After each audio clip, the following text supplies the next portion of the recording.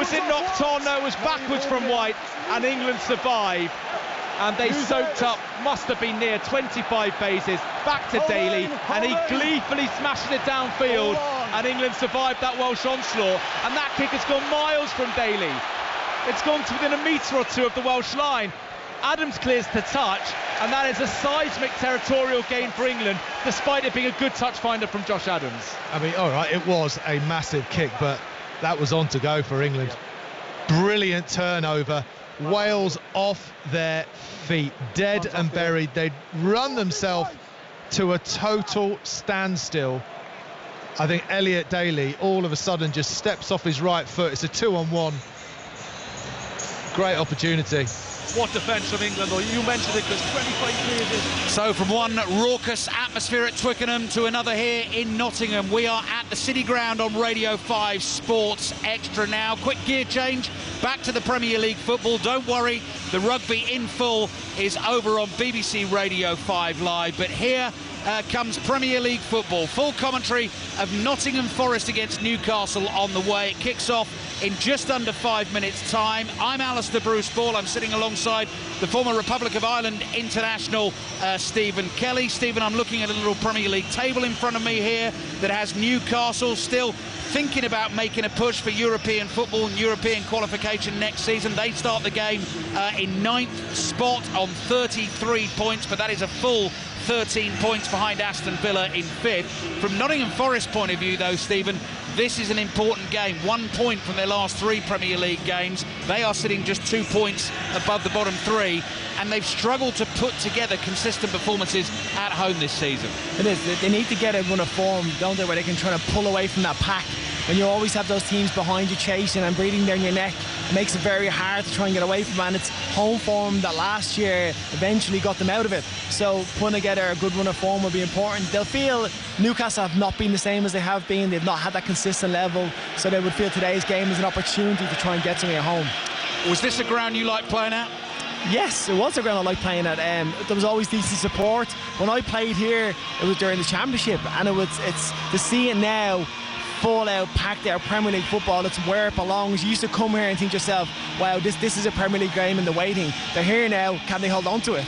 Yeah, we're sitting in the Peter Taylor stand. The Brian Clough stand is opposite us. The Trent End away to our left-hand side. Had a walk across the bridge towards the ground today. So the River Trent flowing freely, actually really swollen right up to the edge of the riverbanks here today. But all 4 stands at the ground here packed, and the Newcastle fans jammed in tight in that Bridgeford stand away to our right-hand side. Tight tunnel as well. I can see the 2 teams just ready to come out. They are shoulder to shoulder. Let's tell you what's happened in the Premier League so far today. Lunchtime kickoff. Manchester City beat Everton by 2-0. You know who back amongst the goals for them. Erling Haaland with 2 second-half goals. But Liverpool are top of the table tonight again. They beat Burnley 3-1 at Anfield. So they lead Manchester City by 2 points at the top of the table. Manchester City have played a game fewer. Big win for Sheffield United in the relegation battle. They won 3-1 away to Luton as the 2 teams enter the stadium here. Out onto the pitch they march with referee Anthony Taylor, ball in his right hand just in front of them. Stephen's former club Tottenham had a dramatic late win. Brennan Johnson with an added time winner at home against Brighton. Big win for Brentford in the relegation battle. They were 2-0 winners away to Wolves, and Fulham beat Bournemouth by 3-1. Now the big news from the team news point of view here, Stephen, is Anthony Gordon starts for Newcastle, because the manager Eddie Howe seemed to intimate in the week that he had absolutely no chance for this game and might make the next one. Callum Wilson starts as well. That's a huge boost for Newcastle. Yeah, massive boost. Physical presence up top, Gordon linking in with him. It's a combination that links up really well, and if you're Forest, you're thinking about these are 2 players you have to stop. At what level? I presume the manager's not going to start Gordon unless he's fully confident he's going to be okay. We saw what happened with Hodgson and Elise when he brought him on, and the scrutiny the managers come under when they seem to make decisions on the medical fitness of players. So I would think Gordon's fully fit and raring to go. So yeah, it's a big one to have back. And the other good news for Newcastle, Jamal Lascelles. He's been one of those long list of injured players. He is amongst the substitutes for Newcastle this evening. Their sort of dark turquoise, dark greeny tracksuit tops are coming off. Black kit, change kit though this evening. It's not the black and white stripes, it's pretty much all black. with luminous light green numbers, or luminous yellow, sort of yellowy green numbers on the back of those, and Nottingham Forest and the familiar red and white this evening, the two teams just about ready to go. So Nottingham Forest, for them, 8 changes from the penalty shootout win against Bristol City on Wednesday night, which has seen them through to an FA Cup 5th round tie at home to Manchester United. But it's just 1 change from the last Premier League game, which was the 1-1 draw at Bournemouth last weekend, and that is the Senegalese international Moussa Niakhaté. He comes into central defence, and Andrew Omobamidele drops to the bench. So Nottingham Forest as follows: Mats Sells, the Belgian, in goal, recently signed from Strasbourg. They've chopped and changed with the goalkeeping position this season, but Mats Sells makes a second appearance for Nottingham Forest. Back 4 of Nico Williams, Niakhaté, the exciting young Brazilian Murillo, and Nuno Tavares on loan from Arsenal, the Portuguese at left back. Ryan Yates captains the side alongside the Argentine Nicolas Dominguez. Anthony Elanga, Morgan Gibbs-White and Callum Hudson-Odoi in behind Taiwo Awoniyi. Now that front 4, we saw Nottingham Forest beat Newcastle by 3-1 at St James's Park on Boxing Day, Stephen. Actually, Chris Wood got himself a hat-trick that day. That front 4 looks promising from Nottingham Forest's point of view, doesn't it? It is very promising, and we spoke about it before, but this Newcastle defence have not been as solid as they have been in last season, particularly. 2 quick, tricky wingers. And we talk about Elanga and Hudson-Odoi going up against Bourne, who had a bit of an off day, should you say. But they're going to look at that and think this is an opportunity for us to get them. They put goals past Newcastle before. They've been confident they can do it again. So it's going to be a tough test. Well, there's a familiar refrain if you've ever watched your football at the City Ground. The scarves are up, red and white everywhere you look. Newcastle fans being drowned out at the moment. That takes an effort in itself. Always a great atmosphere here at the City Ground. The Newcastle team then ready for this challenge. Martin Dubravka in goal. That's some noise, isn't it? It is. This stadium does breed that, and for a long time they're crying out to be in this league, to be given this vocal performance, to be behind their team, and they're here now and they want to hold on to it. Kieran Trippier, Fabian Schär, Sven Botman and Dan Burn the back 4. Sean Longstaff got himself 2 goals in the comeback 4-4 draw against Luton last week. Bruno Guimaraes, 1 more yellow card for him, and he'll miss a couple of games for Newcastle, so he's got to be a bit careful. Lewis Miley continues a long run in the Newcastle starting lineup, just 17 years old. Front 3, Miguel Almiron and Anthony Gordon, who starts with Callum Wilson through the middle. No Alexander Isak amongst others for Newcastle today. So we're just about ready to go. England-Wales in the Six Nations continues over on 5 Live. This is Nottingham Forest against Newcastle in the Premier League. 2 more Premier League commentaries coming your way on 5 Live tomorrow as well. West Ham Arsenal kicks off at 2. Aston Villa Manchester United at 4:30, and here on Sports Extra tomorrow, that's the place to be for your Six Nations, because we'll have full commentary on Ireland against Italy. It is one of those weekends where you need the BBC Sounds app, you need to be across your Sports Extra and your 5 Live. Whistle blows, we're underway at the City Ground. Newcastle kick-off, and Dan Burn, who's been the subject of much conversation in the week after a difficult game against Luton at St James's Park last week, but Eddie Howe launched a staunch defence of him and what he's done for Newcastle since he's joined, and he's shown faith in his big left back. He has. It's interesting. I was actually with Dan Burn at Fulham when he first came out of non-league into the scene, and he was in the younger ages with us, and you just thought this guy's a centre-back grade ready, but then he developed into that full-back position at Brighton. He did it so well, even bombing forward, and Newcastle he's been excellent. So he doesn't cut the figure of a normal full-back. Usually 6 foot is probably the pushing point, but he's done so well for them, so you have to give him credit, and he's capable of putting in a performance today for them. So that's the voice of Stephen Kelly underway at the City Ground here. First minute of the game. Nottingham Forest defending the goal in front of the Trent end away to our left. Red shirts, white shorts, red socks with the white tops. And Newcastle all in black apart from the white socks. And the ball being played back here by Sven Botman to his goalkeeper Dubravka, who's in light blue. Dubravka left-footed pass. Plays it to Botman again. Botman strokes the ball across to Burn. He's quickly closed down here, so he plays forward to Anthony Gordon, facing his own goal inside his own half. Nico Williams breathing down his neck. Back to Burn, and then Gordon whips a risky pass across the face of his own penalty area. Hudson-Odoi heads it forward. Couldn't find Awoniyi. Hudson-Odoi involved again, and Nottingham Forest have it wide on the left, but they pass the ball straight out of play. Strange pass by Anthony Gordon. Yeah, I think what was even stranger was how nonchalant he was about playing. He just whips this ball 35 yards, crosses pitch, square pass, and then is jogging up the pitch as if he's not done anything wrong, and you're going, hold a second, you're going to give Forest the ball here, but they get it back and they move on.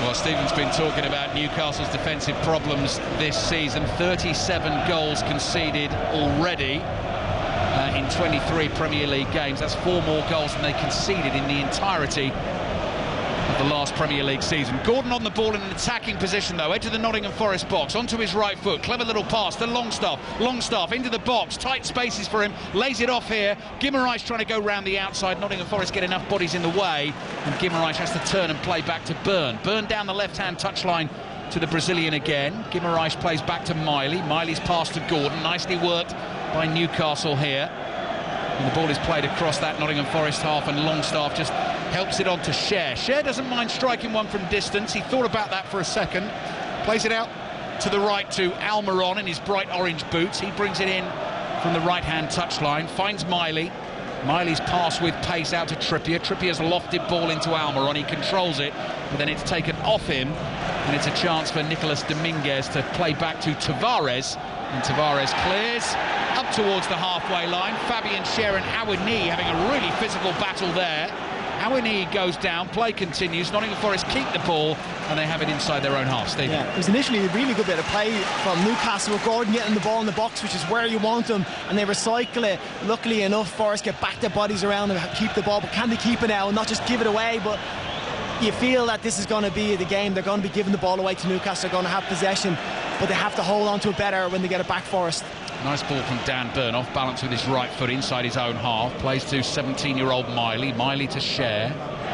Now with Longstaff chips it up just across the halfway line. Callum Wilson lays it off. He wants a foul from Anthony Taylor. Anthony Taylor's trying to play an advantage, eventually brings it back and gives the initial free kick for the challenge on Callum Wilson. Yeah, you can see he was just trying to let it go into Guimaraes, and Gordon was in a great bit of space out here on the left-hand side. If he gets his turn on and plays it, it's well played from the referee for identifying that that's where they're going to go, but he brings it back in, gives him the foul. Particularly when you've got Premier League players moaning at you and Callum Wilson waving arms or whatever, and Anthony Taylor knew exactly what he was doing. So 4 minutes in, Radio 5 Sports Extra, live from the City Ground this evening.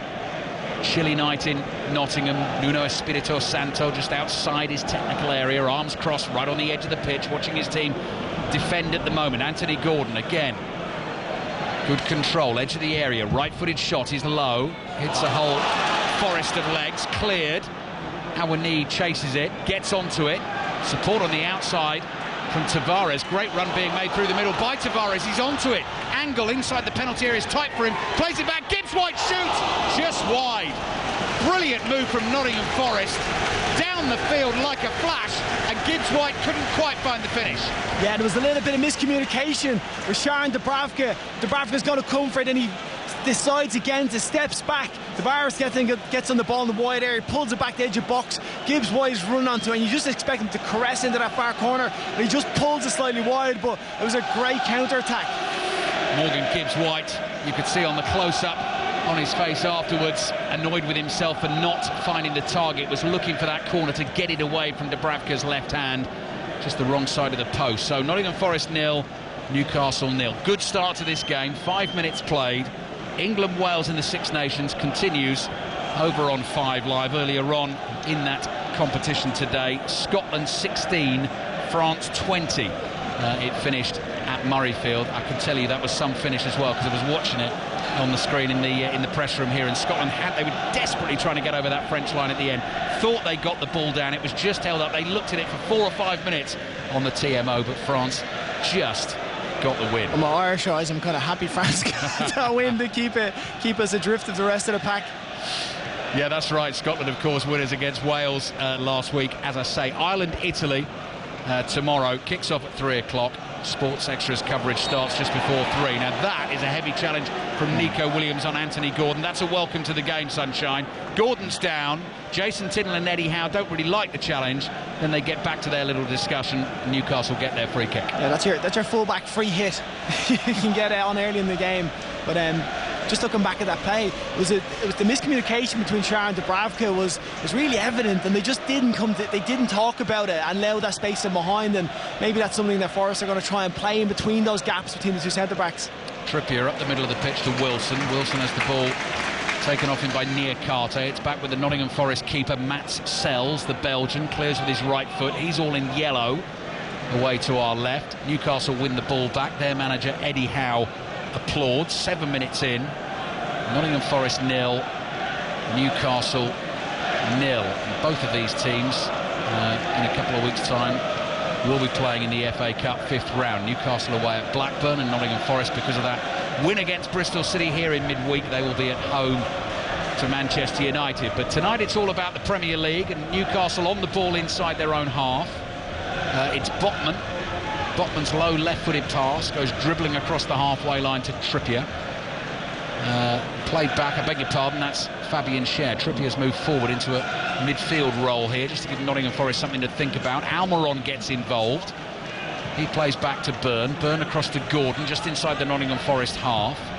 Jumps infield, low pass from him finds Longstaff. Longstaff brings the ball forward, 25 yards out, hits one, skidding shot. Sells gets his hands to it and palms it behind for a Newcastle corner. It's a decent effort from Longstaff, long way out, but it just bounces before it gets to the goalkeeper, and he has to react quickly, put it out for a corner. But it's a nice little bit of play from Gordon, comes off the line, and he misses out that first pass when he fires it back inside, which allows Longstaff to step into the space and a bit of freedom in the forward areas. But decent save. 6 goals for Sean Longstaff in all competitions so far this season. 2 last weekend. That one was definitely heading for the bottom corner, as Stephen Kelly was just telling you. Matt Sells, the Nottingham Forest keeper, former Newcastle man, had a couple of seasons with them. Rafa Benitez, his first signing back in 2016. Trippier's corner, Sells is there, flaps a right hand and it gets a touch, and it goes behind for another corner. So he started that season in the Championship in goal for Newcastle. Carl Darlow then took over and he went off on loan to Anderlecht the season after, but here he is facing Newcastle, and he's got an important touch on that corner, and now there's going to be another one's going to come in from wide on the right, and this will be delivered by the left boot of Miguel Almiron. Anthony Taylor blows his whistle, bit of pushing and shoving in the 6-yard box. Seen a lot of this in the last few weeks in terms of attacking team trying to get around the opposition keeper. Well, it just seems there's been a real change in what you can do to the goalkeeper and not get deemed as a free kick, so you might as well take advantage of it. Almiron goes low and short. Trippier runs onto this ball, whips across into the far post. Guimaraes, brilliant goal! That is so well worked by Newcastle. Trippier came steaming up from the right-back position to hit across first time. Guimaraes peeled off and made the run in behind, but it still needed a fabulous right-footed finish, and that's exactly what it got. Nottingham Forest 0, Newcastle 1. The 3 components of that goal: Almiron playing the short corner, and to be honest, I thought he almost sold Trippier short because he made him have to sprint onto it. But when Trippier comes onto that ball, the pace and whip he hits onto it, and Guimaraes is running around the back. To keep his eye on the ball and watch it with the pace it's on and keep that down is a wonderful strike. Absolutely excellently executed goal. Fantastic from Newcastle. Brilliant cross, brilliant finish. Bruno Guimaraes, only his 2nd goal of the season. I've seen both of them actually, because the other one came in the 8-0 win at Sheffield United earlier in the season. He is loving it as well, Bruno Guimaraes, because he's turned to those Newcastle fans. He's come running back towards them, clenched both fists and roared to the heavens here in Nottingham. Nottingham Forest 0, Newcastle 1. The control though, as he's coming onto it, he hits it outside of his right foot volley, keeps it low down past the goalkeeper as he's on the move. Like, that's such a difficult skill to execute, and what a goal. Just 2 away wins in the Premier League for Newcastle so far this season. That one at Sheffield United, recently at Aston Villa. Now they're 1-0 ahead. Anthony Gordon flying forward, finds Wilson. Wilson's just lost it in the penalty area, running onto its Longstaff. He falls over in the box as the ball sort of hit him, possibly hit his hand as well, and it ends up in the arms of Matt Sells, the Forest keeper. Yeah, it's Gordon. When he comes inside and he drives at the ball, he's making all sorts of problems for Forest. They just can't deal with him with it. But the ball pops up here, and it looks like it may have come off one of the defenders of Forest. And then Longstaff's onto it. Did hit Longstaff's arm, had that ended up in the back of the net. One of those, if he'd finished it, I'm not sure that would have counted. But Newcastle have started well, and having scored their goal, they're trying to put Nottingham Forest immediately back on the back foot again. Forest 0, Newcastle 1. Newcastle win would take them to 36 points, 1 point above Brighton, who were undone by a late Tottenham winner, a Brennan Johnson goal at the Tottenham Hotspur Stadium this afternoon. Highlights of the Premier League football match of the day tonight, BBC One at 10:30, and you can have your say as always on the phone in this evening, which will follow the end of this commentary. Robbie Savage and Chris Sutton taking the call, so I'll remind you of the number to dial a little bit later in the commentary. Newcastle on the ball just inside the Forest half. Back it comes to Trippier, who again is sort of in a central midfield role there. Yeah, it's this inverted fullback. Everybody's at a pep starter there now. Now everybody's jumping on board, and it works. Well, especially when you have players like the likes of Kieran Trippier, who can get on that in that area and are so comfortable picking a pass, finding forward. And it just creates more overloads in the middle of the park and allowing those midfielders to be further up the pitch. So yeah, it's an interesting concept, but it definitely works. Newcastle fans singing loudly here at the City Ground. Anthony Gordon chasing a long diagonal aim for him. Williams heads the ball away. Handball? No. Guimaraes seemed to control that with his left arm. He's under pressure from Yates. The ball's inside the Forest half. Miley did brilliantly to work that to Gordon. Gordon is looking sharp, considering we didn't think he was even going to start this game, and he's already been given a bit of a whack early on in the game. Any time he gets on the ball, he's looking good. I think that has to be Newcastle's plan, but you look how wide he operates, and what Newcastle are doing really well is Guimaraes is kind of taking the eye of Nico Williams, which is allowing Gordon to be a bit more space on the left-hand side. Longstaff thinking about an early cross from wide on the right there. Then he turns and tries to feed a ball down the line to Almiron, who's won Newcastle a throw. 13 minutes gone in the first half at the City Ground. Forest 0, Newcastle 1. Trippier playing a couple of 1-2s here with Botman. Then he turns and floats a high ball down the middle. Wilson chests it down, but he stuck an arm out and he caught Murillo there, the young Brazilian centre-back for Nottingham Forest. So that'll be a free kick for the home team. Yeah, he just gets his arm out. He's trying to protect it, catches him in the face, and listen, it's contact, so the ref's right to give the free kick. But it is really interesting the way Newcastle have lined up. Again, Trippier in there, which is, I think, just allowing Guimaraes to be further up the pitch, and that's causing a problem for this right back in Williams. England-Wales in the Six Nations. Commentary continues over on 5 Live as Murillo plays the ball forward with his left foot. Awani flicks it on, and Trippier volleys it first time back to his goalkeeper Dubravka, who's just outside the penalty area there. Rolls it forward to Botman. Botman in turn to Trippier. Back to Cher. Cher's wide on the right. So when Trippier goes into this central midfield role, those remaining 3 defenders sort of split across the field. Botman is the middle of the 3, Byrne on the left and Cher on the right. Byrne's on the ball now. Gordon's in acres of space, isn't he? See, it's where Guimaraes is sitting. He's picking up Nico Williams. The midfield doesn't know whether to come out to Gordon because he wants to protect the back 4, and then Gordon's in loads of space. So they're just creating an overload on Newcastle's left-hand side, Forest's right-hand side, and they don't know how to deal with it. Something for Nuno Espirito Santo and his players to mull over in the early stages of this game. Forest trailing 1-0. Newcastle calmly knocking it around inside their own half. Miley is able to turn to Guimaraes, lays it off first time with the outside of his right boot to Byrne. Byrne forward to Gordon. Williams immediately onto him. Gordon plays it back to Byrne. Guimaraes picks it up inside his own half. Yates comes thundering into. He's too late, fouls him. Free kick for Newcastle. It's definitely foul. And the problem that Forest have at the moment as well, they're trying to operate a screen, so they're not really putting pressure on the centre-backs of Newcastle. They're trying to have a block and they screen across, slide back and forth, but then once the pass is past them, those front 3 or 4 are out of the game. They're gone, and then you're playing recovery. Fabian Cher wide on the right has crossed the halfway line, and he's turned and he's played all the way back into his own half. So Dan Byrne comes trotting back wide on the left. Botman has the ball at his feet, goes back out to Cher on the right, deep inside his own half. Short pass to Trippier.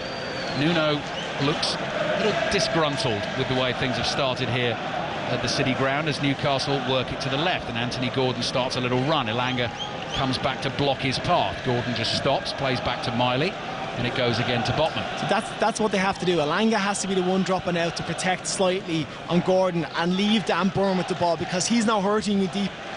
Gordon higher up the pitches, so he needs to be the one that shifts out. But now the high position, he's just going to pass past him and he's gone again. You just see there as well Jason Tyndall just having a little word with Bruno Guimaraes. Just keep staying there. You keep him there, he occupies Williams, and that just creates space for Gordon. Nottingham Forest 0, Newcastle 1. 16 minutes gone in the first half. Brilliant goal from Bruno Guimaraes on the volley from the Trippier cross. Williams pass forward, blocked by Gordon. Played back to Niakate. Left-footed ball, clipped up to the halfway line. Awani plays it back here, and Elanga is onto it and away from Dan Burn. Great chance for Anthony Elanga, and it's saved by Dubravka with his legs. The ball spins just outside the penalty area. Miley there to clear with his left foot, and just like that, one pass, and Nottingham Forest were in behind Newcastle. Scratch what I said, Ali. Just keep Elanga high so we can do that. But no, that is exactly what they're looking for. They're looking for that pass behind Byrne, so Elanga get him with pace. They did the same with Hudson Odoi and Tavares earlier on in the game, so that's where the threat is, but they have to have the ball to do that. Really important save from Martin Dubravka to keep this at Nottingham Forest 0, Newcastle 1. I'm sure Newcastle will be highly motivated by what happened at St James's Park on Boxing Day, losing 3-1 to Nottingham Forest. The Chris Wood hat-trick. He's sitting here in the stands watching the game. Forest trailing 1-0. They've lost the ball, and Newcastle thinking about a counter here, but Lewis Miley gets it and instead decides to come back into his own half. The ball's with Botman again. Botman just outside his penalty area, receives the call from Trippier. Trippier onto the ball, entire pitch in front of him, looks up, plays a pass to Longstaff, immediately gets it back, rolls it across to Botman. Awani comes jogging towards him. Ball into midfield, finds Miley across to Byrne. Gordon starts a run. Here's Guimaraes again, wide on the left for Newcastle, and Ryan Yates right on top of him, looking to win that ball off him. Guimaraes eventually goes down. Yates falls on top of him, and Anthony Taylor has given a free kick, I think, to Newcastle. Yeah, it's light. I think Guimaraes is playing for it the whole time. He's leaning in, he's trying to fall over. He drops onto the ball, and Yates has to get tight to him, though. He has to be in his face and not allow him to turn there. Free kick Newcastle. Nottingham Forest fans not happy about that. It's been taken, and Botman's come back to his goalkeeper, Dubravka. And when you look away to that end and look at Dubravka behind him, just row after row after row, filling the lower tier of that Bridgeford stand, packed with those joyous Geordies at the moment. Newcastle United leading by a goal to 0. 50-50, won by Yates. This time he gets the better of Guimaraes, but he stays down having made the challenge. Nottingham Forest stop playing, then Dominguez starts it again. Goes wide to the left. Hudson Odoi to Yates, back on his feet, rolls the pass back to Niakate. Williams stays wide on the right. Ball comes out to him. Gordon is back doing the defending. Here's Niakate.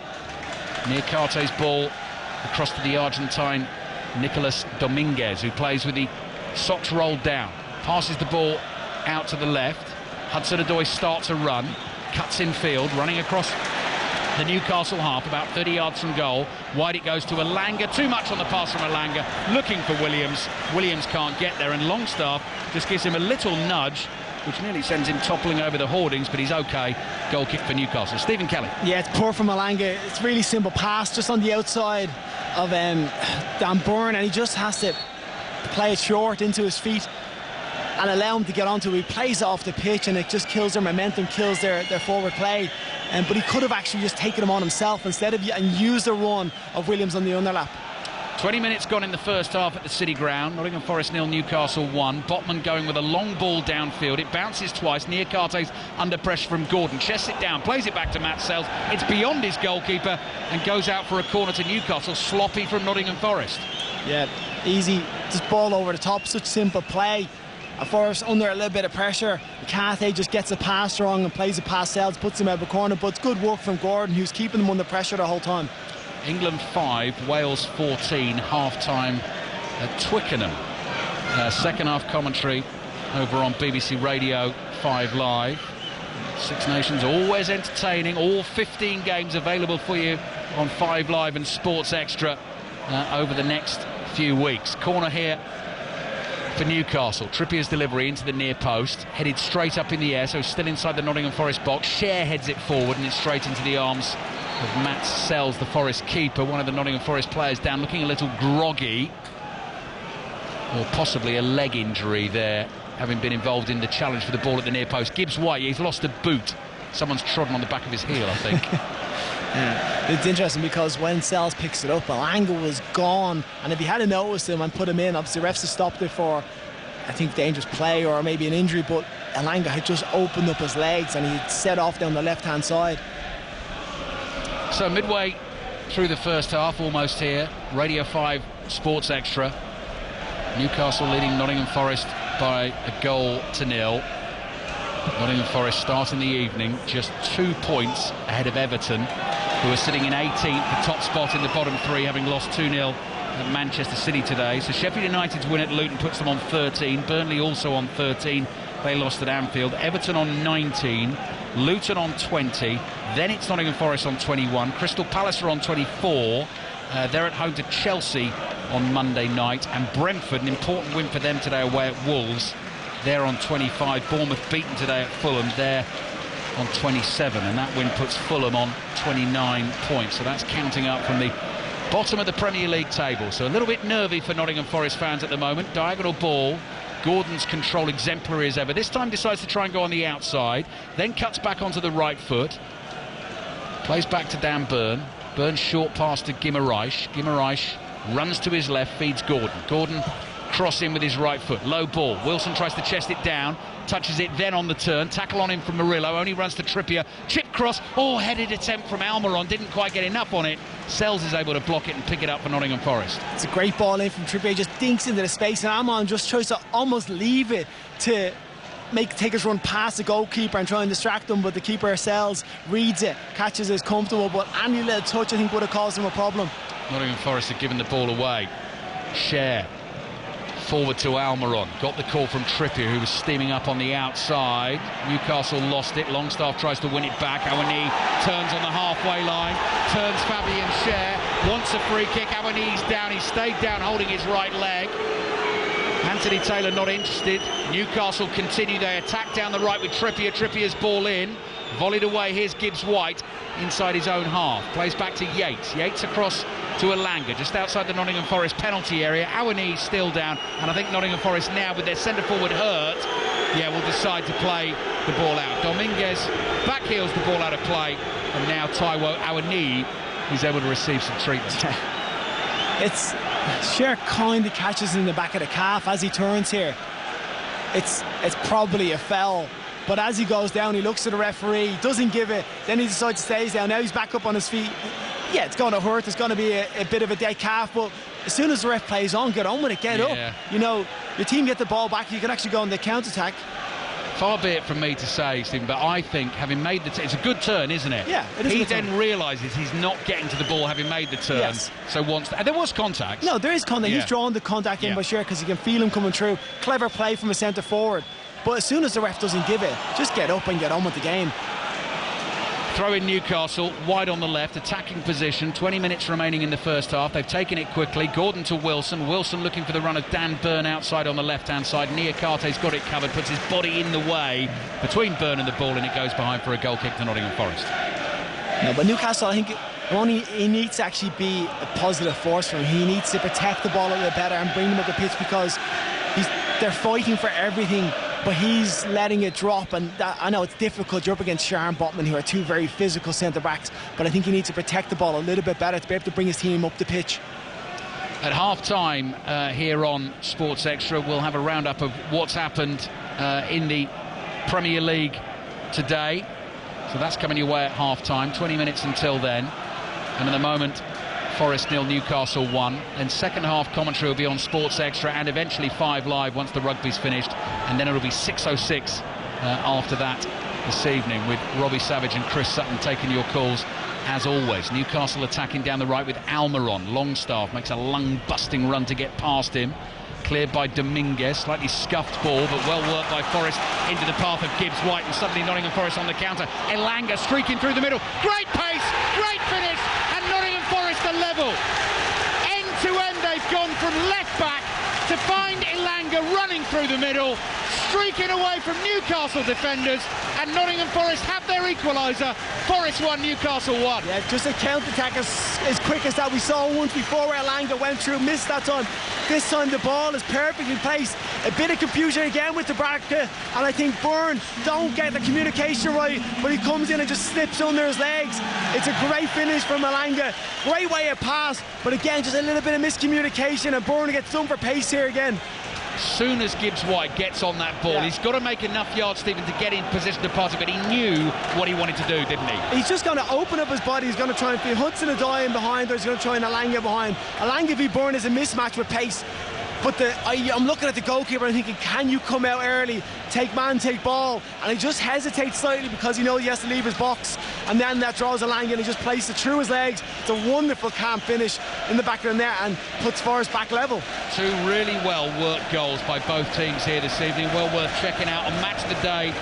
BBC One at 10:30. Fifth Premier League goal this season for Anthony Alanga, who caused problems for Newcastle at St James's Park, and he's already been doing it again in this game. You know what was great from Gibbs White though was before he received the ball, he sprinted probably 60 yards across the pitch to get himself in the position so he could turn and have space to play that ball forward. It was just a determination and a vision to see the space. Here come Newcastle. Almiron miscontrol on the edge of the Nottingham Forest penalty area. This game opening up very nicely indeed. 27 minutes gone in the first half.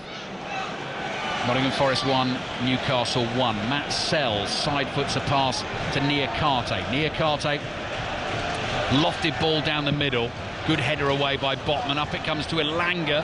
Dan Burn with a high kicking challenge.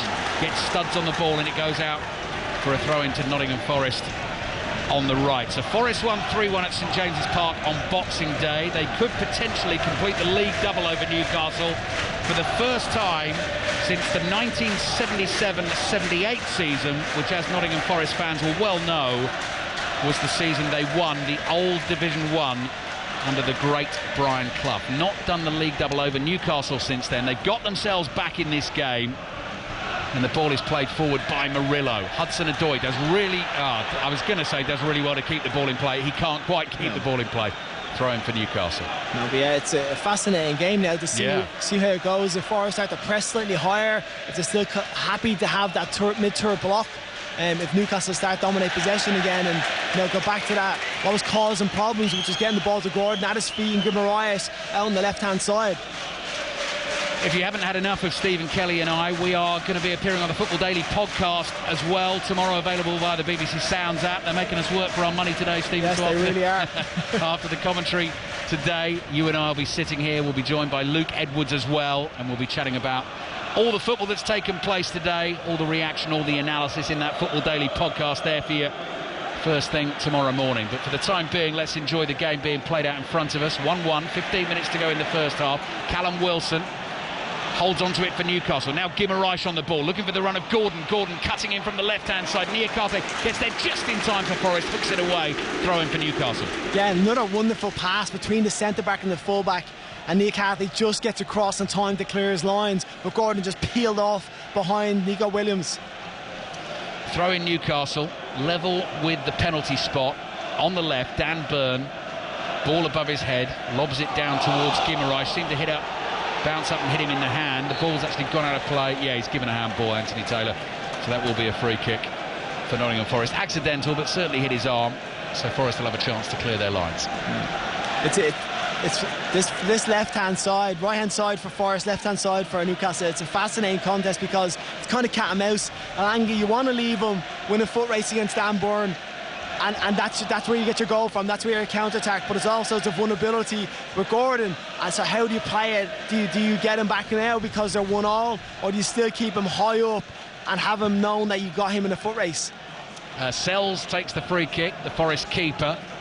Awani challenges for it. Yates is onto the loose ball, lobbed pass. Burn stretches, heads it away. Only as far as Awani. He's looking for Elanga on the right-hand side. Newcastle have cleared it for now. Gordon trying to win it. Sliding challenge on him by Dominguez. Couple of tackles won by Nottingham Forest. Home fans getting up for this. Ball finds Elanga. Cut back into the box. Gibbs White with the layoff, looking for Awani. Didn't quite find him. Newcastle clear. And the last touch came off a Forest player. It's a Newcastle throw. Really well worked. Out to Elanga again. This time just cuts it back into Gibbs White, who you feel as he comes onto us could hit this. You're inside the box, you're near the penalty spot. Just get on target. It could go anywhere. But he opts for the clever little back heel into Awani, and Awani just doesn't read it. Trippier is there and clears his lines. Would have been an absolutely sumptuous assist had he been able to pull it off. But I think as centre forward, you're right, Stephen, in that position, is just putting their right foot through. He did one here last year, almost identical to that, and it turned out in a goal. I think it was Brendan Johnson ran on to the end of it. Really important touch, but I think that's close to the box, centre of the goal. Ooh. sure. Botman got himself in a right pickle there, just short of the byline in the left-back position. Got lucky. Challenge comes in on him from Elanga, and the ball runs off Elanga and goes behind for a goal kick. But Botman there at 6s and 7s didn't know what to do with the ball, and Newcastle just looking ever so slightly shaky at the back. 14 minutes remaining in this first half. Forest 1, Newcastle 1. Bruno Guimaraes giving Newcastle the lead. What a brilliant dummy by Lewis Miley, because Morgan Gibbs-White thought he was going to smash a pass out to the right-hand side. He let it run across his body, and Newcastle suddenly attacking down the right. Longstaff to Almiron. Almiron turns on the corner of the Forest box, plays back to Trippier. Trippier side foots it down the right foot. Longstaff back heel. Almiron can't get there in time. Tavares has got real speed to bring it out for Nottingham Forest from the back. Gets past Trippier, and Nottingham Forest looking dangerous again on the counter. Elanga stretches, can't keep the pass in play, and it goes out for a throw to Newcastle. Stephen Kelly. It was perfect up to the pass, wasn't it? Drives out with the ball, Tavares works the spaces, sees Elanga out wide, and a one-on-one with Dan Burn, and just tries to fire over the top to him, overhits the pass. But that's where they have to be looking. They have to be looking to get the ball to Elanga in behind Burn or out to his feet as often as they can. He's got serious speed, isn't he, Tavares? Serious speed. He drove out, was brilliant. Little cut back inside, chops the player and drives out, and then even has the vision to look across the pitch. 1-1. Nottingham Forest against Newcastle. Here's Longstaff. Ball at his feet just inside the Nottingham Forest half. Almiron plays it back to him now. Guimaraes looking for the run of Callum Wilson in the inside right channel. Nottingham Forest have it back. Goes to Tavares on the left, runs loose from him. Dominguez. Tavares then chests that ball down. All of it scrappy and scruffy, but Forest battle well. Gibbs-White then. First time ball back to Niakate. Niakate looks to his right, sees Nico Williams. Almost tackled by Anthony Gordon. Drags it away from him. Now Williams sets off into Newcastle territory.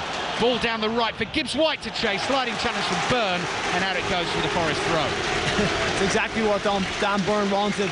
A ball that was actually in his favour for him to go and clear here, give him a bit of confidence. But Williams does really well to work it initially. Plays out wide to Gibbs-White and just sells himself short. Allows Byrne to have the advantage, and he comes through with a thundering tackle. Just looking at the BBC Sport website, England 8, Wales 14. Latest score at Twickenham in the Six Nations. Commentary continues over on 5 Live. 2 Premier League commentaries on 5 Live tomorrow for you.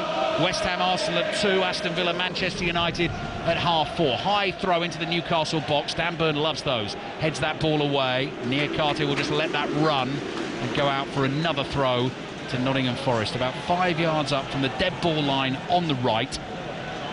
And he's just wiping all the excess moisture off the ball in his long-sleeved red Nottingham Forest shirt and looking for runners at the near post. In it comes again. Byrne heads it away, edge of the box. Swing and a miss from Dominguez on the volley. Dominguez is able to run back and just side foot a ball here to Tavares, and Tavares goes all the way back to his goalkeeper Sells just outside the penalty area. Drives it long, looking to knock this over the head of Dan Byrne. Byrne turns and chases, clears into the shins of Williams and wins a throw for Newcastle. Well, you did mention the Six Nations. That was a great knock from Sells, just a perfect position over the top. Byrne has to turn and go back, and for Nico Williams does well, but he gets a throw in. But it was a great knock from Sells. It's like the tactical kicking battle, isn't it, when you're moving the fullback left and right. And I've got to say, I mean, you do feel for Dan Byrne, because week after week at the moment he is coming up against speedy right wingers, and not his fault really for the Nottingham Forest goal, other than Nottingham Forest know if they get the right ball in, Elanga's going to beat him. The problem is, well, the way Newcastle play is that Dan Byrne, he can't. Before, if you're a fullback or if you're a defender and you know players have your pace, you just sit off. Whereas now you're so high advanced, you're pushing players up the pitch, you can't afford to stay back and be that deep line player. So that means you can't play offsides from that position. You can't cheat and have a 10-yard start on them, and that makes it much more difficult. And Dan Byrne, like I said, he's a 6'5" towering centre back / left back. He's not blessed with pace, does a great job and always has done for Newcastle and for Brighton. But at times when you come against winger like this, there's nothing you can do really. Tell you what, if he got running at you with a rugby ball in his hand, Dan Byrne, crash ball, I would not want to get in the way of Dan Byrne. You're not missing any football at the moment because Murillo is down receiving treatment for Nottingham Forest, so we're waiting for Newcastle to take their throw. This is Nottingham Forest 1, Newcastle 1. European football back next week, by the way, so Champions League commentaries on the way for you on 5 Live. Tuesday night, Manchester City away to FC Copenhagen. And Wednesday night, you may not have any skin in the game for this one, but interesting tie. Full commentary on Lazio against Bayern Munich. So Harry Kane's Bayern Munich away to Lazio on Wednesday night. None of the British teams, of course, involved in the knockout rounds of the Europa League and Europa Conference League, so we've got to wait a little bit for them to get involved in the last 16. But Tuesday night, FC Copenhagen against Manchester City. Erling Haaland 2 goals today to give Manchester City a 2-0 win over Everton. Liverpool beat Burnley by 3-1. Liverpool top of the table on 54 points. Manchester City having played 1 game fewer on 52 points. Here's Burn. Murillo wants to get back into action. Nuno's waving his arm at the referee. Anthony Taylor eventually says you can come back on. Newcastle are attacking. Tavares is able to intercept a ball in from the right. Plays it to his left to Hudson-Odoi. Hudson-Odoi is under pressure, spins out of trouble, floats a pass into space. Williams will chase that and will keep it in play. Gordon's got pace and he'll chase him. Little dancing step over from Nico Williams, gets a big cheer from the fans here in the Brian Clough stand, and Williams continues his run, and Langer couldn't quite find the ball in behind Dan Burn. Yeah, and there was no recovery on from Gordon there. Nico Williams gets out to Langer and he's off. Gordon doesn't even attempt to track him. If Langer gets that pass down the line, Williams is in on the right hand side, and I think that's part of the problem, isn't it, for Burn as well? You don't have someone that naturally wants to give you a dig out. You don't have a winger that wants to track that runner. Nottingham Forest have taken their throw. Lewis Miley shoves Nico Williams in the back. Nottingham Forest get the free kick. Newcastle started this game much the better. Much more even contest now. Forest 1, Newcastle 1 on Radio 5 Sports Extra. Always available on the BBC Sounds app if you're on the move, where you'll find all our sports podcasts, all the live radio as well.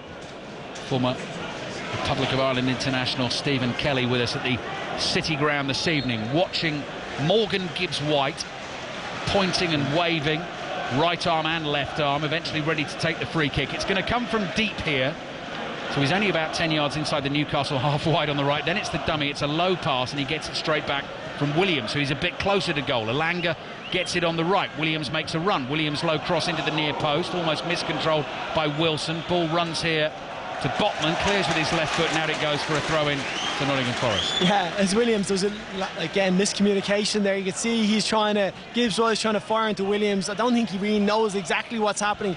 They scramble out, and then it lets what would be a really good opportunity to put the ball in behind the Newcastle defence from that position. It's a great place to cross the ball from, so I think missed chance there from Forest to whip it into the box.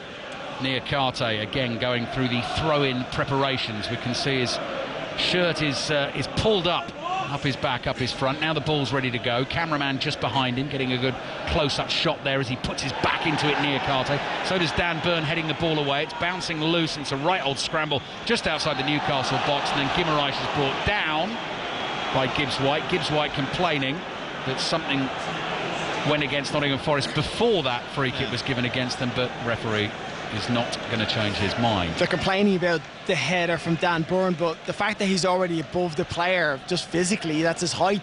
It's very hard to make the player jump, and you lean on top of him then, and they're complaining that he didn't allow him to get his jump off.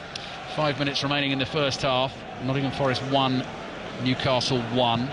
Cher whips the ball across field to Anthony Gordon, who's patrolling the touchline in front of the Brian Clough stand here. Dan Burn goes lumbering past him. Gordon holds onto it, drags the ball with his right foot, cross with his left, good delivery. Niakate volleys it away. Ryan Yates immediately under pressure from Guimaraes. Guimaraes continues to chase.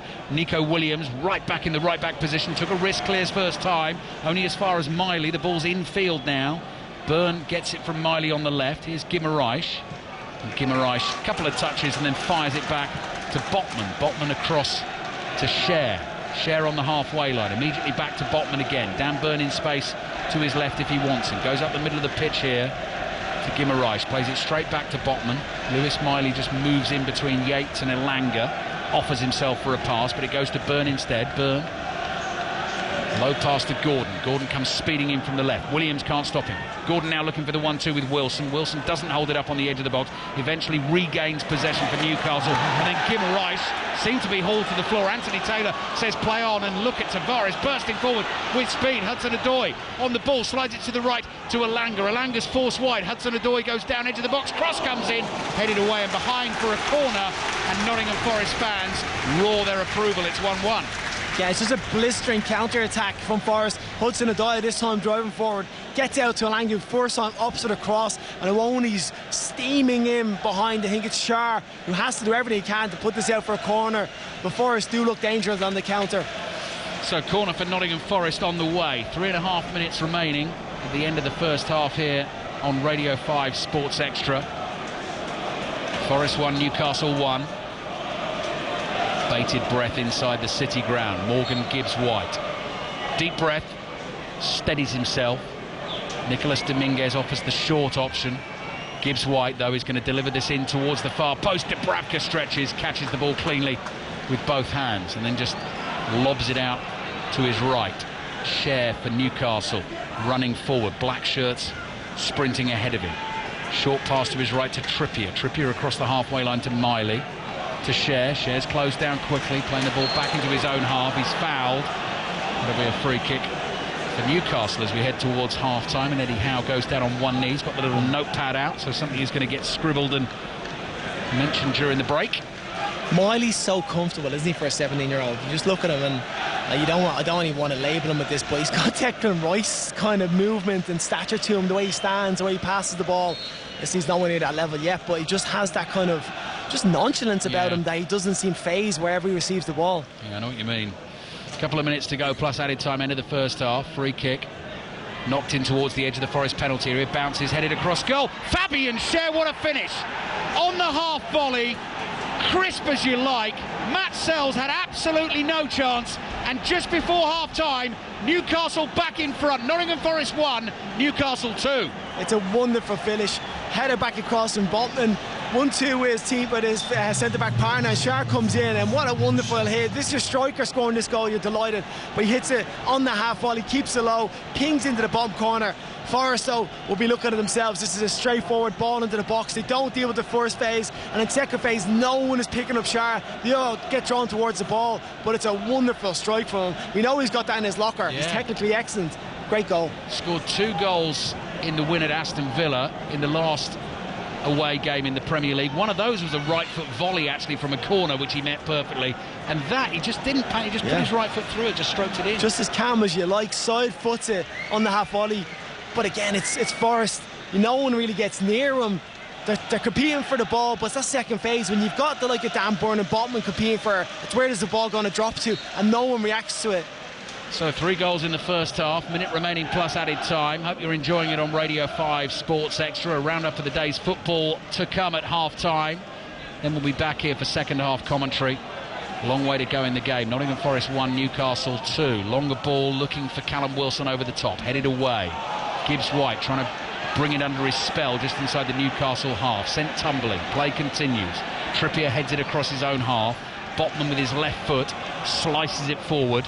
Not accurately though. Tavares from left back for Nottingham Forest plays across to Moussa Niakate, in turn to Nico Williams, or Alanga took his eye off the ball. Dan Burn gets a foot on it. Wilson chases. Niakate's there first and is able to hold off Wilson and play back to his goalkeeper. So our fourth official, Darren Bond, comes out to the edge of the pitch here in front of us and is about to tell us how much added time we've got at the end of the first half in 2, 1 and 5 minutes of added time at the end of the first half, with Nottingham Forest trailing Newcastle by 2 goals to 1.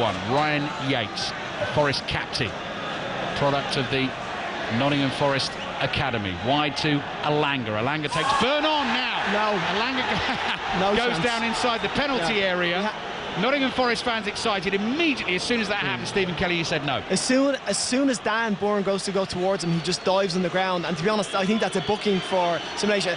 The replay could put me wrong here, but as soon as I saw it, it looked like he just went straight down as soon as he felt there was going to be contact, and the ref is right there to judge it. I'm sure it's going to go to VAR. Yeah, it looked very soft from here. They will be looking at it at Stockley Park. Nottingham Forest continue to attack. Alanga is eventually back on his feet, and Dan Burn clears. The ball goes out for a throw. Ryan Yates comes over to Anthony Taylor to ask the question, and he will not restart the game until he gets clearance from Stockley Park that it wasn't a penalty. I think you've called it right.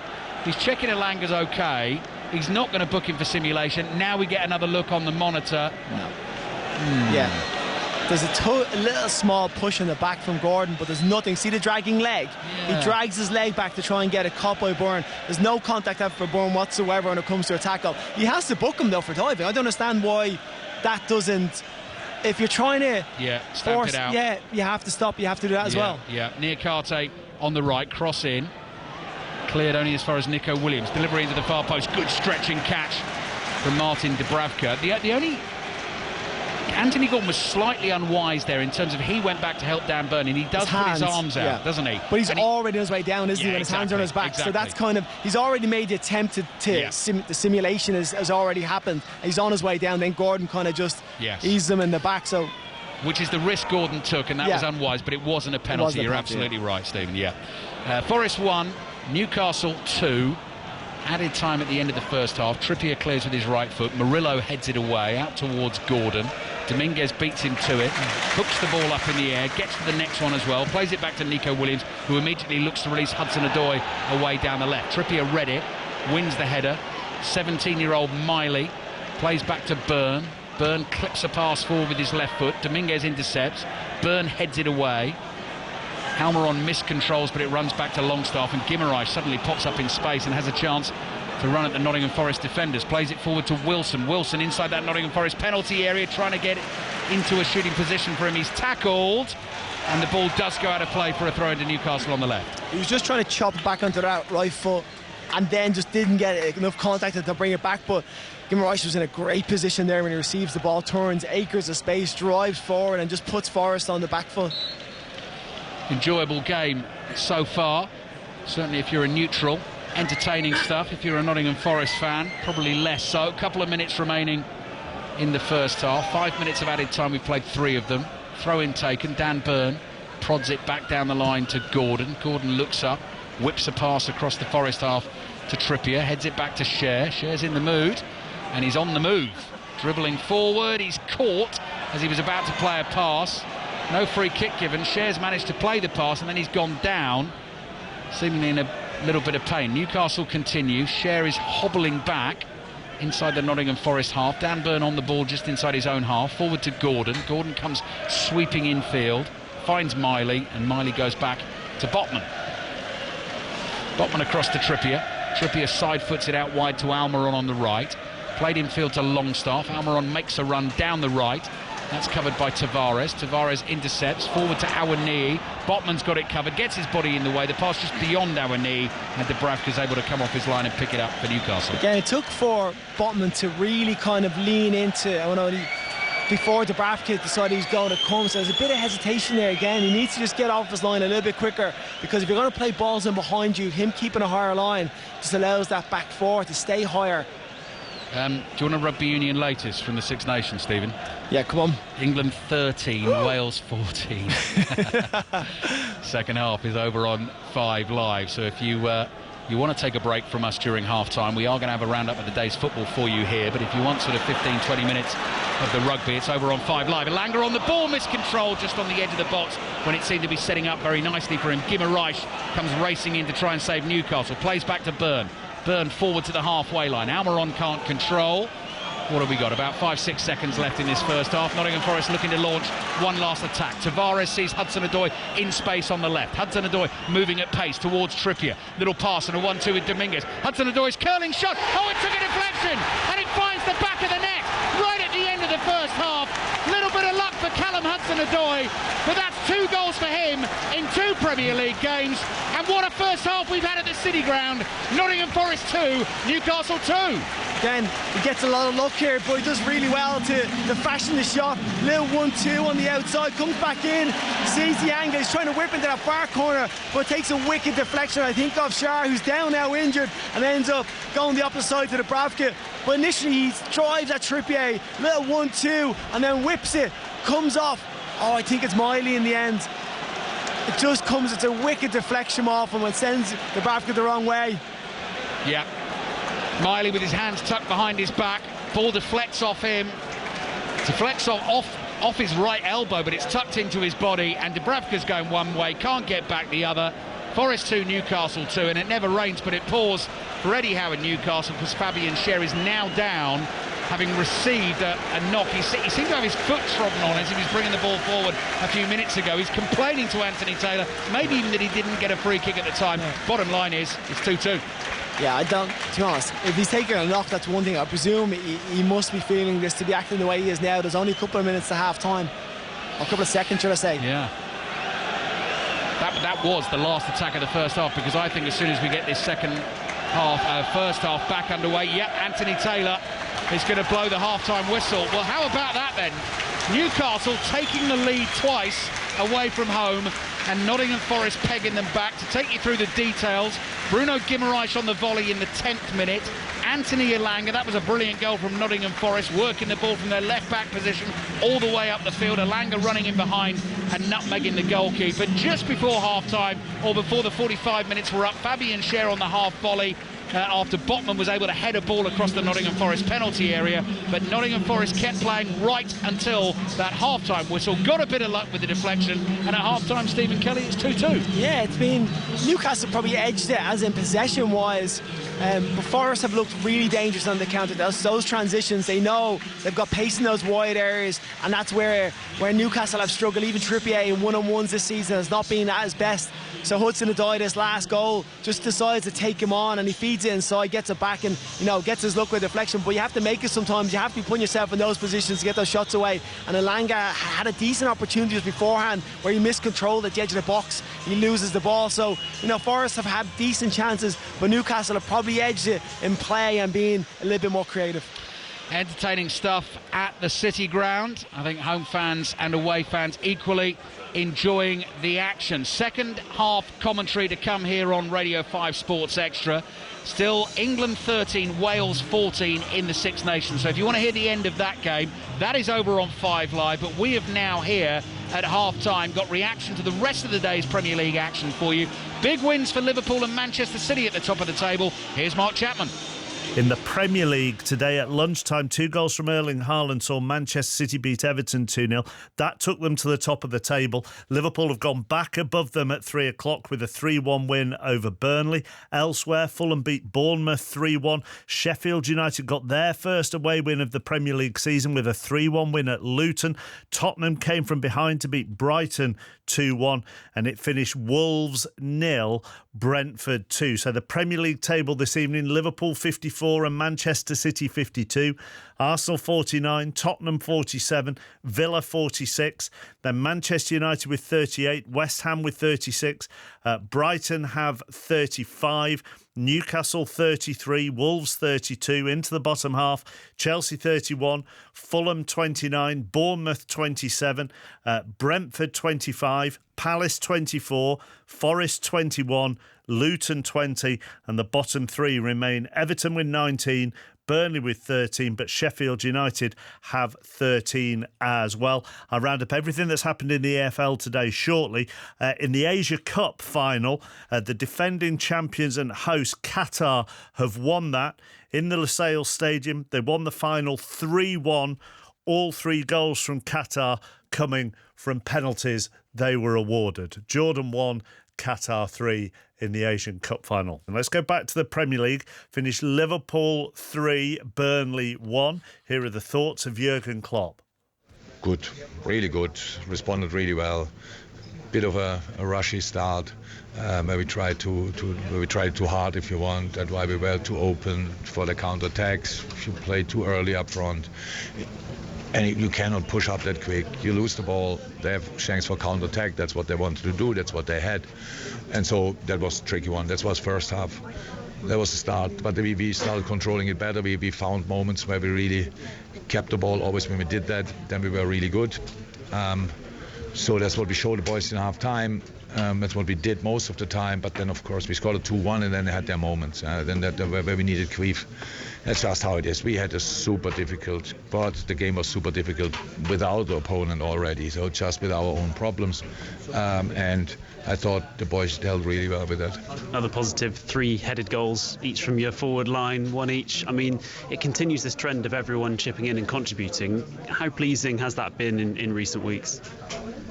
We wouldn't be where we are if the boys don't score, huh? So that's how it is. And No, the goals were outstanding. The first set-piece routine was top. Unfortunately, through a good set-piece routine, we conceded one. Second was well played, win the ball back. Harvey goes in the box, I think. Chipman and Lucho arrives there like a thunderbolt. Really brave. Yeah, absolutely. Other people don't put their foot where he went with the head.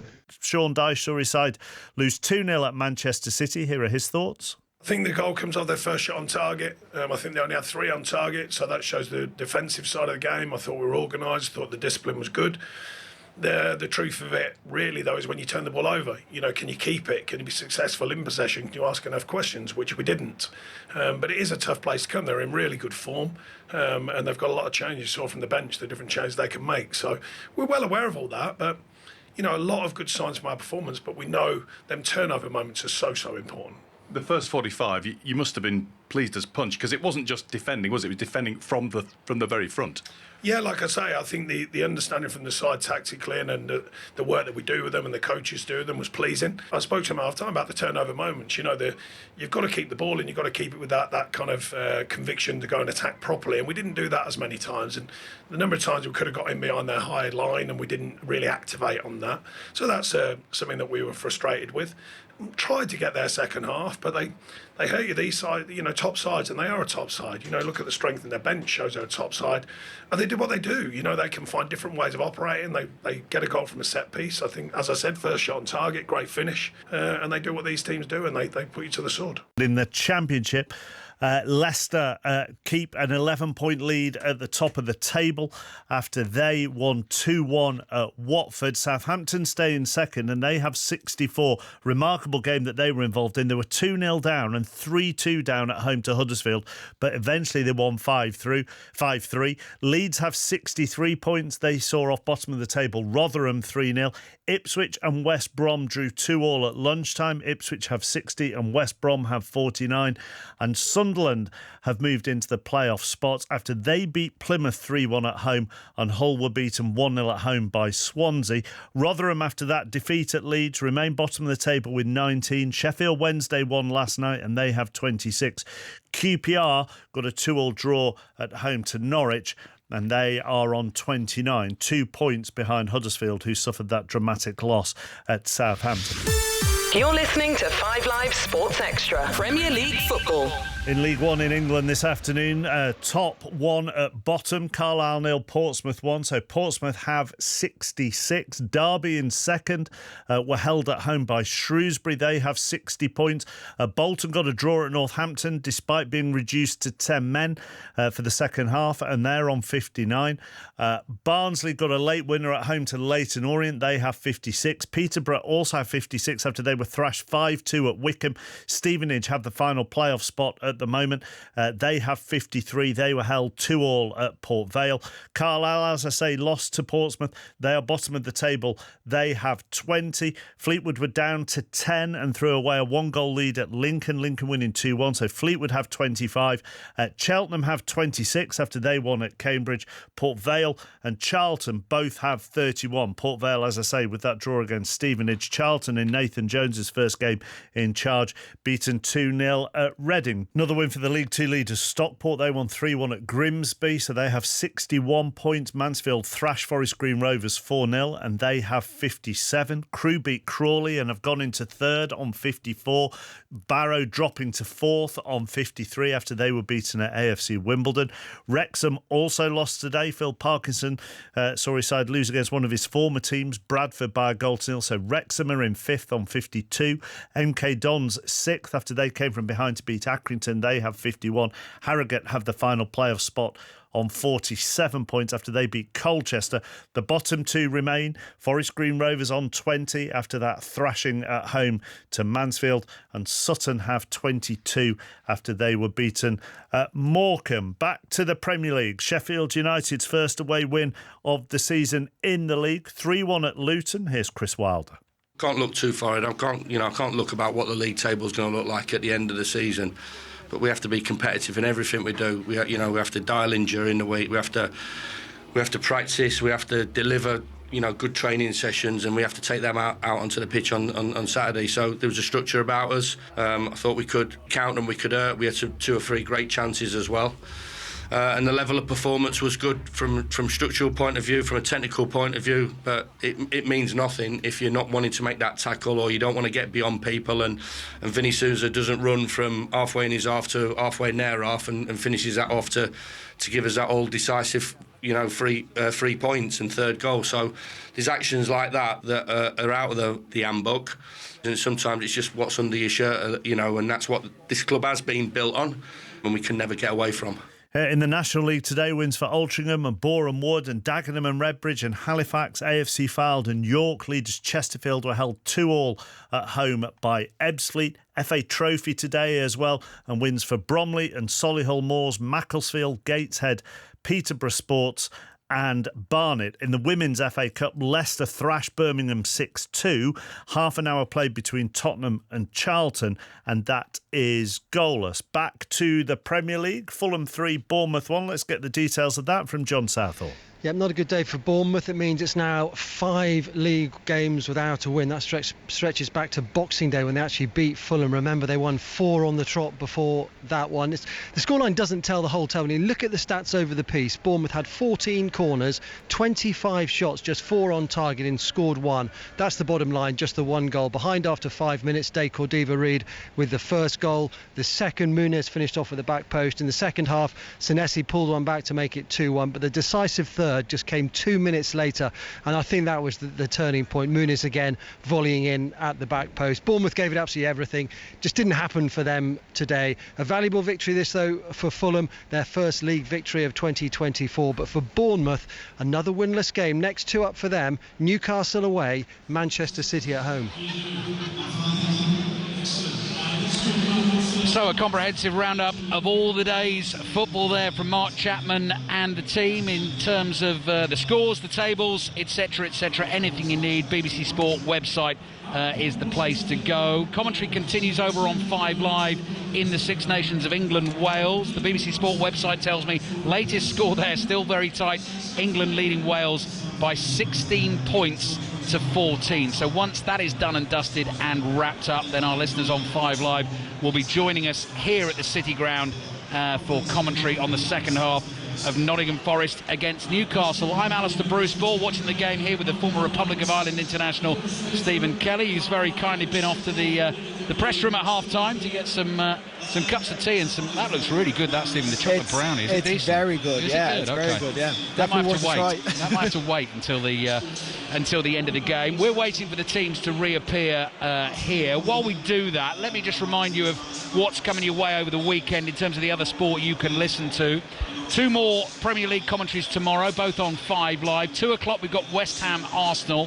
Then at 4:30, Aston Villa against Manchester United, which I think is a fascinating matchup. Manchester United impressive in their 3-0 win against West Ham at Old Trafford last weekend. And Aston Villa, of course, beaten by Chelsea at home in the FA Cup in the week. Six Nations action tomorrow will be here on Sports Extra.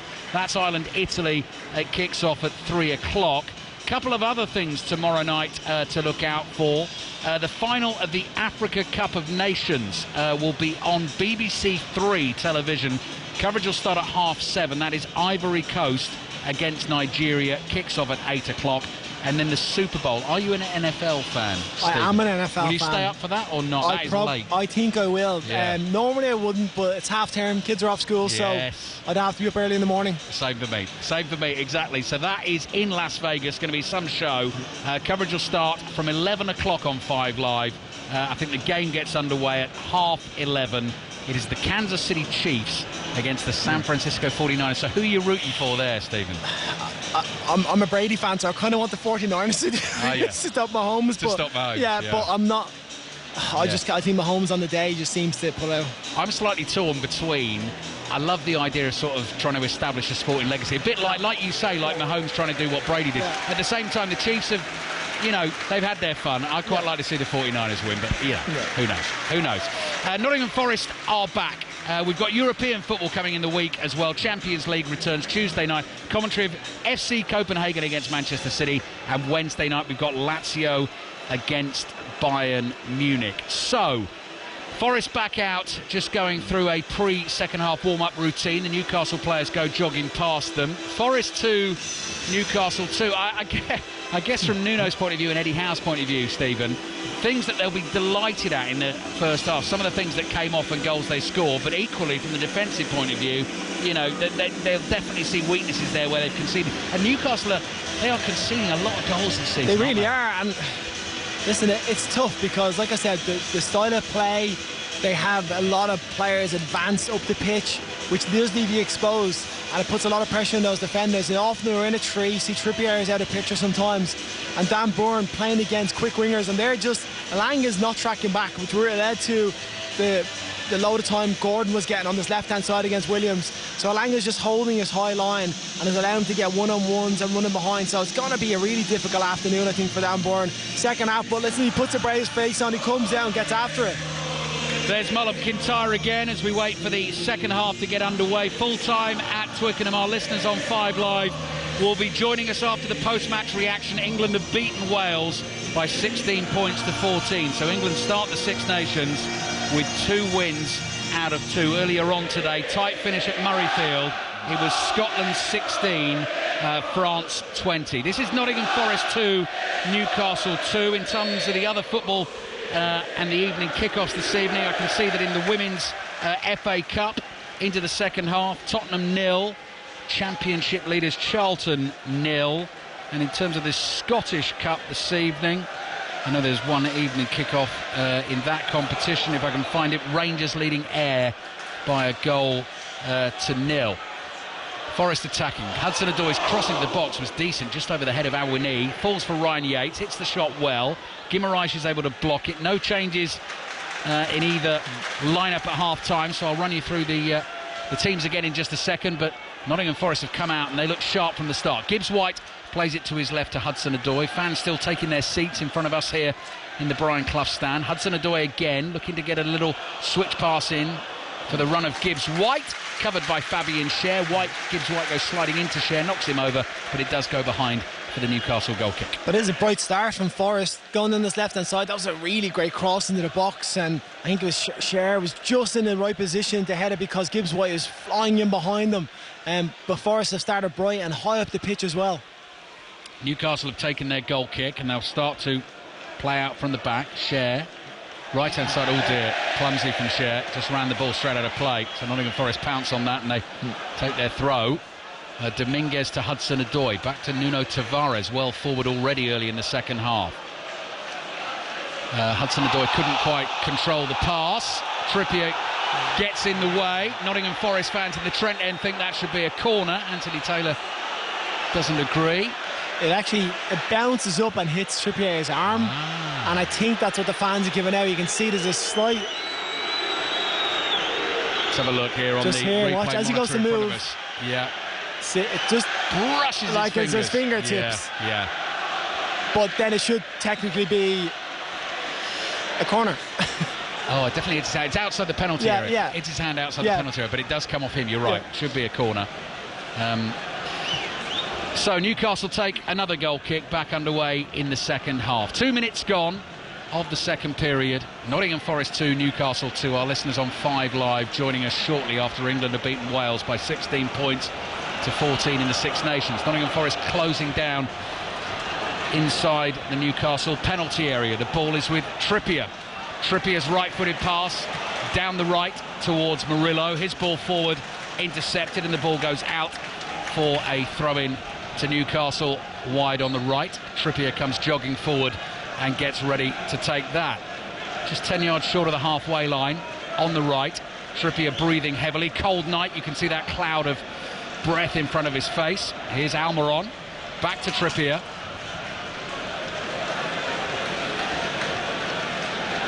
It's just interesting to see how, with Newcastle just playing out of their own penalty area at the start of the second half. It's Sven Botman on the ball. Welcome to our listeners on 5 Live to the City Ground, which has been absolutely jumping, as it always is for Premier League football. In fact, Championship football before that as well. Always a great ground to come to. No different this evening. Newcastle had the lead twice in the first half. Nottingham Forest have pegged them back twice. The second goal taking a wicked deflection from the Hudson-Odoi shot, almost with the very last kick of the first half. And that's where we are at 2-2. Newcastle all in black. Change kit this evening. Black shirts, black shorts, white socks with the black tops. Defending the goal in front of the Trent end away to our left, and Nottingham Forest in the red shirts, white shorts and the red socks with the white tops, attacking that goal away to our left. Nuno Tavares, the left back, a little bit of skill from him. Applause from the Nottingham Forest fans in the Brian Clough stand in front of us, and Forest keep the ball, and Moussa Niakate comes jogging forward with it. I'll give you the two full lineups in just a second. Here's Ryan Yates, the Nottingham Forest skipper. Takes it past Miley, then slides it through to Awani. The flag stays down. One touch from Awani, and he hits the back of the net, and then the flag goes up. So the joy is cut short inside the City ground. Some finish though, Stephen Kelly. It was a wonderful finish, and as he goes through, you can tell he's offside straight away, and you're thinking these fans are going to be disappointed if he puts this in the back of the net as soon as he fires it home, which is a wonderful finish.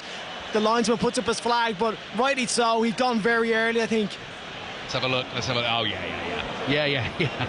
He could have put it up at the time. I think he knew. I think lots of the Nottingham Forest fans level actually probably knew as well, didn't they? They just get that little bit of hope when the linesman doesn't put his flag up, and then they realise, he has to wait till he touches it. Tell you what though, in terms of a finish, I mean, we know all about our knees finishing because he's been brilliant for Nottingham Forest, certainly for sort of second half of last season and first half of this season. But even that in the game is going to give you confidence, the fact he finished it like that. Yeah, absolutely. Dubravka goes down quite early actually, and he just whips it over his right shoulder. It is a great finish, first time as well, just that timing of the run. But when you look back at it, I think it's Cher who just steps up, and it's really clever from the defender.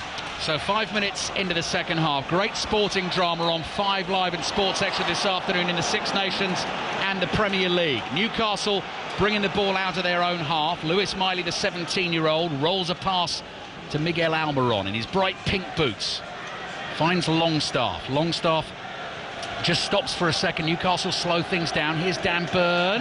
Misplaced pass beyond Anthony Gordon. Out for a throw-in to Nottingham Forest. That the big surprise when the team sheets came out an hour ahead of kick-off here, that Anthony Gordon was starting this game. So Nottingham Forest have Matt Sells, the Belgian, in goal, the recent signing from Strasbourg. Back four of Nico Williams, Moussa Niakate, Murillo, the Brazilian, and Nuno Tavares, the Portuguese, on loan from Arsenal. Ryan Yates and Nicolas Dominguez, the Argentine, in central midfield. Anthony Elanga, Morgan Gibbs-White and Callum Hudson-Odoi, with Taiwo Awoniyi playing through the middle, and Newcastle with Dubravka in goal. Trippier, Cher, Botman and Byrne with defending to do as Nottingham Forest bring it forward with Gibbs-White. Wide it goes to Elanga, running at Byrne. Byrne gets a foot in, makes the tackle. The ball bounces back to him, and Newcastle can start to build a move from inside their own half. Guimaraes' ball forward is blocked. It comes back to the Brazilian, and he plays back to the edge of his own area. Longstaff, Guimaraes, Miley as the midfield three. Almiron and Gordon either side of Callum Wilson. So Wilson, another one, back starting for Newcastle again after a period out with injury. It's been a good game, Stephen Kelly. Yeah, it's been very good. Loads of attacking, loads of threat from both sides. Defensively, they'd probably like to tighten up in the second half if they could. Moments of brilliance. Morgan Gibbs-White touch there was just sensational on the right hand side, brings it down and set Elanga away, and then one-on-one with Dan Byrne, and Byrne comes out on top, and he'd be happy with that after the first half. Well, if you've been listening to the updates on this game from Lee Blakeman during the England-Wales game in the Six Nations, Lee is still obviously sitting here alongside me. Teamwork at its very best. He's just told me Bayer Leverkusen lead Bayern Munich by 2-0 in the Bundesliga this evening. So we'll keep an eye on that one as well. 6:06 to follow tonight after the conclusion of this game. Lines open, number to dial, same as always, 08085 909 693. They're just into the second half in that game in the Bundesliga. Leverkusen 2, Bayern Munich 0, and we've got commentary on Bayern Munich's game away to Lazio in the Champions League on Wednesday night. We've got full commentary of Copenhagen against Manchester City on Tuesday night. Both games on 5 Live and BBC Sound. So 8 minutes into the second half, Nottingham Forest throw down the right, ball headed in field by Gibbs-White. Botman muscles his way forward to win a header. It's lofted up in the air by Yates. Trippier goes running into Hudson-Odoi and is accidentally tripped. Forest win the ball. Trippier thinks he should have had a free kick. Referee Anthony Taylor says no. Almiron's back to get a tackle in on Hudson-Odoi. All happening at the moment, and then Miley almost misplaces the pass, but Almiron stops and controls it with his left foot in the right back position. Miley was looking for the 1-2 with him, goes down, no free kick. Tavares lines up the shot, it's awful. absolutely dreadful with his right foot, and Taiwo Awoniyi and Anthony Elanga screaming at him, saying, look, we're in space here, you could have played us in. He's hit that 30 yards wide of the target. That was one of those when you see winding up for about 5 minutes before he goes to hit it. He's on his weaker right foot. As he steps inside and he thinks, I'm going to just try and power this, he gets it all wrong and it sends it almost out to the corner flag. But there was players in great positions. We had to pick the pass there, winning the ball back high up the pitch like that, catching Newcastle on the back foot, and that gives up a chance. Nottingham Forest starting this game 2 points above the bottom three, so a draw as things stand would take them to 22 points. 3 points above Everton, 2 above Luton, who were beaten at home by Sheffield United today. Newcastle knocking it around inside their own half. Longstaff plays back here to Sven Botman, the tall, rangy Dutchman, strokes a pass to Longstaff. To Almiron, inside his own half, wide on the right, back to Cher.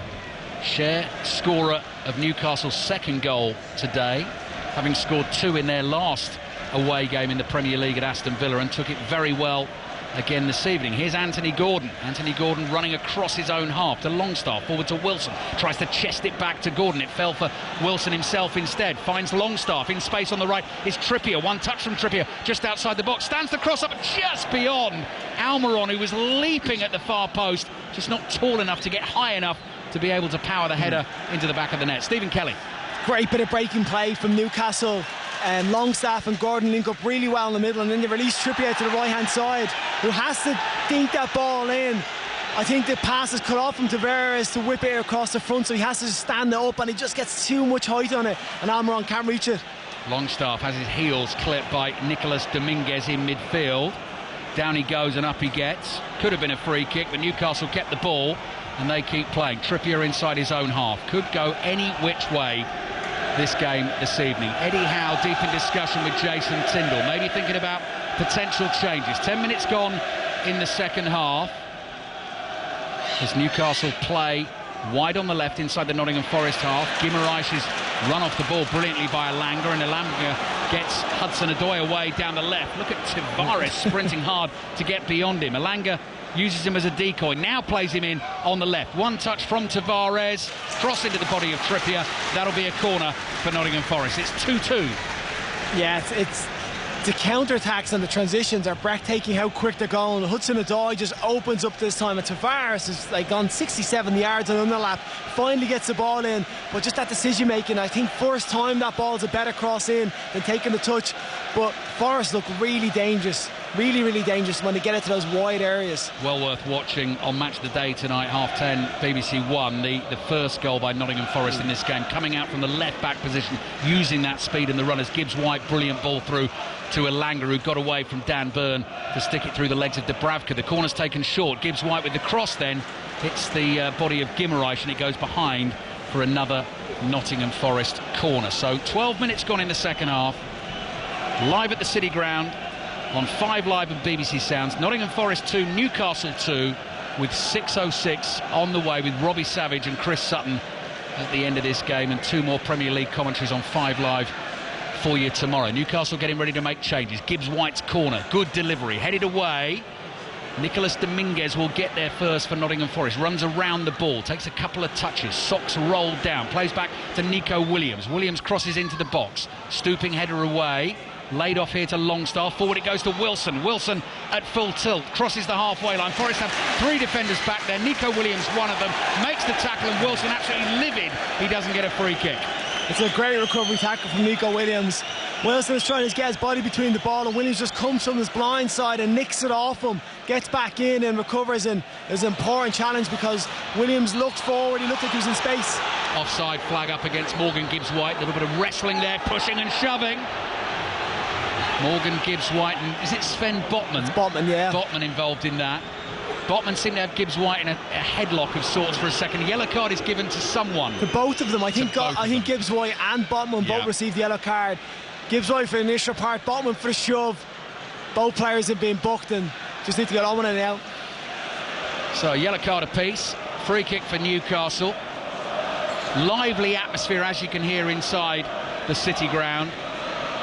4 goals in the game, 2 apiece, and we're waiting for Newcastle to take their free kick. It was Botman trying to get the ball off Gibbs White to take the free kick. Botman shoves Gibbs White shoves him back.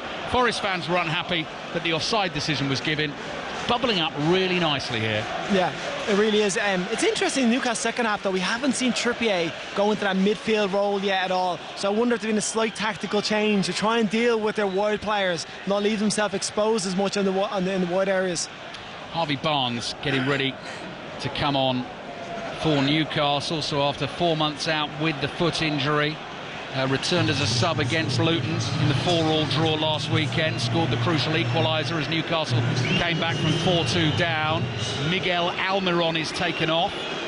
Harvey Barnes comes on, a very welcome return to action for him and for Newcastle fans. Newcastle still missing at the moment Nick Pope, Matt Targett, Sandro Tonali, obviously for other reasons, Joe Willett, Joe Linton, Elliot Anderson and Alexander Isak. Anthony Taylor coming over to have a word here with one of the Nottingham Forest coaching staff, so we're yet to get back underway. Yeah, and there's been a slight change. Barnes has gone out to the left wing and Gordon's now come over to the right wing. Just a little change for Gordon to see who's going to fare against Tavares. Gordon, you have to say, considering we didn't think he was even going to be involved this game, he's looked absolutely fine, hasn't he? The thing is, when you see a player starting a game, there's obviously a full reassurance from the manager that there's nothing wrong. He's not going to be a doubt, and because with the list of injuries you just named, that's not another player they can afford to be missing by putting him back too soon. Half an hour left in the game. Nottingham Forest 2, Newcastle 2. Ball over the top from Fabian Schär. Anthony Gordon goes chasing. Tavares has got it covered and then just lobs the ball into Gordon as he jumps up to block behind him. Hits Gordon and it goes behind for the Nottingham Forest goal kick. So your two commentaries tomorrow on 5 Live's Premier League Sunday. West Ham Arsenal at 2. Aston Villa Manchester United at 4:30. Your Six Nations, absolutely gripping action again today. Scotland 16, France 20, England 16, Wales 14. Ireland, Italy tomorrow on Sports Extra. Kicks off at 3 o'clock, so Sports Extra on air just before that. Nottingham Forest have won a throw on the left inside the Newcastle half. Tavares takes it to Gibbs White, controls it, back to Tavares. Here's Dominguez. Dominguez plays the 1-2 with Gibbs White to Murillo, the Brazilian centre-back, the 21-year-old.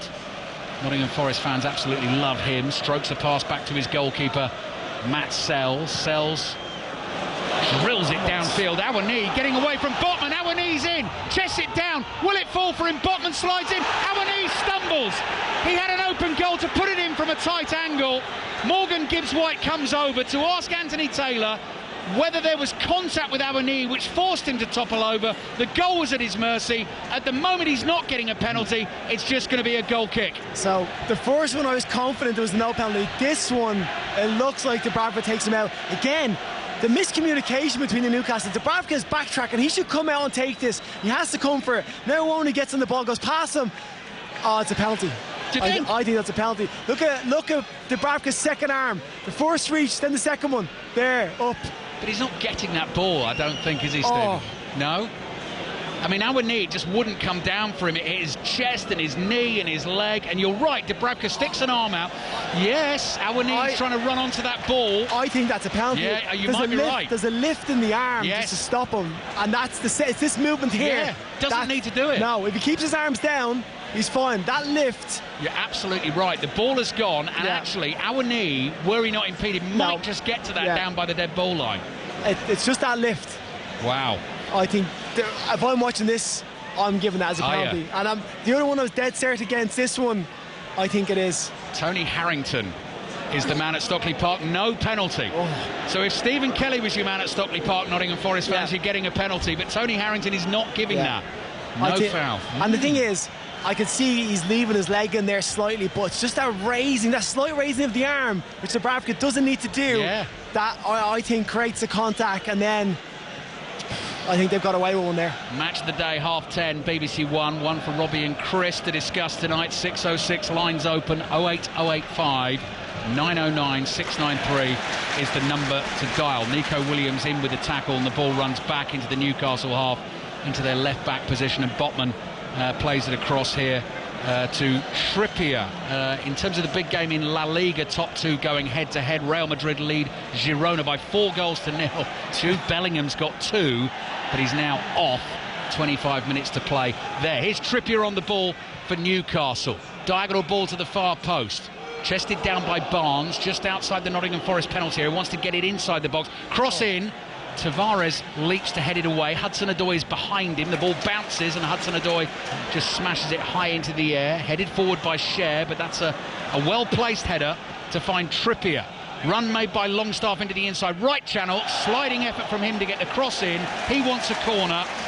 But the assistant referee points his flag to the edge of the 6-yard box and says goal kick. Divock Origi's coming on to join the fun very shortly. Nottingham Forest 2, Newcastle 2. 25 minutes to play, and Anthony Taylor is coming over to have another word here, and there's a yellow card given to a member of the Nottingham Forest coaching staff. So that must be a report from the fourth official, Darren Bond. Yeah, he's given him a warning already, has he? He's come over, had a chat with him, told him, and I think that penalty decision, he was pretty aggrieved, and he was over to the fourth official to get in his face. But the chance comes from Dubravka again. There's 2 or 3 incidents where he could have come off his line and cleared the ball, but he hesitates, backtrack, and there's that miscommunication which led to the chance. And it's something that Newcastle have to sort out. Gordon dribbling for Newcastle, edge of the area, hits the shot well over the bar into the Newcastle fans, and behind it goes for a goal kick. Another 5:30 kickoff this evening in the Scottish Cup. Rangers playing Ayr United. Kenny Crawford. Yeah, 6 to 8 minutes gone, Ali. Still Rangers 1, Ayr United 0. Philippe Clement's men still looking for that second goal to kill this tie off. They've only had half chances in this second half so far. James Tavernier had a cushioned header that bounced wide, and Mohamed Diomande, in his first start since signing in January, had an overhead kick cleared off the line. A busy line it was too, with resolute defence from Ayr United. But until they get that second goal, Rangers, Ayr United are still a threat. Rangers 1, Ayr United 0. Women's FA Cup latest closing stages. Tottenham lead Charlton by 1-0 into the last 10 minutes. Earlier on today, Leicester beat Birmingham by 6-2. And tomorrow, Arsenal-Manchester City, you can watch on BBC 2. It kicks off at 12:30. Coverage starts at 12:15. Tomorrow night, BBC 3, you've got the AFCON final. Guimaraes, right-footed drive, brilliant goal! Fabulous finish from Bruno Guimaraes. Pounces on the ball on the edge of the box, looks up, picks his spot, and sends the Newcastle fans wild with joy. What a game! Nottingham Forest 2, Newcastle 3. It is an absolutely sensational finish, but I think this will be looked at because I don't know whether that's going to get it, but it looks like Dan Bourne completely blocks the Forest defender as he's coming out to try and make a block on it. So I don't know when it's going to be checked, but take nothing away from this. This is a sensational finish. Guimaraes steps in and he just caresses it into that far corner. What a wonderful goal. But it's definitely going to be checked, I think.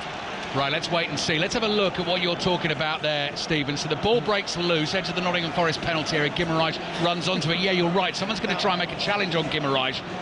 And Byrne... He just steps across him like Dan Bourne is a man mountain. But I'm not too sure he can get there. I don't think it's going to be given, but he just walks across his path, stops him getting out. But what a finish that is. Yeah, 2 goals for Bruno Guimaraes tonight. The first one was a brilliant finish as well. That was the Trippier cross that he volleyed in. That a very different type of finish. And immediately he goes to celebrate with those Newcastle fans, just watching the replay of that, standing up on the advertising hoardings, and all of them leaning towards him, wanting to get a hug with their favourite Brazilian in their black and white Newcastle shirts. They're back in front, the goal stands. Nottingham Forest 2, Newcastle 3. Plenty to talk about on 6:06 tonight. The lines are open. 08085 909 693 on the way in about 25 minutes time. What a fabulous weekend of sport, fabulous Saturday of sport it's been for you so far on 5 Live and BBC Sounds. Trippier's header is a loose one. Elanga comes in to block a clearance from Botman, and the ball goes behind for a goal kick. Origi is on, and our knee has come off, and I think we're then up to date with everything that's gone on. Yeah, that is, it's a straight swap. Our knee, to be fair, he's running behind, he's tried to get on the ball, he's being industrious. That great finish from the goal that was disallowed, and to be honest, I think he probably should have had a penalty for his endeavour earlier on, but he's gone off, and Origi, they're looking to get themselves back in this game. But the way this game has gone, it wouldn't surprise me Yeah, Newcastle coming again with Harvey Barnes zipping infield from the left, pacey pass behind Longstaff, couldn't control it, and away it goes for a throw into Nottingham Forest in the left-back position. So, Nuno Tavares gets ready to take that. Everything just settles down for a second or two. Another change coming. Gio Reyna, the American international, recently signed by Nottingham Forest on loan from Borussia Dortmund, is waiting to get his second appearance for the club from the bench. Hudson-Odoi flicks a little pass back to Tavares. Dominguez on the turn. Plays back to his goalkeeper, Mats Sells. Sells with his right foot, plays the ball out, looking for Nico Williams, beyond him and out for a throw-in to Newcastle on the left. The thing is, you feel Forest came out the second half and they were in the game, weren't they? They probably had a better spell of passing, possession, and they looked like they were the team that was in the ascendancy. Then for Newcastle to go to around and score a goal like that, they'd be disappointed, especially with not having that penalty that felt would have been given towards them. So it'd be interesting to see if they could pick themselves up and go again now. Just seen the name of the member of the Nottingham Forest coaching staff, one of Nuno's backroom team, that picked up the yellow card. Rui Pedro Teixeira de Jesus de da Silva has popped up on the Premier League app. So there you go, in full, yellow card. Nottingham Forest 2, Newcastle 3, with Gio Reyna waiting to come on. Newcastle get on the ball again. Halfway line here, Longstaff looking to his right, finds Trippier. Trippier's ball to Guimaraes, who's been nothing short of sensational for Newcastle in this performance. Gordon makes a run, clipped on the edge of the penalty area, goes down holding his ankle, and Newcastle will get themselves a free kick. Yeah, clever from Gordon. Little ball into his feet, and he does just nip in front and takes the contact and goes down, and it's a free kick in a really good area. Players that can deliver great balls from these angles. The likes of Trippier will look at this and feel like this is a chance to whip it in between the goalkeeper and the fence, really cause problems. 20 minutes to play. Newcastle fans jam-packed in that Bridgeford stand, lower tier of, away to our right. Newcastle attacking that goal, and this is danger for Nottingham Forest. They're trailing by 3-2. Starting tonight just 2 points above the bottom three, and Kieran Trippier, so deadly from the set pieces, is standing over this ball and waiting to take it for Newcastle. Big men gathered in the penalty area, about to start their runs. Trippier just picks the ball up and places it in that tiny little... He's actually had a look at the near post shot here twice. Has he? Yeah. Oh, you think... Oh, I can see the gap as well from this angle. Let's have a look. Trippier, curls in to the far post. Up they go. It's beyond everyone. Barnes is there to collect it for Newcastle, wide on the left. I think that was on, you know, Steve. You see his little step. He took a step, had a look, went back, had another step and thought, oh, this could be on. Gordon's cross in, low one, volleyed away by Ryan Yates. Newcastle collect the ball again. Gordon 10 yards inside the Nottingham Forest half. Bounces a pass across to Trippier. Trippier looking for the right to left diagonal out towards Harvey Barnes. Has to leap for that. Heads it into the Nottingham Forest penalty area. Bounces safely into the arms of Matt Sells. He rushes forward and clears the ball downfield with his right foot. Botman up majestically to win the header. Gibbs White sticks out a right foot. The ball comes off his boot, but Barnes is there for Newcastle and plays back into his own half. So we're into the last 20 minutes of the game. Nottingham Forest 2, Newcastle 3, 6:06 on the way after this. And the Football Daily podcast we will be recording after this here live from the City Ground. That'll be available for you on the BBC Sounds app tomorrow morning. Sounds like the Rugby Union Daily podcast, as ever, is going to be well worth a listen given what's gone on in the Six Nations today. Brilliant from Tavares into the Newcastle box, works it onto the left foot, goes for power and shanks it wide of the near post, with again players waiting in the middle for a possible cross. Goal kick for Newcastle. This time it's on his left foot, so he's probably more confident taking the shot on, and Sher does really well just to narrow down that angle. A little touch inside is great for him to work the space and create the shot, but as Sher comes across, he just cuts the angle off, steps across and shows him out wide, and he fires it into the side netting. Ryan Yates coming off, Gio Reyna coming on. Standing ovation for the Nottingham Forest captain Yates. So his work is done for this evening. A reminder of the scorelines in the Premier League today, just in case you haven't caught up. Manchester City in the lunchtime kick-off, 2 goals from Erling Haaland. Saw them beat Everton by 2-0. Goal at Rangers in the Scottish Cup. Kenny Crawford. And finally, Rangers get that second goal, which should see them through to the quarter-finals of the Scottish Cup. Fabio Silva scoring at Rangers 2, Ayr United 0. Good work by Todd Cantwell on the right edge of the box. Chipped it over. Ravi Matondo had a chance first. It was saved.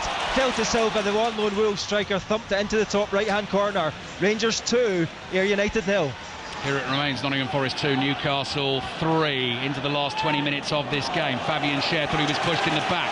He's not going to get the free kick. The ball's come off him and gone out for a throw-in to Nottingham Forest. So Manchester City temporarily went top of the table. Liverpool then beat Burnley by 3-1 at Anfield in our 3 o'clock commentary this afternoon. So they're on 54 points. Manchester City on 52. City have the game in hand. Tottenham got the late winner at home against Brighton, beat them 2-1. Important win for Brentford in the relegation battle. 2-0 winners at Wolves. Sheffield United 3-1 winners at Luton. Long throw into the Newcastle penalty area. Volley there from the edge of the box by Dominguez, who will be coming off shortly to be replaced, I think. Danilo is waiting to come on for Nottingham Forest, and Forest have the ball inside their own half. Fulham beat Bournemouth by 3-1 as well. All the scores, tables, details available for you on the BBC Sports website and app. Elanga can't quite bring the ball under control, wide on the right for Nottingham Forest. Dan Burn clears on the turn. Dominguez just cushions a little layoff here to Rayner. Rayner plays back to the halfway line. Across it comes to Murillo.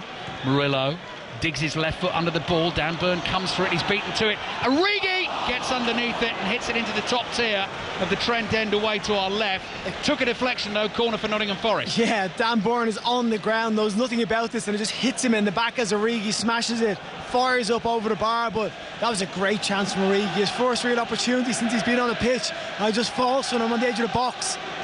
15 minutes to play. Nottingham Forest 2, Newcastle 3.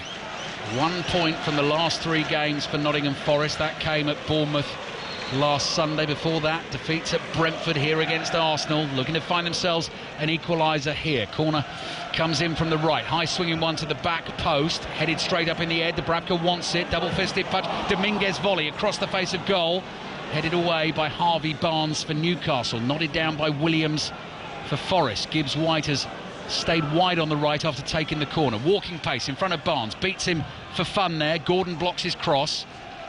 Williams just lets it dribble out of play for a throw-in to Nottingham Forest. So time ticking away for them.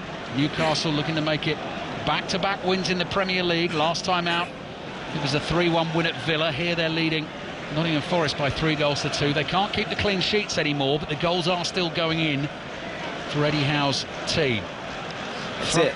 Tough team to deal with if you're throwing long balls in the box. Yeah. Newcastle have some big players in that box. To be trying to get the first contact is really difficult for Forest. Yeah, Dan Burn just proved that. High throw came in and he headed it away. Niakarte's cross in. There's another one. Botman heads it away. Gordon, second header. Dominguez, tired little pass on the volley to Hudson-Odoi. Lays it back to the Argentine. Dominguez again. Looks up. Bit of skill from him. Plays it back to Murillo. Red-shirted players making runs ahead of Tavares here. He's midway inside the Newcastle half. Side foots a pass to Hudson-Odoi. Hudson-Odoi with his right foot curls it across the Newcastle half and finds Gibbs White in a deep position. Gibbs White plays it forward to the American Gio Reyna. Murillo's ball through for Tavares. On the run, Dubravka's out, sliding forward, and he's able to clutch it with both hands. It's great vision from Murillo, but he has to fire through because there's through so many bodies, and even with the pace of Tavares, he can't get on the end of that.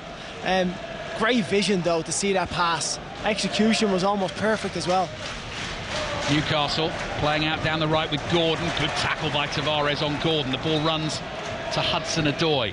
13 minutes plus added time remaining. Danilo is still waiting to come on for Nottingham Forest. Gibbs White looking for an ambitious diagonal ball. Williams does have pace, the Welsh international, but he won't catch that one. Skids away from him and goes behind for the goal kick to Newcastle.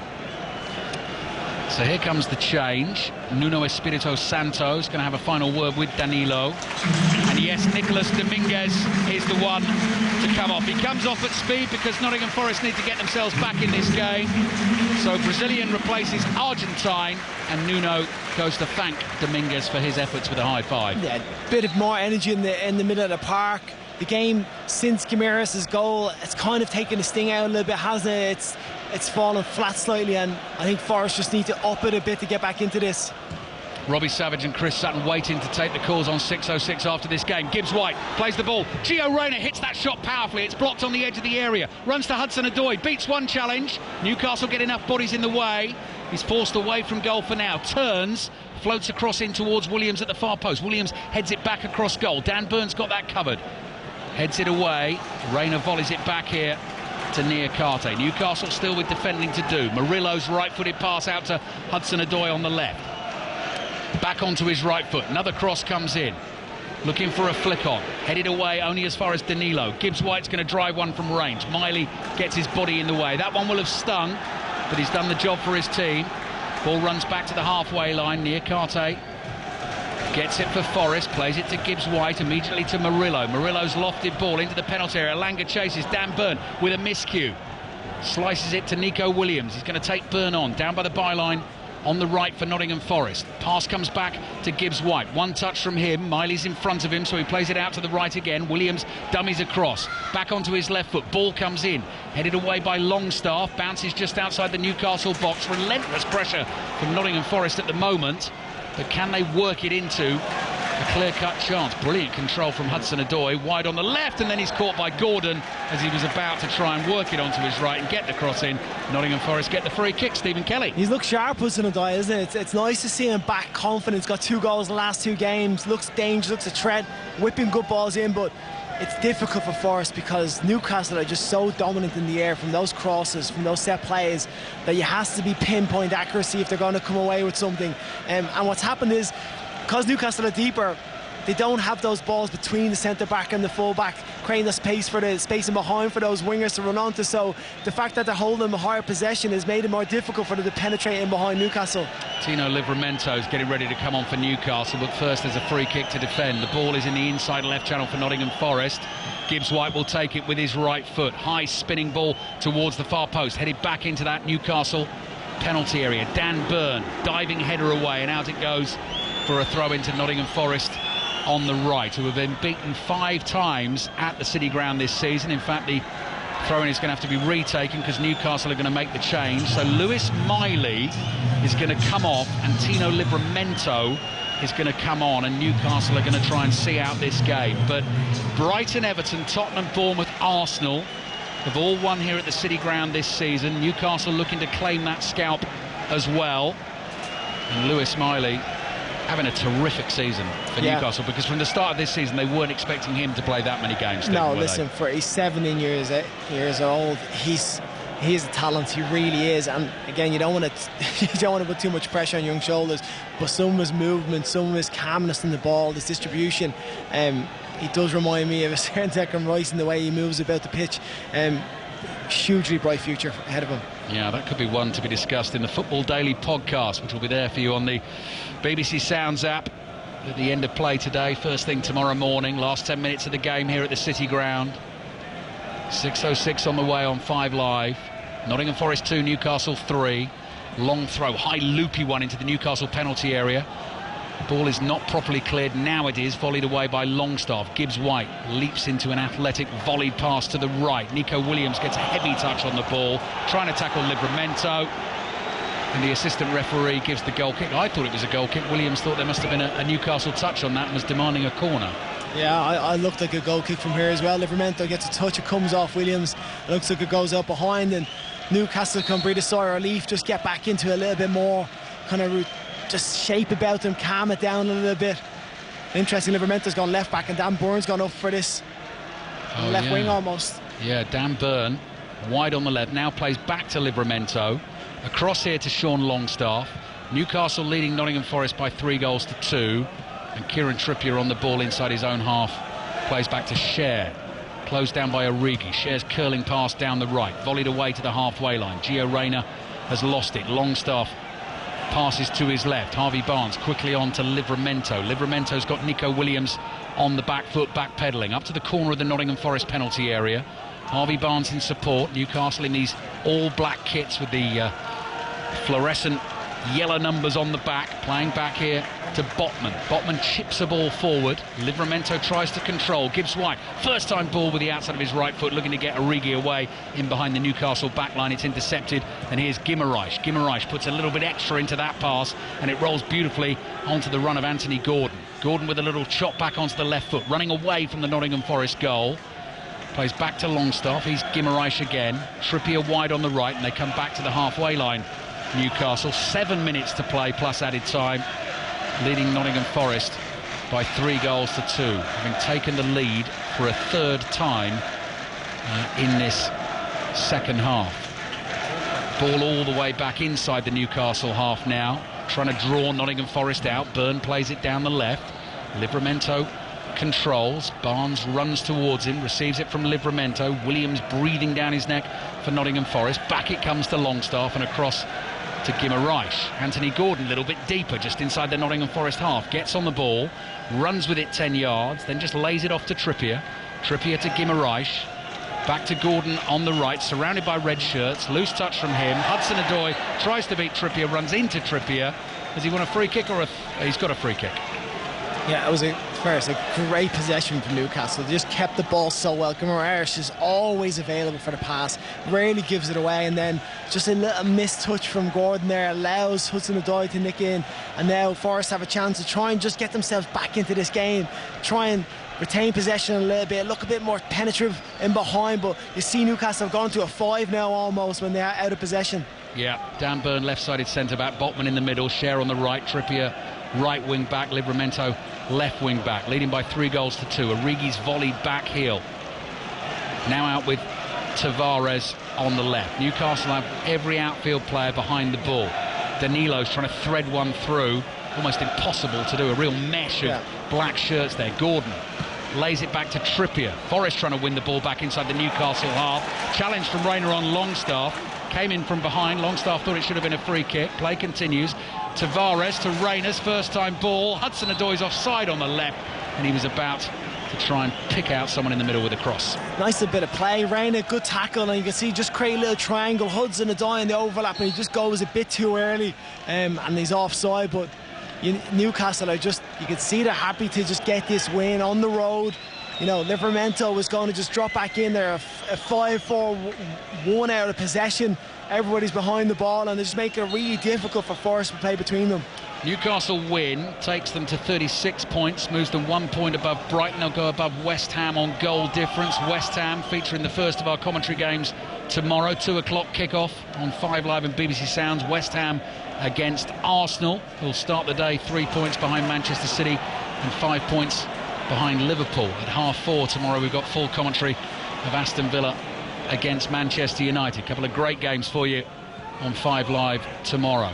Tavares forward to Rayner. Rayner to Hudson-Odoi. Newcastle defenders just stand off for the moment. Rayner plays the 1-2 with Tavares. Back to Tavares, trying to get past Trippier. Trippier puts his body in the way. Tavares tries to shove him out of the way, and then Gordon's bringing the ball up the right. Thought he was clipped.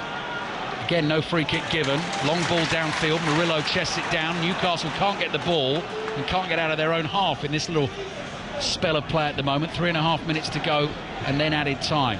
Gibbs White. Bobbling pass out to the right. Nico Williams receives it. Plays back to Gibbs White in the sort of quarterback role here for Nottingham Forest. Across to Tavares. Tavares, a straight ball up the middle to Rayner. Edge of the box, trying to beat some Newcastle defenders. Still inside that Newcastle penalty area.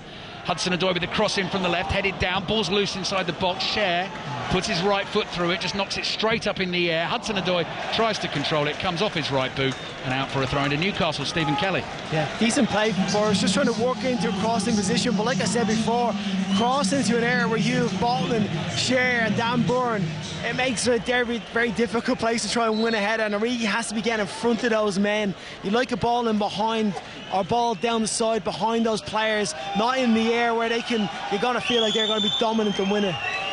08085 909 693 is the number to dial if you want to have your say on today's football on 606 with Robbie Savage and Chris Sutton, and that'll be on the way shortly. Callum Wilson dragged down, trying to break into the Nottingham Forest half, has won the free kick, kills a bit of time. Newcastle will be very happy with that. I think they'll also be delighted he's managed to last this long as well. Got to be careful with Callum Wilson. Gently brought him back from his latest injury. Alexander Isak is out at the moment. It's been a difficult game for as well. He's kind of fed off scraps a little bit. Not been loads into his feet. The better players been in the wide areas, and he's been just a physical presence in that middle area. Fighting really hard, working really hard. He has put in a very good shift for them, to be fair.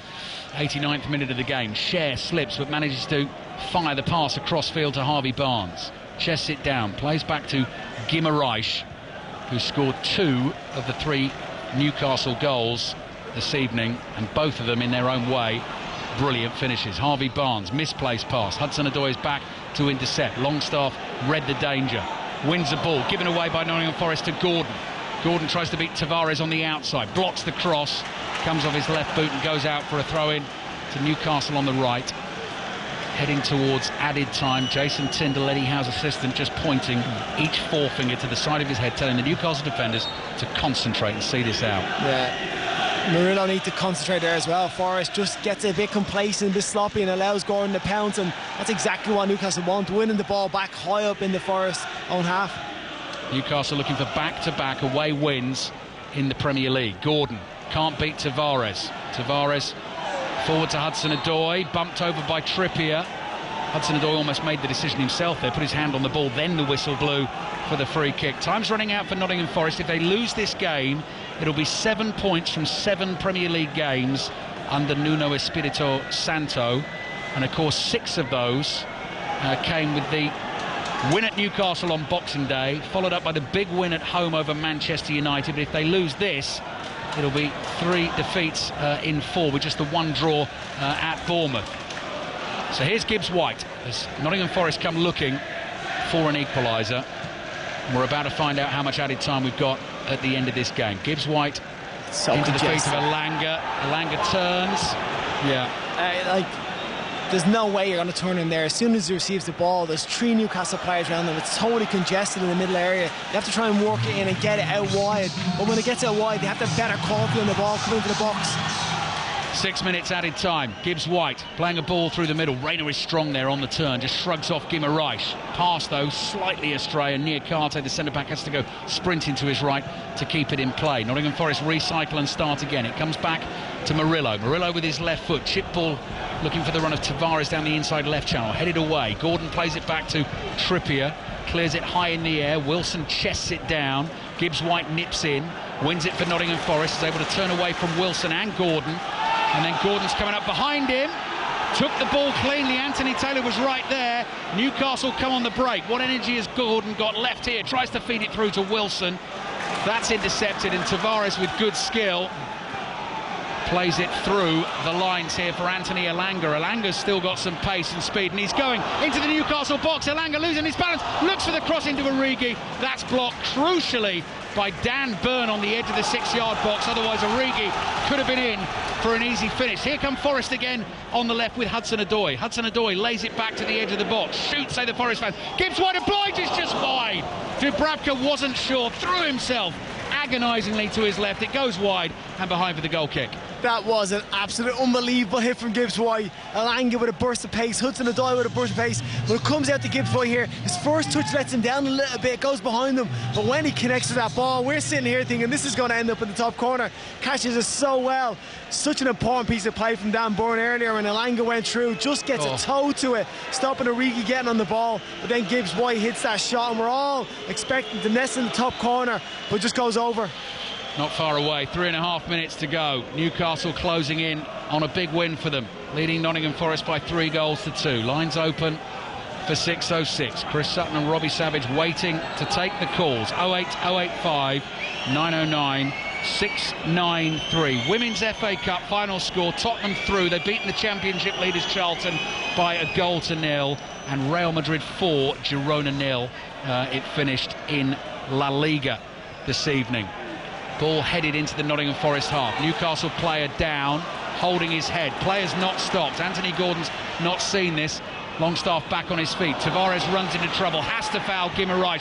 Guimaraes gets up from a rugby tackle there, picks himself up, plays a great ball through. Wilson trying to get away from Murillo, but Murillo is quick, gets a foot on the ball and hoiks a clearance, fashions it into the right back position and eventually knocks it behind for a corner to Newcastle. Stephen Kelly. You know what? In the 92nd minute, that run from Wilson is fantastic. So much energy spent in the second half just chasing dead balls and not actually being in the game, and the pressure he puts on Murillo there to put that out for a corner, it's just fantastic for his team. The Newcastle fans are loving it in that end, and that's going to see the game through for them, I think. A great bit of play from Wilson. 3 minutes to go. Nottingham Forest 2, Newcastle 3. Commentaries on West Ham Arsenal at 2 o'clock tomorrow, Aston Villa Manchester United at 4:30, and on BBC 3 tomorrow night, the Africa Cup of Nations final, Ivory Coast against Nigeria. Coverage starts at 7:30. Super Bowl on 5 Live tomorrow night as well. Our coverage starts at 11 o'clock. The big show in Las Vegas, the Kansas City Chiefs up against the San Francisco 49ers. Newcastle playing keep ball. Callum Wilson gets a yellow card because, having been tackled, he flicks the ball into the stands to try and waste a bit of time. Quickly to Ibrox, full time in the Scottish Cup, Kenny Crawford. Rangers 2, Ayr United now far from smooth, but Philippe Clement's men have secured their place in this season's Scottish Cup quarter-finals. Goals from Borna Barisic and Fabio Silva. Rangers 2, Ayr United 0.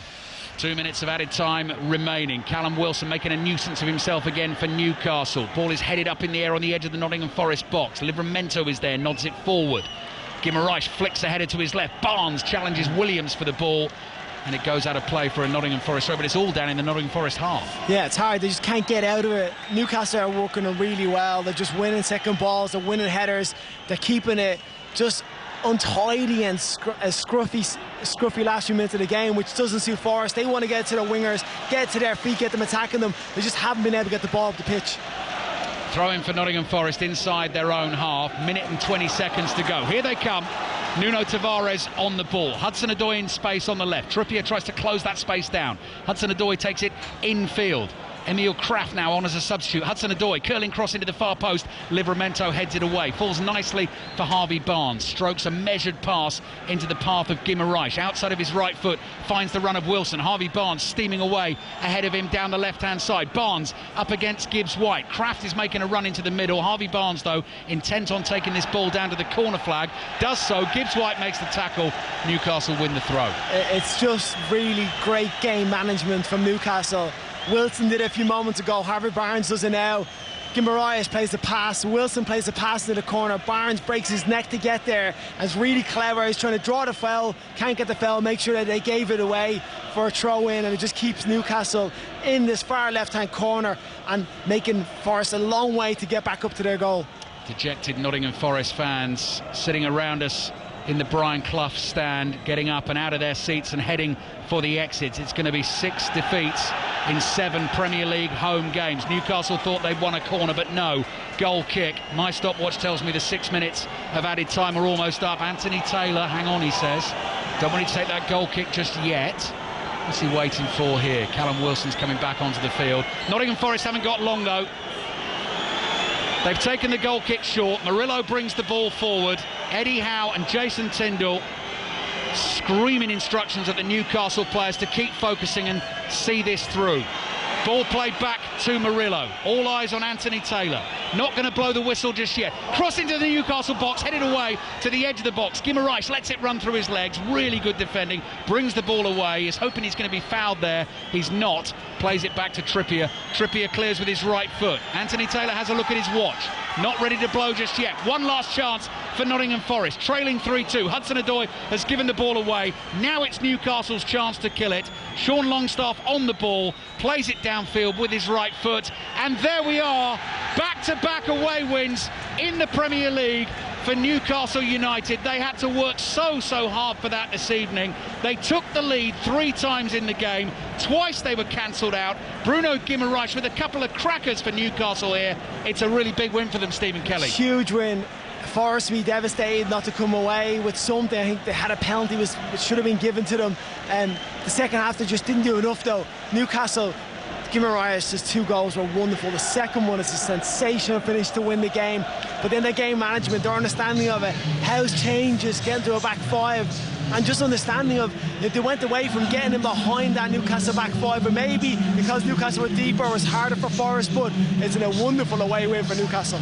Yeah, big win for Newcastle United. Celebrations continue away to our right in that Bridgeford stand. A joyous away day for the Newcastle fans. They've beaten Nottingham Forest by 3-2. Slight worries though here for Callum Wilson, because he's got his right arm sort of wrapped in his Newcastle shirt, just supporting. He took a tumble late in the game, and he is not joining in the celebrations on the field at the end of the game, and kicks the ball away in frustration. So it's time for you to get your calls in now on the day's football here on BBC Radio 5 Live. The number to dial to get in touch with the guys on 606 is 08085 909 693. Full time at the City Ground. It's finished Nottingham Forest 2, Newcastle 3. Robbie Savage and Chris Sutton with you after the 5 Live News with Fraser Dainton.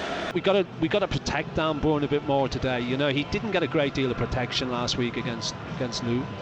Elanga's quick, you know, not as quick as the boy last week, but he's got a trick about him. He caused us 1 or 2 problems when they beat us up at St James's over Christmas. It was probably Forest's best performance of the season, you would think.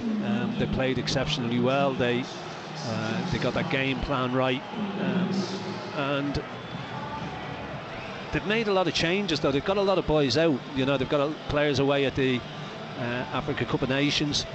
They've got 1 or 2 injuries as well. So, you know, they've made changes from the other night. But it's still going to be a tough test. You know, the concern for me yet again is midfield.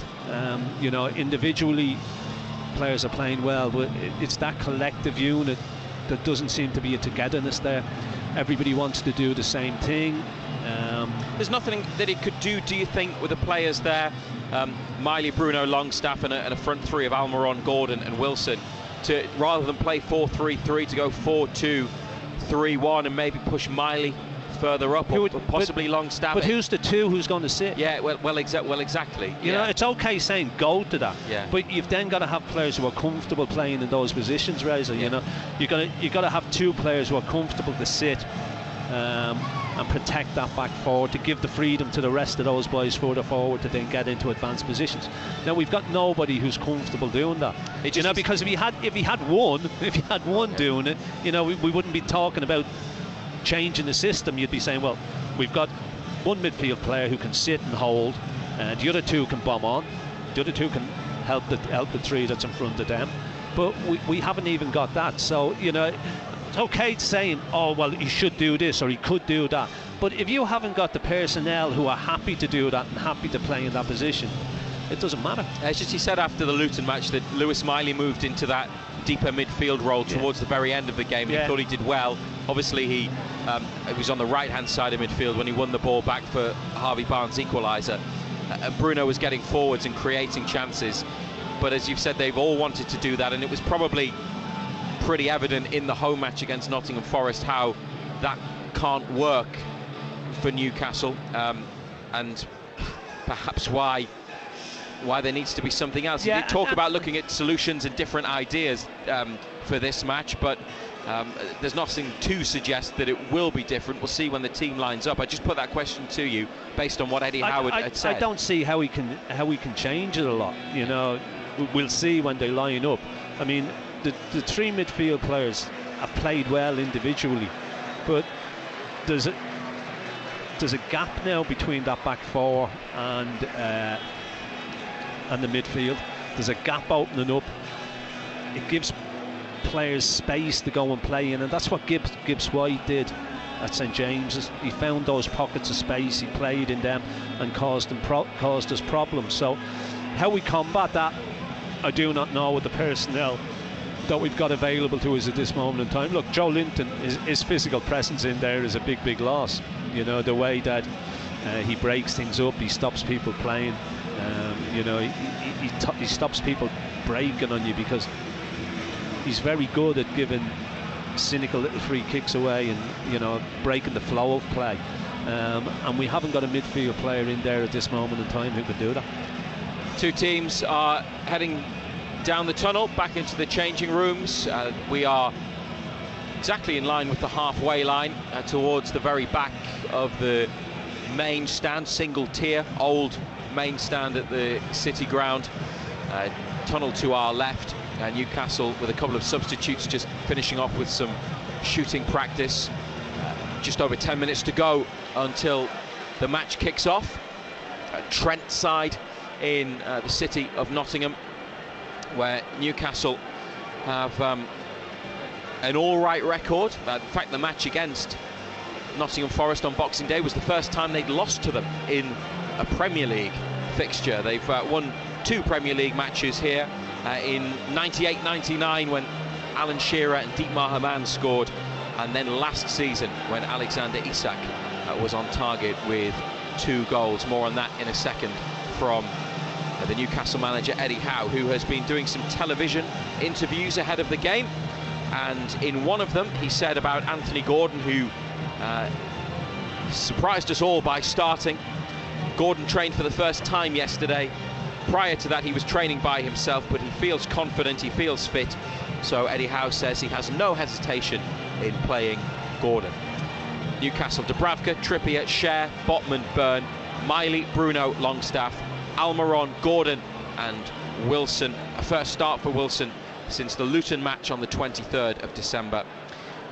Karius, Dummett, Lascelles, Ritchie, Barnes, Kraft, Hall, Livramento, Murphy are the subs.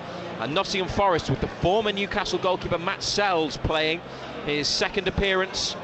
He played at Bournemouth last weekend but wasn't available for the FA Cup replay. £5 million signing from Strasbourg last month. He didn't have a good time at Newcastle in the Championship. 14 appearances, but was dropped pretty early in that season by Rafa Benitez. They loaned him out to Anderlecht, then they sold him to Strasbourg. He's come back now in his 30s. Hopefully he doesn't have a blinder. Well, yeah, I mean that's usually the case, isn't it, when you one of your ex-players comes back. I mean, look what Chris Wood did to us over the Christmas period. But yeah, Sells didn't have the best of time at St James's, that's for sure. It didn't go as well as he would have hoped, but he's an awful lot more experienced now. He's back in the Premier League. It'd be interesting to see how he goes tonight. The back four is Nico Williams, Moussa Niakate, Murillo, 21-year-old Brazilian who is a very good player and has impressed for Forest, brings the ball out from the back and does it exceptionally well. And the Portuguese left back on loan from Arsenal, Nuno Tavares. In midfield, the captain Ryan Yates and Nicolas Dominguez. Anthony Elanga on the right, Callum Hudson-Odoi on the left. He scored in their match against Bournemouth last Sunday. Morgan Gibbs-White playing behind Taiwo Awoniyi, who has 5 goals for Forest this season, though he has spent around 3 months of the campaign out injured and only came back about a week and a half ago. The home side's bench is Matt Turner, the goalkeeper, Checo Kouyaté, Harry Toffolo, Felipe, Giovanni Reina on loan from Borussia Dortmund, the Sunderland-born midfielder who came on at St James's Park in October in the Champions League, Divock Origi, Danilo, Andrew Omobamidele and Rodrigo Ribeiro, who's an 18-year-old forward on loan from Sporting Lisbon. Nottingham Forest are a club that is in love with its history and celebrates the past, and I think they do it pretty well. They are playing on the giant screens at the City Ground. Some video highlights montages of their 2 European Cup successes and some of their domestic trophy wins, with a lot of Brian Clough and Peter Taylor in there. And out of all the clubs that remember the past, they've got some really fond memories, haven't they, Ando, of previous eras, and at one time they were the best in Europe in the modern era. Younger supporters probably just remember them as a championship club, but they're back in the Premier League. For a while they were, well, for a few years they were a dominant force. 2 years they were European champions. They were the best they were the best domestically, they were the best in Europe as well. It seems an eternity ago to a lot of people. A lot of Forest supporters won't even remember that, but they were an exceptional side. They had really good players, great manager as well. You know, what he did here was, what Brian Clough did here was unbelievable. But yeah, they had a very good side back then. It's BBC Radio Newcastle, live from the City Ground on an overcast but dry night, and pretty mild as well. Nice weather conditions in Nottingham, where Newcastle were last visitors in March, and last season they won 2-1, a huge result on their way to the Champions League. Yeah, it was a big moment then. I think we knew the importance of that game. We went 1-0 down, responded really well, and it was a really good second half performance. Our biggest memory of that game is Elliott's goal getting disallowed for a reason that we couldn't work out at the time. And then Alex showed real class for his penalty at the end of the game. So a really good night. I don't know if we can take too much from that to this, because I think they're very different. We're very different. But certainly we left that night with a good feeling from the ground. And you met Nottingham Forest at St James's Park on Boxing Day. Every match is different, but this weekend, how do you ensure that this one doesn't go the way the last one did? Yeah, it was a game that got away from us, which when we went 1-0 up, you didn't really see coming, because I thought we'd started the game really well, and I actually think again through lots of that game we were pretty good, but we got some key details wrong. We conceded some poor goals, which is something we have to improve on. Overall, it was a disappointing day, which promised so much, and of course there's lots of things we can take from that game into this one. And Chris Wood scored a hat-trick in that match. He wasn't the only Forest player that performed well, but he's not going to be available this weekend because he's injured. So I suppose, given what he did to you last time, you'll be pleased not to come up against a player that you signed and that you know so well. Yeah, Chris on the day did very, very well, and it was no surprise to us because we knew his qualities. He was a brilliant signing for us that helped keep us in the division when we were, as I said earlier, in a difficult situation. But yeah, we'd be pleased to be missing. Total Sport North East. Matthew Raisbeck and black and white legend John Anderson. BBC Radio Newcastle. Yeah, they will be pleased that Chris Wood is unavailable. He scored some important goals for Newcastle during his year at the club, but didn't really do anything like that, did he? The way that he finished his chances off on Boxing Day. No, he took a look at on Boxing Day. He took his goals really, really well. Full credit to him. We didn't see him do that in the black and white shirt, but yeah, they played exceptionally well on the day. They opened us up. They asked questions of us. And we've mentioned it before, isn't it? Sometimes ex-players come back and haunt you, and that's exactly what Chris Wood did to us over the Christmas. Well, we are waiting for the two teams, and tonight's match will be refereed by Anthony Taylor from Cheshire, his third Newcastle appointment of the season after away games at Wolves and Liverpool. VAR tonight is Tony Harrington. Nottingham Forest with Nuno in charge, the former Wolves and Spurs boss. He's actually never lost a game against Newcastle as a manager in 8 previous attempts. They didn't have the best record against Wolves, and he had a success when he was in charge of Spurs against Newcastle as well. Got a couple of wins in the Premier League as Forest manager, replaced Steve Cooper.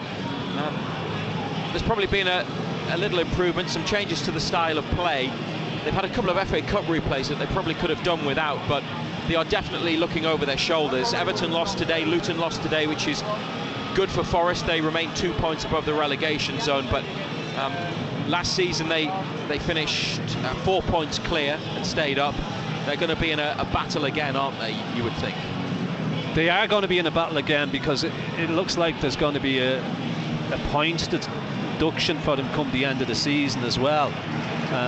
Why they're waiting to do that, I do not know, when they've already done it to Everton. So they need to get as many points on the board as they possibly can, because it looks like that they could be in big trouble with financial fair play, breach of rules and that. So they need to win football matches. But look, all we can do is worry about ourselves, if we perform as well tonight as we did against Villa the last time we were in the Midlands, you'd be more than happy, because the performance that day was excellent. Played exceptionally well, could have won it by more, and hopefully we'll see a similar type of performance against Forest tonight. The teams are with us. Newcastle will be wearing, we expect their change kit tonight. Dubravka in light blue, and the outfield players, they've got navy tracksuit tops on at the moment, and underneath it is the away jersey, which is navy with luminous yellow navy shorts and white socks. Forest red shirts with a bit of white trim, white shorts and red socks, and Sells in goal. His home debut for his new club, all in yellow. The referee and his two assistants, Gary Bezic and Adam Nunn, with the flags in luminous yellow, black shorts and socks. Darren Bond is the fourth official pitch side.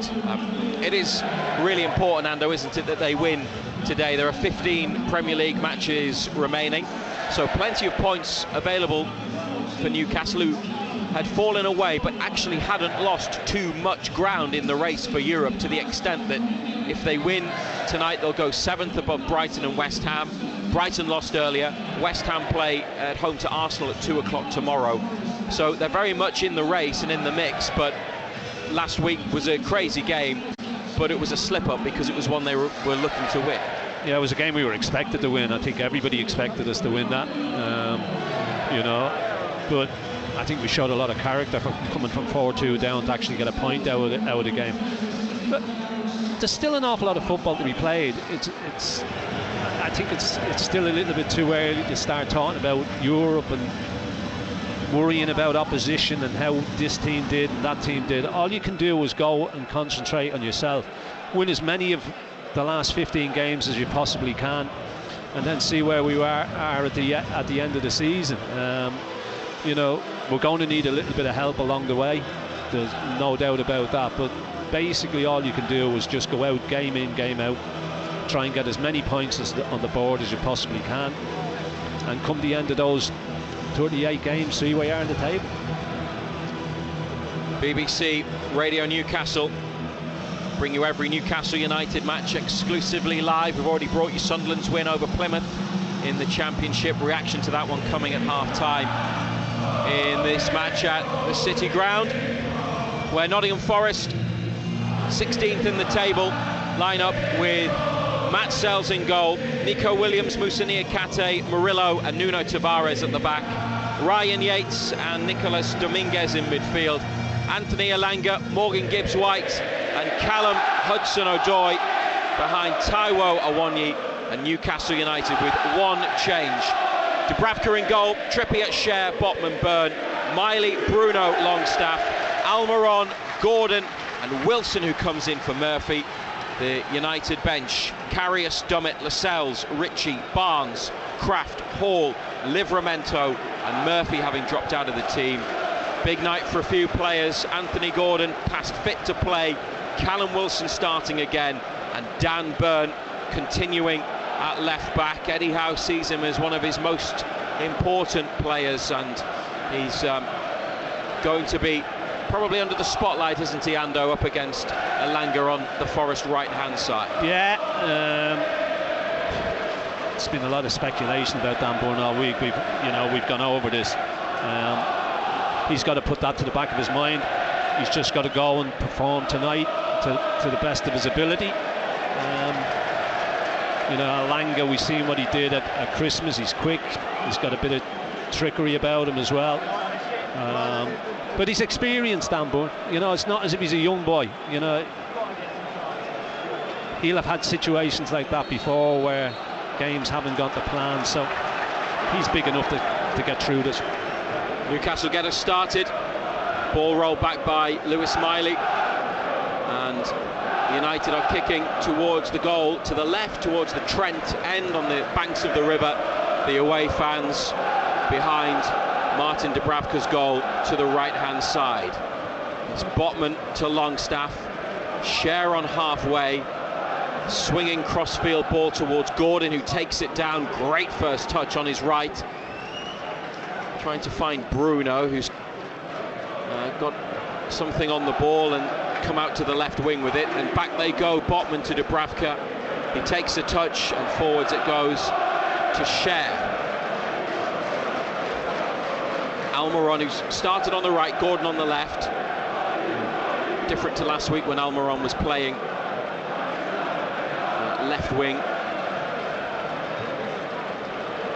Miley to Botman, edge of the Newcastle penalty area. Dubravka with a couple of touches since he came into the team to start in early December. Newcastle have conceded more goals than any other Premier League team, but it's not just on the goalkeeper. Byrne to Gordon. They're playing in their defensive third, and Gordon switches the play, but it's straight to a Nottingham Forest head. Hudson-Odoi, and the home team have the ball for the first time in the match, and then they passed it out of play with a ball down the line. Newcastle throw for Kieran Trippier to take, giving it to Longstaff, back to Cher, and now to the goalkeeper. 2 minutes gone, just about, and it's 0-0. BBC Radio Newcastle, NUFC TV, and we're also on BBC Sounds tonight. Hello to you if you are listening to us on the BBC Sounds app. Cher, they're looking for that ball to Gordon again, and they find him just outside the penalty area. Gordon cuts inside and plays a ball to Sean Longstaff, who goes around one tackle, still got it, finds Bruno. Bruno forced away from goal, still in the penalty area. Now back to Byrne, 20 yards out. Bruno gets it back from Byrne, and Miley to Gordon, inside to Bruno. They've moved it well, Newcastle, despite being pushed away from the penalty area. Now Cher, it might open up for him. Fabian Cher doesn't take the shot on. It's given to Almiron on the right wing, level with the box. Miley, Trippier gets it on the touchline. Bruno comes short. They look for Almiron inside the penalty area. He took a touch, and Nottingham Forest have won it back. And Niakate with a clearance, challenged by Cher. Home fans want a free kick. Referee gave nothing, and Newcastle lose the ball. And Ryan Yates in midfield, back to Niakate, right side of central defence. Williams, the Welsh international, just behind halfway, into Yates. Forward ball. Dubravka comes to the edge of the penalty area, passes it out to Byrne. Gibbs-White with him. Byrne does well, works a pass inside for Miley, and it's now with Cher just in front of the D. 0-0 in the fourth minute. Yeah, decent start. Longstaff up to Wilson on his chest, laid off to Almiron. Wilson ends up on the floor. Referees let it run and then brought it back for the free kick because he says there was no advantage.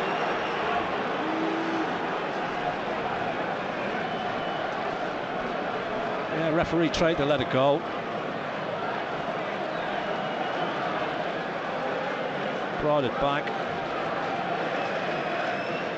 But you were saying about a bright start. That was a good attack that they put together, even if they didn't manage to Gordon's get a shot away. Gordon's getting plenty of space on this left-hand side. Williams is tucking in, and that ball is on. That switch of play is on all the time. Williams is tucked in far too deep there again. There's that ball again. Cher to Gordon in the penalty area, brought down under control, inside. Gordon's gone for it, and his shot hit Wilson in the middle of the box. Now Awoniyi spins away from Cher. Newcastle have bodies back. Awoniyi into the United half. He's got a runner through the middle. Oh, what a ball this is. Nuno Tavares in the penalty area. Back to Gibbs-White. Just wide. What a break that was. Fullback does great, showed a lot of pace. Gibbs-White's got to get it on target. He puts it wide of Dubravka's left-hand post. Big chance. Could be a huge moment in the match early on. Awoniyi carried it. Look at the run, the charge from Tavares. Yeah, but Cher gives up on it. He expects his keeper to come. Keeper can't come there. He just slows down, Cher. I'm not sure he saw him until the last second, and then he left it for the keeper. And Gibbs-White with a big chance, left-footed shot just wide. After some bright early play, they could have been behind. Botman to the feet of Longstaff, behind the halfway line and onto Trippier. Inside it comes to Miley, next to the centre circle. Now Cher. Gordon pulls out towards this near left touchline. Eddie Howe with his arms folded, watches as Gordon receives it, thinks about taking on Nico Williams. It's instead played short to Bruno, back to Byrne, and now Botman. On to Cher, inside again to Botman, centre of Newcastle's half, looking for another navy blue shirt. Here it is, it's Gordon. His first touch takes him back into the United half, and Nico Williams left one in on him there, pushed him. Gordon hit the floor. It's nothing. But the free kick has been given by Anthony Taylor. Byrne to Botman. Would that have been a blue card? Keep a tally and let us know how many potential blue cards there could be tonight. Blue cards. There's supposed to be a trial coming in, maybe not in the Premier League. They've been used for dissent, the sin bins in grassroots football. Blue cards could also be used for cynical fouls. So yeah, that was probably a cynical foul, wasn't it? Possibly. Yeah. Fabian Cher to Sven Botman, every Forest player behind the ball. Newcastle looking to play forwards through the middle. They go to the left to Byrne, back inside, first time to Botman. Trippier starting to make his way up the pitch along the far touchline. Ball is with Longstaff and Botman in the centre circle. Forest through Nicolas Dominguez, the Argentinian international, try to close Newcastle down, but it's Cher to Botman. They're controlling the ball and dictating the tempo in that respect, Newcastle, but still with it around halfway. Almiron with his bright red boots back to Byrne. Now Gordon closed down by Williams. Gordon shifts it inside, and then a good ball across midfield to Longstaff. Trippier's on the outside. Longstaff could carry it and hit, and he does. Sean Longstaff, and Matt Sells got down to push it behind. Oh, he went down in stages, didn't he, Sells? Just bounces in front of him, gets a hand on it, pushes it around that right hand post. First corner kick. Just backed off, didn't they? Backed up, invited him to hit. Just bounced in front of the keeper, didn't he? It's not a bad save, actually, when you see it. Sells away to his right hand side to make the save that has led to this Newcastle corner in the 9th minute. Trippier, right footed, in swinger. Keeper comes off his line and gets a glove to the ball, and it's a corner on the far side. Oh, it wasn't convincing, was it? They've conceded the most goals from set pieces in the Premier League. Something on it, but you wouldn't say it was really convincing. Matt Sells, 6 international caps for Belgium, his 2nd Premier League appearance. Going to face another corner. Newcastle are going to take this one through Miguel Almiron, but not before the referee sorts something out in the box, and it's Dan Byrne and Ryan Yates by the front post. Arms on each other, bit of pushing. They're still at it. Almiron's corner. Oh, it's a really short ball back to Trippier, who's whipped the cross in. Bruno! Oh! Bruno! What a lovely finish. It looked as though they got the corner all wrong, but they got it absolutely right. Almiron back to Trippier. Clearly one they had rehearsed. A whipped ball over, and Bruno on the volley, right-footed, back across goal and into the far corner. What a finish. His 2nd of the season. 10 minutes gone. Nottingham Forest 0, Newcastle United 1. I'm not too sure it was a rehearsed one, because that ball's so short to Trippier. He's just trying to get something on it. He's just thinking this is too short. He just whips it. Look. Great finish, mate. Fabulous finish. Oh, outside of the right foot on the volley, back across. Mid-height. Beautiful technique from a brilliant player. Last time he scored was in the 8-0 win at Sheffield United in September. And an early goal, which they'd been pushing for, has arrived through the right boot of Bruno. Maybe they wanted to do that, but Almiron's ball was almost intercepted, wasn't it? Here's Anthony Gordon, looking sharp and lively. Certainly not looking like he's been carrying an injury. Wilson, edge of the area. Wilson trying to take it around a defender. They want handball. They now want a penalty, Newcastle. Referee says no to both. And Sells has the ball in his hands. No chance of penalty. Just played the ball off and Longstaff. No appeals whatsoever. Well, Longstaff and Wilson were asking questions to the referee, but play has resumed.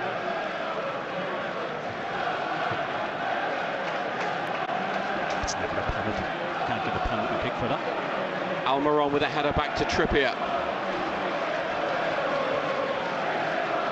3,000 away fans on their feet. Arms in the air. Singing the Bruno in the middle song.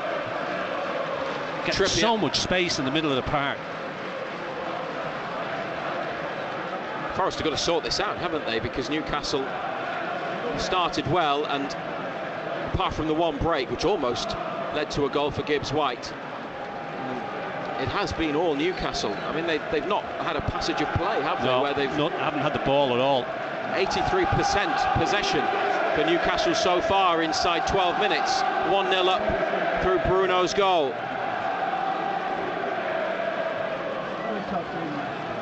Byrne to Botman, 5 yards in front of the penalty area. Trippier's going and he's playing in midfield now, Trippier. It's like Manchester City, isn't it? What they do with their inverted fullbacks. Shares almost as a right-sided centre-half in a 3. It is like they've got a 3. Trippier's in there in the middle. Look, you can see alongside Miley. Bruno's pushed There's right that ball on. again. Nico Williams cuts it out with a header before it reaches Gordon. Bruno got a shove. It hit his hand. It looked like he was fouled. Nottingham Forest have won it back, and then Miley, great work from Miley. Really tidy play. Gordon likewise. Miley back to Byrne in the Newcastle half. And safely with Botman as Nuno stands on the touchline, arms folded. Eddie Howe now joined by Jason Tyndall, who has a word with the manager. And Almiron on the right wing, down the line for Longstaff, and there's no offside against Sean Longstaff, who brings it back and then wins a throw 25 yards from the goal.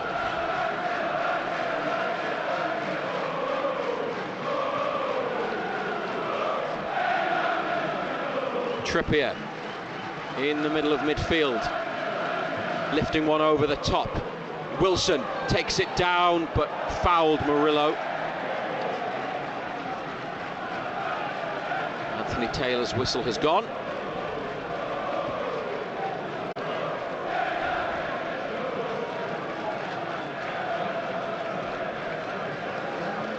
I don't think he can have any too many complaints.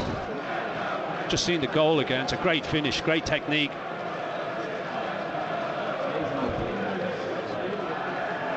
The free kick then taken by Sells. Trippier's at right back again, and then he comes into central midfield. Just almost playing in like a diagonal line, isn't he, between right back and the middle of the park. And then when he comes into the centre, Cher goes out, and it's Trippier and Miley holding. Bruno's really pushed up. Look at he's the second most advanced player along with Wilson, and then you've got a line across midfield of Gordon, Longstaff and Almiron. It's something different from Eddie Howe, and he hinted at this yesterday at his press conference, that he'd been looking at other ideas and solutions, talked about the midfield dynamic. He also made comments like that after the Luton match, and this is clearly the something different. Yeah, and up to now it's working very well. Forest haven't been able to get close. They need to, what Forest need to do is they need to sort it. They need to go man to man. They need to say, we're going to go man to man, go and push in and Trippier, stop them getting it. Because at this moment in time they haven't been able to get a foothold in the game at all. 1-0 to Newcastle. Bruno, the goal scorer. Listening to BBC Radio Newcastle, and we're also on BBC Sounds. Fabian Cher on his way. How far has he carried the ball? Nobody coming near him. Now Dominguez closes down.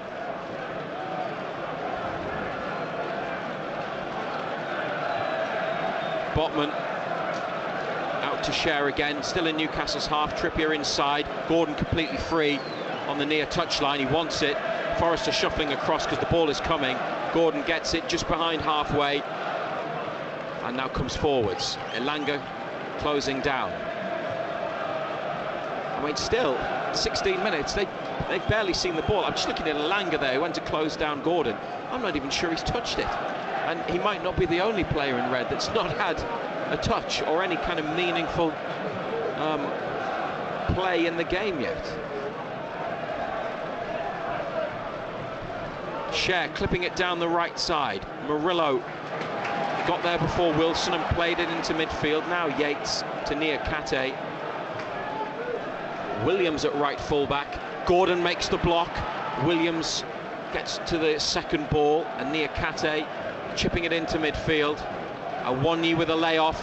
Now they look for Elanga in behind Byrne, and he's got away. Anthony Elanga into the penalty area. Dubravka gets down to make a big save. And then Miley clears. Huge save. Well, he's finally had a touch, Elanga. Yeah, but it just shows he just got in behind, had the pace to get away from Dan Burn yet again. Ball was played. Keeper's made a big save. Because if that had gone in, you know the questions that would have been asked. Well, the ball was played inside Byrne, and Elanga ran from the wide position, took it on into the box. Trippier makes a couple of challenges on the far side and then gets a ball forwards for Longstaff, and they're trying to go the other way towards the goal at the left. They've already scored once, Newcastle, and they put an end to this attack and go back to Cher, and now Botman. Eddie Howe is marching back to the bench, picks up a water bottle and his notepad, and Trippier on the ball in midfield. Once he got away, Elanga, Byrne was never catching it. No.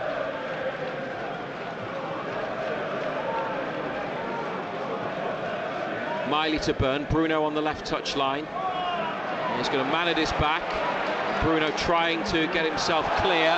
Ball's gone out. Forrest want to throw, but Yates is all over. Free kick. Yates is rugby tackling him. It's just far too tight on him. The free kick is being taken from the wrong position. They will do it again. The speed from Elanga. Left, took it on with his left, carried it all the way with his left, and then had a shot with his right. That touch just got away from him, and it got far too close to Dubravka, who just spread himself. It was a poor touch, wasn't it? Long ball forwards by Newcastle. Forrest header on. Miley towards Bruno. Fair challenge in the middle of midfield from Ryan Yates, the home side's captain. Back from suspension, he missed the cup replay because he was banned. Came through the academy at Forest. Ryan Yates 1-0 up through Bruno's goal. Nico Williams to Moussa Niakate, centre half, who's in the middle of Newcastle's half, and then his ball has gone into the centre of the pitch, and then they attack down the left side. Hudson-Odoi comes across, and it's Elanga. Forward ball for Williams. Too much on the ball, and Nico Williams collides with an advertising board. He couldn't slow down in time, but he's okay. He was never getting there. So it's a goal kick. Yeah, it was a poor ball, wasn't it? Never really gave him a chance.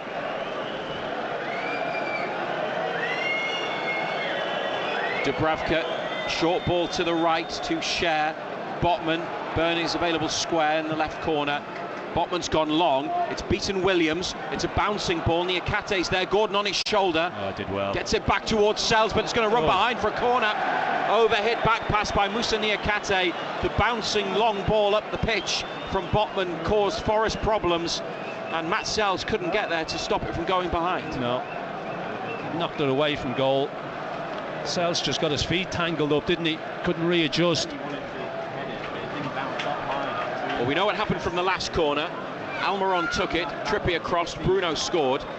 This time Trippier is going to take the set piece. 21 minutes. A goal up.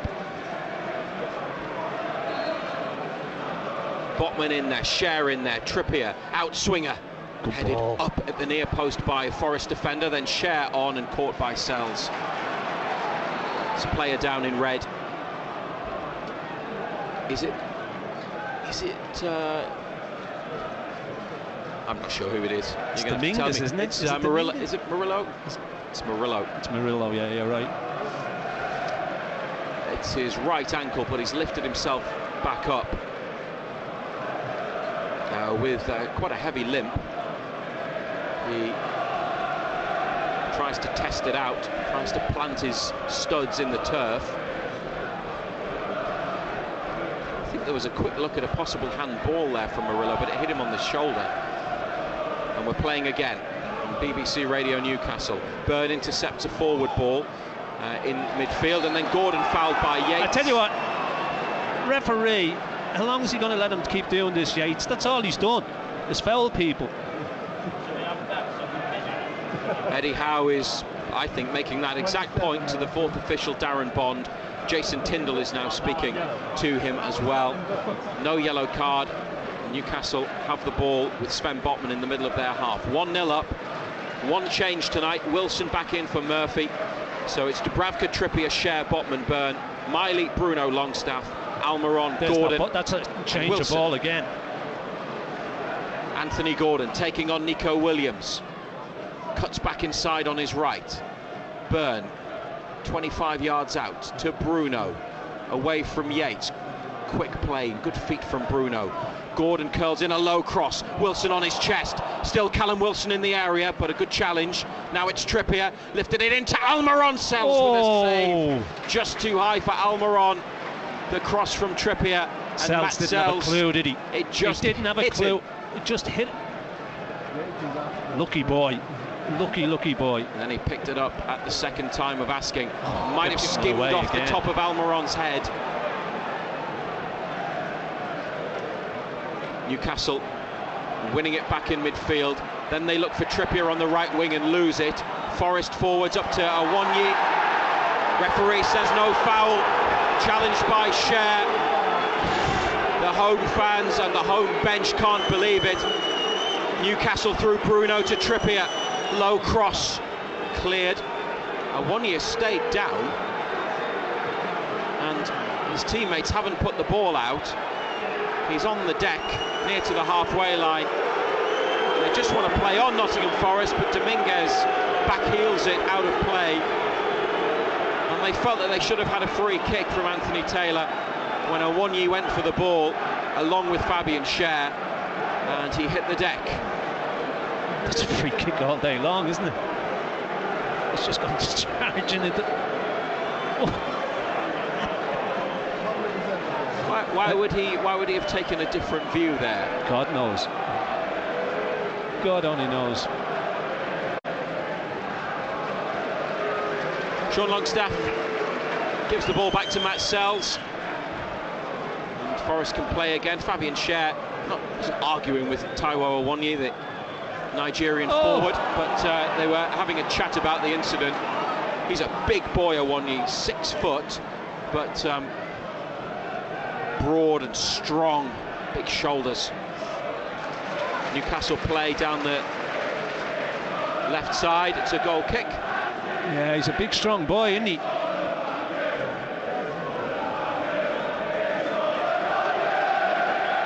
Home fans singing songs about the referee. Sells to Murillo. Trippier heads on and out of play from a ball that was pinged up the left wing. They've won 3 times at home in the Premier League. Sheffield United, Aston Villa and Manchester United just before New Year. That was actually the last time Forest won a game in 90 minutes, because they're 2 FA Cup victories, but both come in replays. One after extra time, one by penalties. Brilliant from Bruno, lifting it over the head of Forest midfielders and then lobbing a ball out to the right wing for Almiron. Superb stuff. Then Almiron's ball aimed towards Longstaff, given away, and Space in midfield for Gibbs White to lead the charge up the pitch, looking to thread it through away from Byrne, and Elanga slides it under Dubravka, who came to the edge of the penalty area. Nottingham Forest cut through Newcastle United, straight through the middle, and Elanga slides it home, and it's 1-1.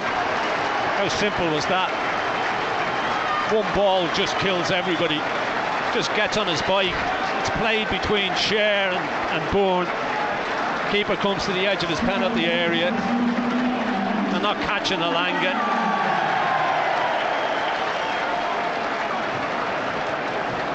They had the ball on Gibbs the White attack. again, isn't it? Just gets on his bike. What a ball.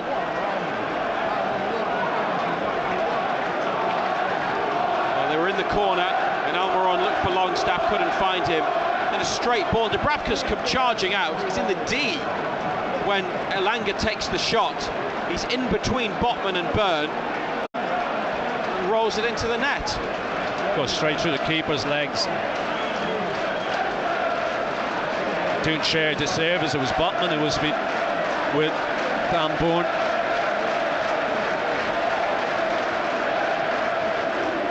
Fifth goal of the season for Elanga, Swedish international.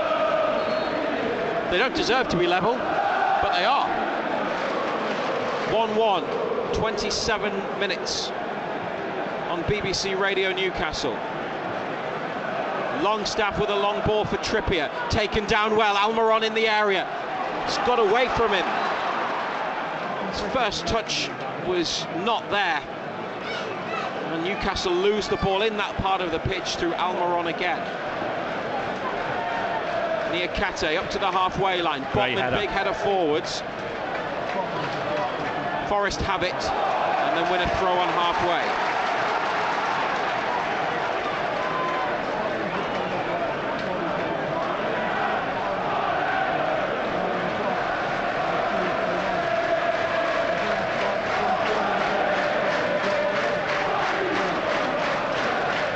Nico Williams. Diagonal ball back into midfield. Dominguez to Nuno Tavares. And the fullback in his own half of the pitch to Murillo. Onto the left wing, but it's out of play before it was controlled by Hudson-Odoi. Quickly taken throw by Trippier to Longstaff and back to Cher, who now comes forwards. Cher's pushed it down the line, it's gone out. Yeah, different complexion on the game now, isn't it?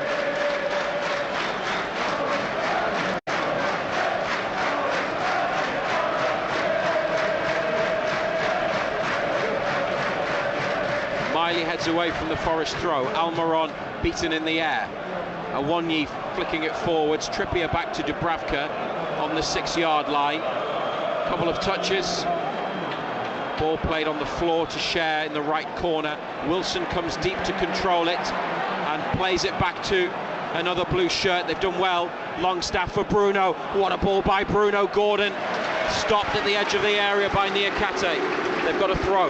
Yet again, they do Yates in the middle of the park. Ball sprayed, good defending in the end. Niakate gets himself over and sticks it out of play. Byrne towards Bruno. Forest say it's handball. It's going to be a throw. Is it for the home team or is it handball? It's their ball anyway, Nottingham Forest. I think it's just a throw. No, it's handball, isn't it? Yeah, they have given the free kick. It's near to the... Well, it happened near to the goal line, just wide of the penalty box. Another ball played through the midfield for the Forest equaliser for Elanga. Just a straight ball, wasn't it? Botman wins a header behind Awoniyi. Yates headed down by Byrne, edge of the area. Awoniyi, Botman with a block, Cher with a clearance. Gordon, good first touch by Gordon. Nottingham Forest win it back with a sliding challenge. Awoniyi now to Elanga. The cut back for Gibbs White. Trippier with a clearance out for a throw. It's going to be Newcastle's ball. Last touch was off a red shirt. The complexion of this game's totally changed since their equaliser.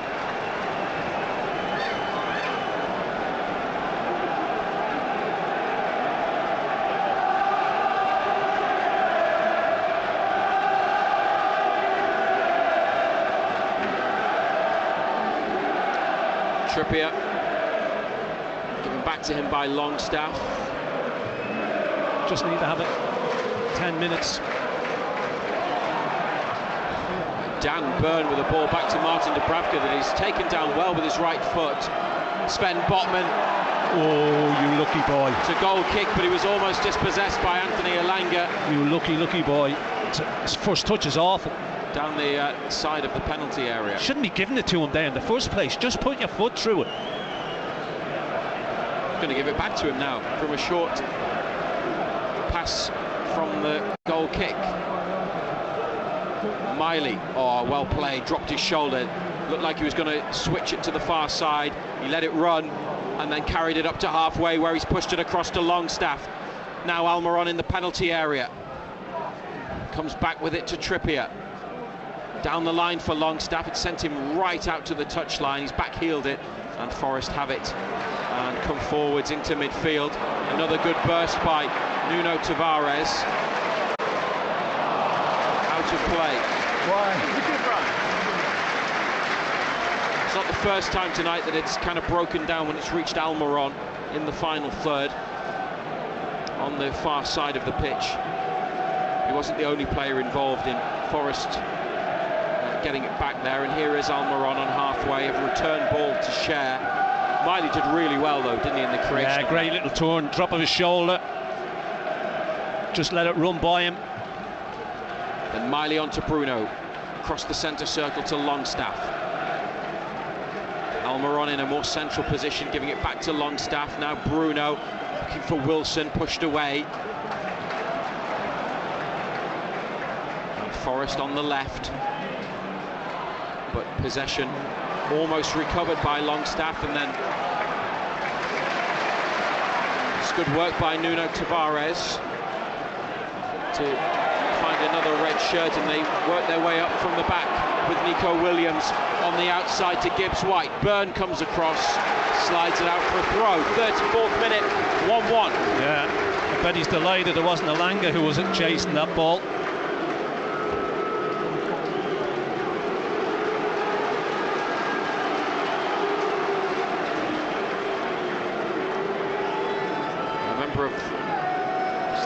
Forest staff, it's probably a ball boy, but an older one had a blue towel that they've just dried the yellow ball with and given it to Moussa Niakate, the centre back. Long throw from 20 yards out. He's on its way into the box towards the near post, headed away by Botman, and it's another throw.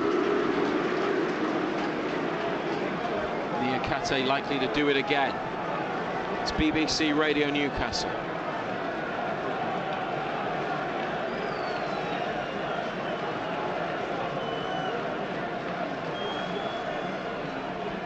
Into the 6-yard box, headed away. Dominguez went for the volley and missed his kick. Almiron chases the ball back to Tavares on halfway, and Forest play it to Sells a few paces in front of the penalty area. Long ball through the middle from the keeper. Byrne's got to watch it. Nico Williams is making the run. Byrne plays it against Williams, and they have a throw. Looks a nervous wreck, the boy, doesn't he?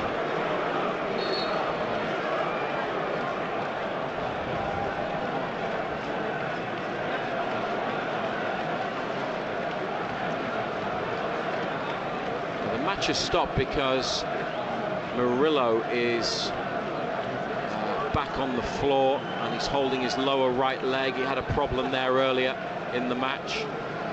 Jason Tindall and Eddie Howe are having a chat with Anthony Gordon at the moment. Dan Burn is ready to restart play with a throw. 10 minutes to half time, 1-1. John Anderson. Yeah, I mean, everything was going swimmingly. You know, we were in total control of the game. Forest hadn't seen any of the ball whatsoever.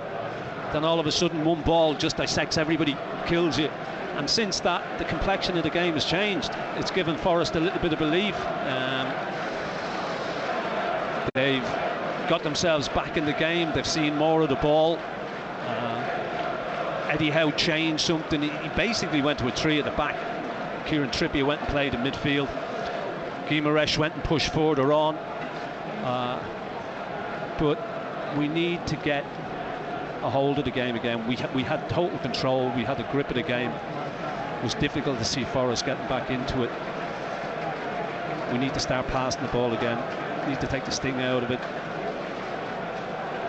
But as I say, the complexion of that with that equaliser has changed the game.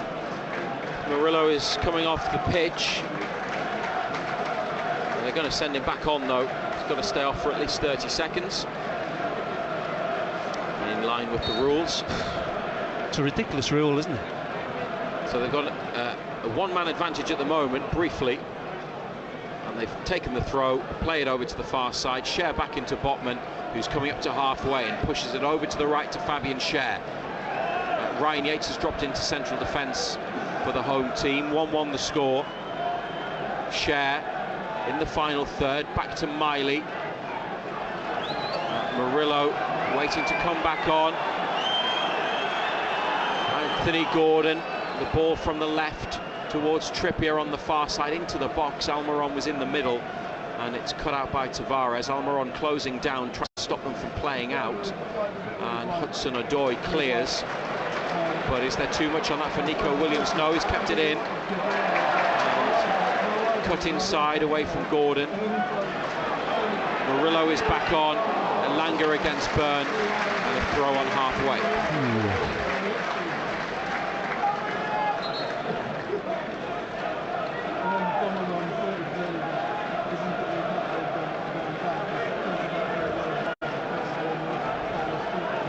Dominguez makes a run. So does Yates, and it is Williams' ball to Yates. Then a foul by Miley on Williams on this near touch line.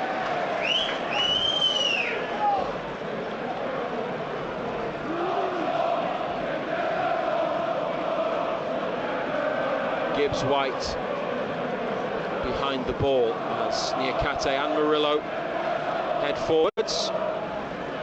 And Niakate, the tallest Forest player in there, I think at 6'3". Newcastle are 10 yards or so in front of the penalty box. Dubravka is almost on the penalty spot. Gibbs White plays a short ball into the centre of midfield and gets it back again, then rolls it down the line to Elanga. Williams with a low cross. Wilson cuts it out by the front post. Botman away.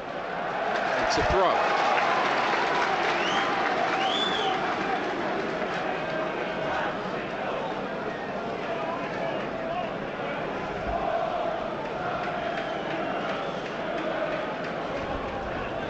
He's not had an opportunity yet, has he, Callum Wilson?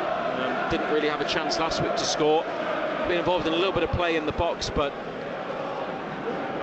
waiting for that moment.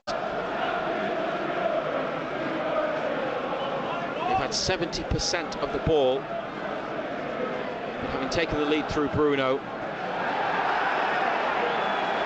Forest got themselves level through Elanga. Foul on Bruno as he was coming away from the Newcastle box. So they won the ball back from the throw.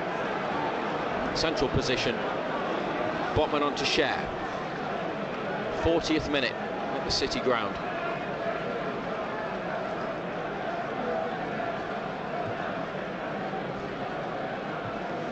Botman onto Longstaff, and now Schär. You can see Schär's looking for this switch again. And it's on. If he plays it to Gordon, there it is. Here it comes. It's found Gordon, a couple of bounces, 30 yards out. Gordon takes it away down the left wing, still going Gordon, low cross, not a bad one, volleyed clear. Bruno tries to win it back, and Gordon into challenges on Williams, trying to prevent the ball going behind for a corner, and he's done that, but he's cleared it into midfield to Miley. Byrne down the line for Bruno. Sven Botman. And Fabian Schär just behind the halfway line, back inside to Botman. Bruno Guimaraes gives it back to Botman. Longstaff to the right of central midfield. Gordon on the left touchline. Dan Burn on to Anthony Gordon. He's getting so much space. Take on Nico Williams. He's cutting field away from him. Up to Wilson, edge of the area. Wilson's touch a bit heavy, but he's managed to keep the attack alive by finding Bruno, who gets tackled by Dominguez, fouled him, but play goes on because there's an advantage for Forest. And here they go through Hudson-Odoi, just outside the area to Elanga. Elanga's cross, Schär with a header, and that's going to be a Forest ball. I think it's a corner rather than a throw. Referee played the advantage and they almost made it count. They did, yeah, good referee. Just shows when they break, they've got pace. Dominguez does well, wins it off Guimaraes, and then all of a sudden Hudson-Odoi is away and Longstaff's not catching him. Well, Elanga's pacey, Hudson-Odoi is rapid as well, the former Chelsea winger. Got one on either side, causing problems. Morgan Gibbs-White with a corner from the right. An out swinger, Dubravka, easy catch. It's awful. He's having a look, Dubravka, and he's gone for a quick throw. Over arm to Schär. And on the outside of him is Trippier. Fabian Schär has stayed up in a midfield position. And he's passed the ball back towards Dubravka. Yates again. How many times is he going to let him keep doing it? Well, that's at least 3. It's more than that. No yellow card again.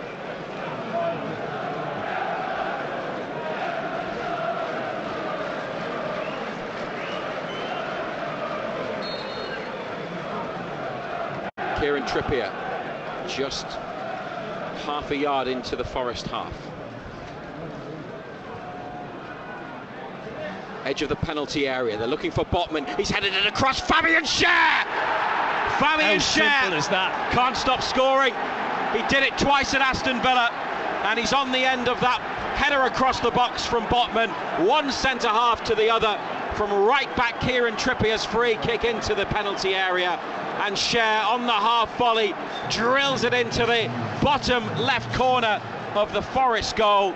And they are back in front with 2 minutes to half-time. Nottingham Forest 1, Newcastle United 2. Just so simple. Ball's played in. Nobody in a red shirt goes and attacks it. It's a simple finish. Got to defend that better. Nobody wants to defend anymore. Nobody wants to put their head on it. It's just headed straight back across goal. Simple finish. Schär with his right, driving it into the bottom corner. And that is his 4th of the season. Takes him level with Dan Burn for goals. One behind Almiron. Forest kick off. Well, they needed that. Yeah, they did, because the complexion of the game had changed to a degree. Goals change games. This is Miley. There's a ball lifted forwards by Longstaff, left-footed. Forest win it back, then Miley into a challenge near to halfway. It's looped up, and Almiron and Trippier, and now Botman. He cut across it and tried to find Almiron far side. Won back by the home team, and Elanga, he's let that run, and Burn plays it down the line. Wilson getting close to Niakate, but the Senegalese international defender does well. Plays it back to his goalkeeper. Matt Sells, beaten twice tonight, made one good save from Longstaff and made another stop from ball into the box, which may or may not have been flicked on by Almiron. I don't think Dubravka's made a save, has he? No. 5 minutes of additional time, the minimum period at the end of the first half. Elanga down inside the area, nothing given by Anthony Taylor. Forest fans going mad behind the goal.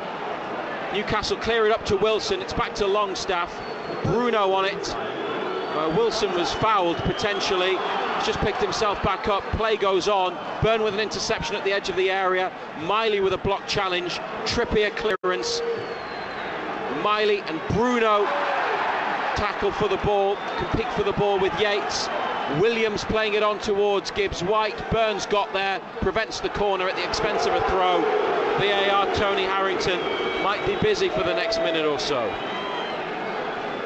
What do you think? No, I don't think that's a penalty. I don't think there's anything in that at all. The referee's gone to talk to Anthony Elanga. He knocked it in around Byrne and Gordon. Oh, there is a pull. Outside the box, though, isn't it? Byrne outside the box. It was Gordon who pushed him. I thought it was Byrne who pushed him, and then maybe Gordon as well. Watch. He's looking at Elanga and not the ball, and he's just pushing him. They both had hands on him. Forest take the throw. Byrne clears. Williams whips in across. Dubravka catches. It looked to me, we'll need to see it again, and you might have the chance to see it as well yourself at half-time, as though Byrne gave him a bit of a shove, and then on the way out from outside Gordon the helped box, him further down. As he was almost on the floor, Gordon made sure. This is Anthony Gordon on to Wilson. Tries to pass it inside to Bruno. It's intercepted. Then Wilson with another ball towards Gordon. Niakate back to the keeper. Almiron closing down, but sells away. Gibbs-White heads on. Botman did well. Stuck out his leg and cleared it, and then Trippier forwards. Dominguez on the near touchline, back to Williams. 2-1 Newcastle. Trippier with a header, Longstaff to Miley. He's let it run and then played it to Byrne, up the line towards Gordon, away by Dominguez. Byrne header into midfield, Almiron. Not the best touch, but they've got it to Longstaff and through a gap in between midfield and defence, and Bruno can get them forwards. Onto Wilson in the penalty area. Callum Wilson trying to line up a shot. He's going to run for a throw. Didn't have the space in the end, really, Wilson, for the shot, and Murillo defended it. Tried to prevent it from going out, but couldn't. And they are about 15 yards out with this Dan Byrne throw.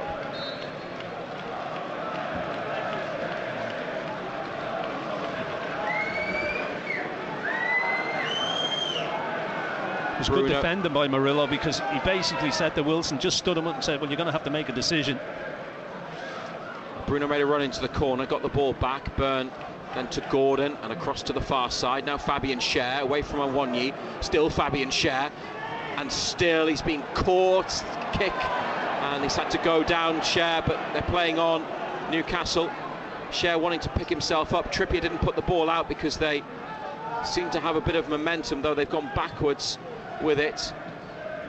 Schär is up, he's in midfield, but he's limping. Miley back to Botman, still limping Fabian Schär, out of position, but Newcastle have kept possession of the ball. Now they've lost it. Longstaff, a clipped ball up the line towards Almiron. Botman. Good defending, good defending, strong. Got between ball and man. Schär will need to be looked at half-time. He's now back in his position alongside Sven Botman, but clearly a bit sore.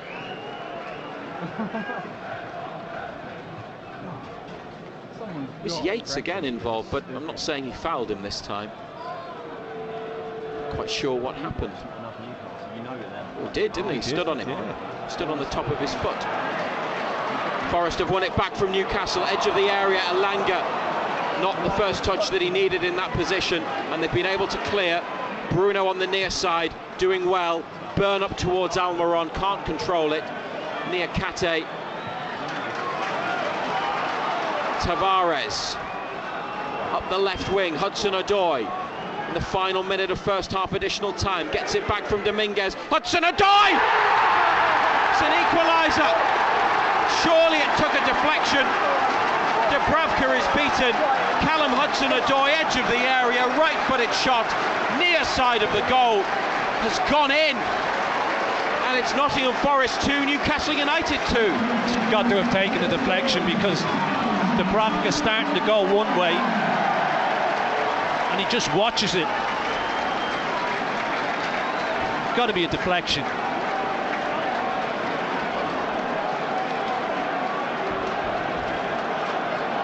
It's off Miley. It's clipped off Miley, looped up. Yeah, not a great deal he can do about it.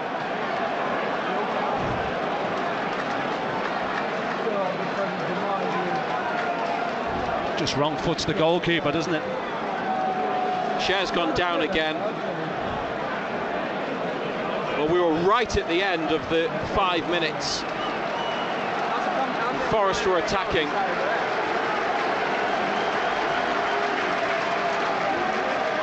Well, the two wide men, Alanga with the first equaliser, Hudson-Odoi with the second. And they looked as though they were going to be in the lead at the break, a lead that they will feel that would have been merited. But they've let them back into the game. The deflection's unfortunate on Miley. Dubravka can't stop the shot going in. There is the half-time whistle from Anthony Taylor. Hugely frustrating. 2-2. Yeah, started the game so well, totally dictated the pace, deservedly went in front. Looked well on top, and then one ball just kills us straight through the middle. They equalise. The complexion of the game changed a little bit then, gave Forest a little bit of momentum, gave them a little bit of belief. They had a bit more of the ball, and then we got a free kick, just straight free kick played in. Forest don't defend it well at all, and it's a simple finish for Cher. And then right into death, they equalise with a deflection. Keeper's going one way, deflection takes it. Not a great deal he can do, and we're 2-2 at the break. Fabian Cher leaves the field next to the physio, and we'll wait and see whether he emerges for the second half. Twice in front, but making this much harder than perhaps it ought to be.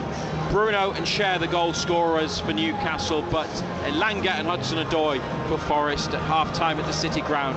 It's 2-2. Matt Bailey at breakfast. Hollywood actress Jessica Biel has revealed she's been eating stuff in the shower. Shower-appropriate items like cereal or yogurt, coffee, tea. Yogurt? A shower-appropriate food? I mean, that is not shower-appropriate for me, Colette. It's not, and it sounds quite stressful, trying to eat a yogurt while you've got shampoo on your head. It's making me panic, the idea of it. I wouldn't know which one to put where. I'd find that I'd end up washing me bits with yogurt. Do you know what I mean? I'm like, oh no, that was supposed to be shower gel. Matt Bailey at breakfast. Back Monday morning from 6. BBC Radio Newcastle. Dominic James back in the BBC Radio Newcastle studio at half-time. Nottingham Forest 2, Newcastle United 2. Bruno gave the Magpies the lead. Anthony Alanga then equalised. Fabian Cher thought he'd put Newcastle in winning at half-time, but then Hudson-Odoi with a deflection off Lewis Miley means it's 2-2 at the break. Back to the City Ground for second half commentary with Matthew Raisbeck and John Anderson. Very shortly earlier in the Premier League, in the earlier kick-off, Manchester City beat Everton 2-0. Fulham 3-1 winners over Bournemouth. Liverpool 3-1 winners over Burnley at Anfield. Sheffield United going away to Kenilworth Road, winning 3-1 against Luton. Tottenham beat Brighton 2-1 and needed a 96th minute when Brennan Johnson with the goal for Tottenham there. Brentford beating Wolves 2-0. Tony again scoring for Brentford. Our first commentary game here, though, on BBC Radio Newcastle was in the Championship. Sunderland's 3-1 win over Plymouth at the Stadium of Light. And after the game, our Sunderland commentator Nick Barnes had a chat with the Black Cats head coach Michael Beale. We had some honest words at half-time. Got out early for the second half, and I thought from the moment the second half started, we were much better, much better. And we scored 3 excellent goals. Thought it was a game. 4 goals were all good, weren't they? But our 3, I'm absolutely delighted with. And we're mixing around the goal scorers now. That's the second home game. We scored 3 goals, so 6 in the last 2 home games. Huge positive for us. Michael Beale there, the Sunderland head coach, talking to our Sunderland commentator Nick Barnes. The full interview is available on BBC Sounds. Barnes also been speaking to the Sunderland midfielder Pierre Ekwa, so that's available to listen to as well. Just quickly then, Rugby Union in the Six Nations, England versus Wales at Twickenham in the Six Nations got underway at 4:45, and we've got about 8 minutes left to play. It's England 16, Wales 14. Another really tight game. Some really good matches so far in the Six Nations earlier on.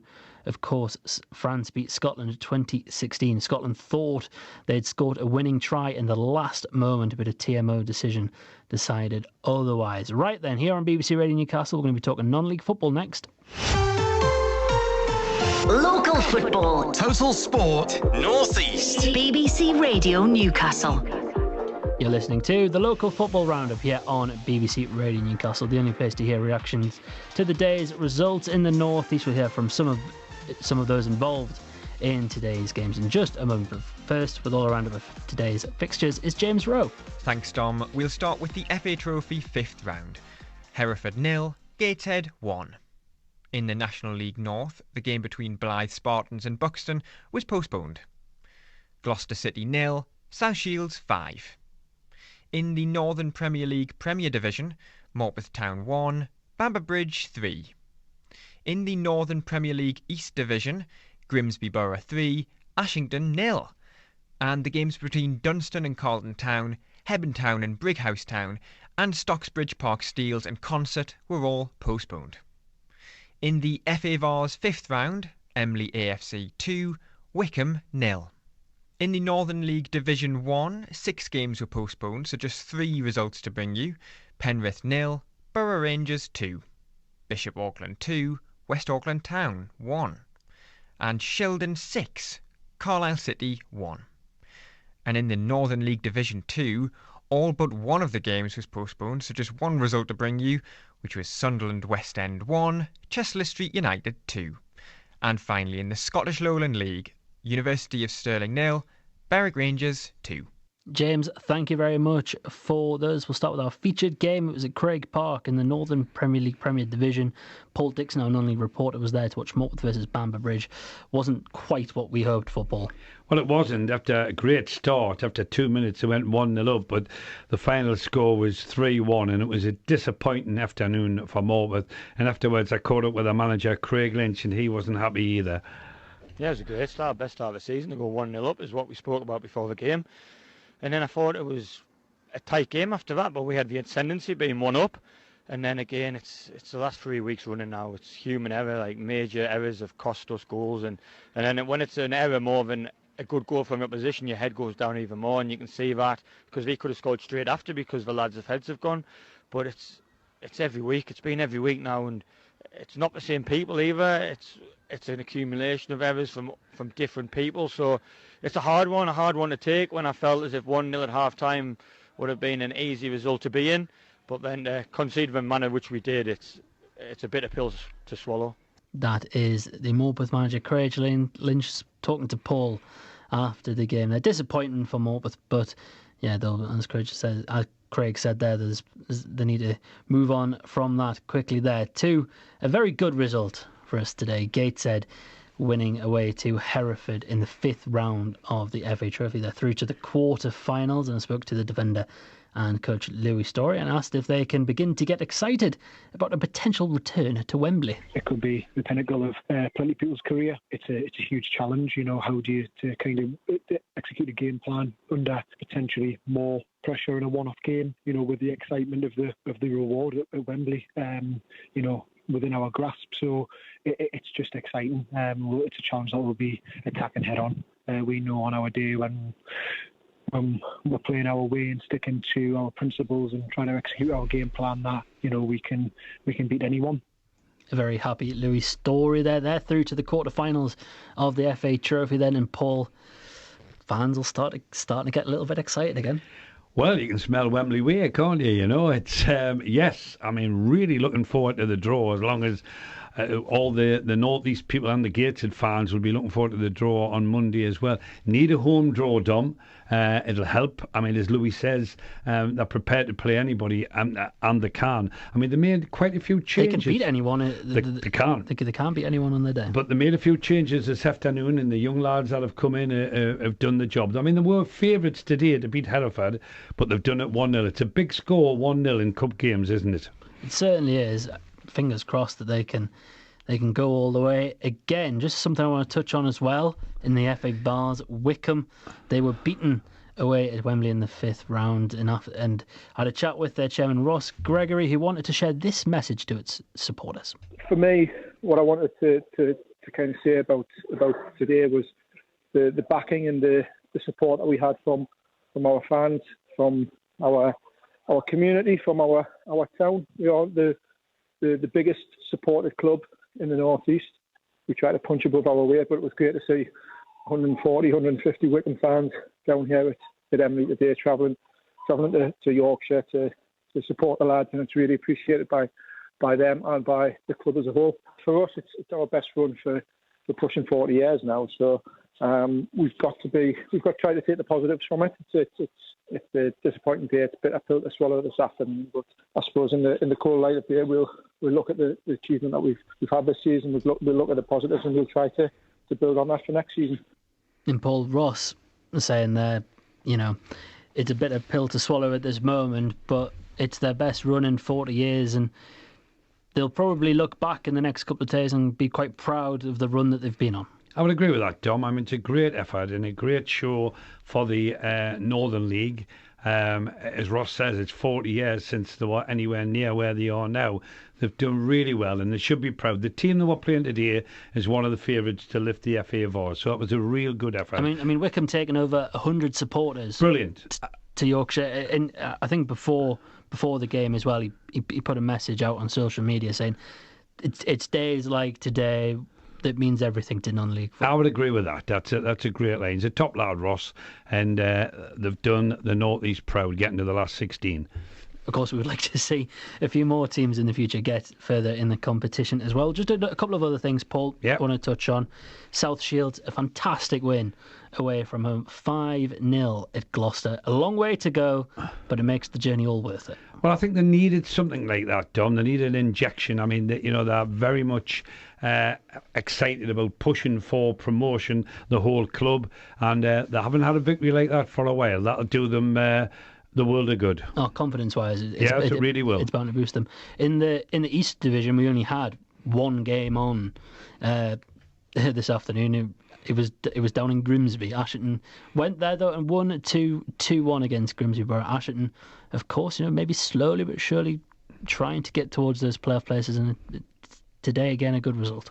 Terrific result. I mean, Ian Skinner, I'll be really pleased with that. They've had a bit of an up and down spell lately, Dom, but to go to Grimsby today, they'll be happy travelling on the way back from there. Certainly will. And Berwick winning as well today. I think that's 4 on the bounce for Berwick now in the Lowland League. So good results for them as well. Thanks to Paul and to James. That is the local football roundup here on BBC Radio Newcastle. We'll return at the normal time next week of 5:45. Elsewhere today, in Rugby League's Challenge Cup, the Newcastle Thunder were away to the Sheffield Eagles, lost 88 points to 12 there. In the basketball today, last night, the Newcastle Eagles won 105-93 against the Caledonian Gladiators. Today, in the WBBL Championship, the Durham Palatinates lost to the Nottingham Wildcats 75 points to 65. And then just quickly to recap on the rugby, in the Six Nations, into the final stages at Twickenham between England and Wales. England leading by 16 points to 14. We'll hopefully give you some reaction at full time after the Newcastle game, which means we are now going to head back to the City Ground for then second half commentary of Nottingham Forest versus Newcastle United in the company of Matthew Racebeck and John Anderson. Half-time highlights. Total Sport Northeast. BBC Radio Newcastle. Almiron's corner. Oh, it's this really short ball back to Trippier, who's whipped the cross in. Bruno! Oh! Bruno! What a lovely finish. It looked as though they got the corner all wrong, but they got it absolutely right. What a finish. His second of the season. 10 minutes gone. Nottingham Forest 0. Newcastle United 1. And space in midfield for Gibbs White to lead the charge up the pitch, looking to thread it through away from Byrne, and Elanga slides it under Dubravka, who came to the edge of the penalty area. Nottingham Forest cut through Newcastle United, straight through the middle, and Elanga slides it home, and it's 1-1. Edge of the penalty area, they're looking for Botman, he's headed it across, Fabian Schär! Fabian Schär can't stop scoring, and Schär on the half volley drills it into the bottom left corner with 2 minutes to half-time. Nottingham Forest 1, Newcastle United 2. Final minute of first half additional time. Gets it back from Dominguez. Hudson-Odoi! It's an equaliser. Surely it took a deflection. Dubravka is beaten. Callum Hudson-Odoi, edge of the area, right-footed shot, near side of the goal, has gone in. And it's Nottingham Forest 2, Newcastle United 2. Total Sport North East. Matthew Raisbeck and black and white legend John Anderson. BBC Radio Newcastle. And here we go for the second half at the City Ground. 2-2, level at 2 apiece at half-time for the second week running. Newcastle. That's what it was against Luton last Saturday, and it's how it is after 45 at Forest. Just waited to see if there are any changes at half-time, but I don't think there are. Dubravka, Trippier, Cher has come back out after taking that knock to his foot. Botman, Byrne is out there, Bruno, Longstaff, Miley, Almiron right, Gordon left, Wilson up front.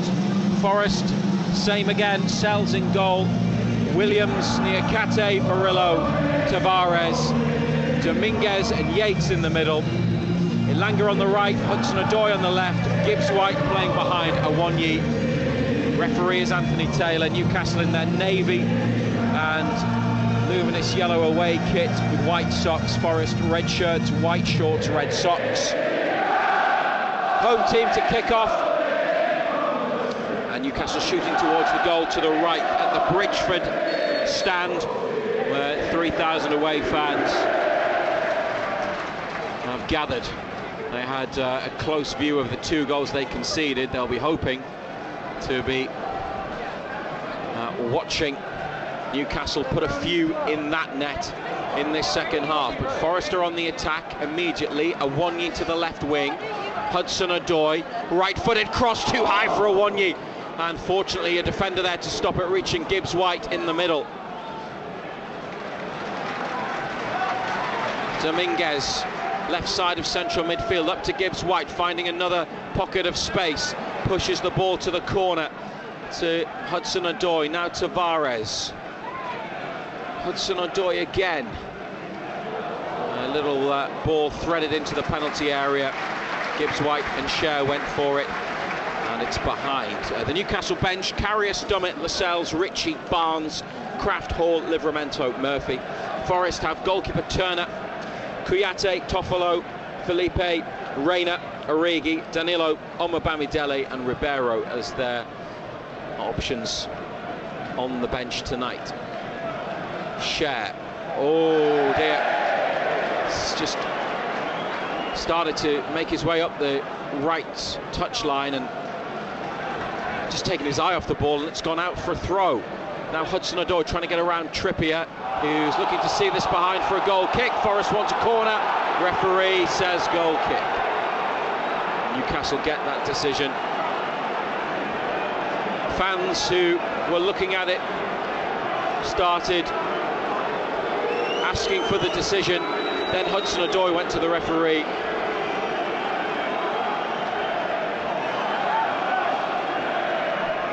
It's bounced up, and I think it might have hit Trippier. Did hit Trippier. Did it hit him on the chest or the arm? Oh, it's his hand. It's in his hand, outside the box. And they don't even get a corner.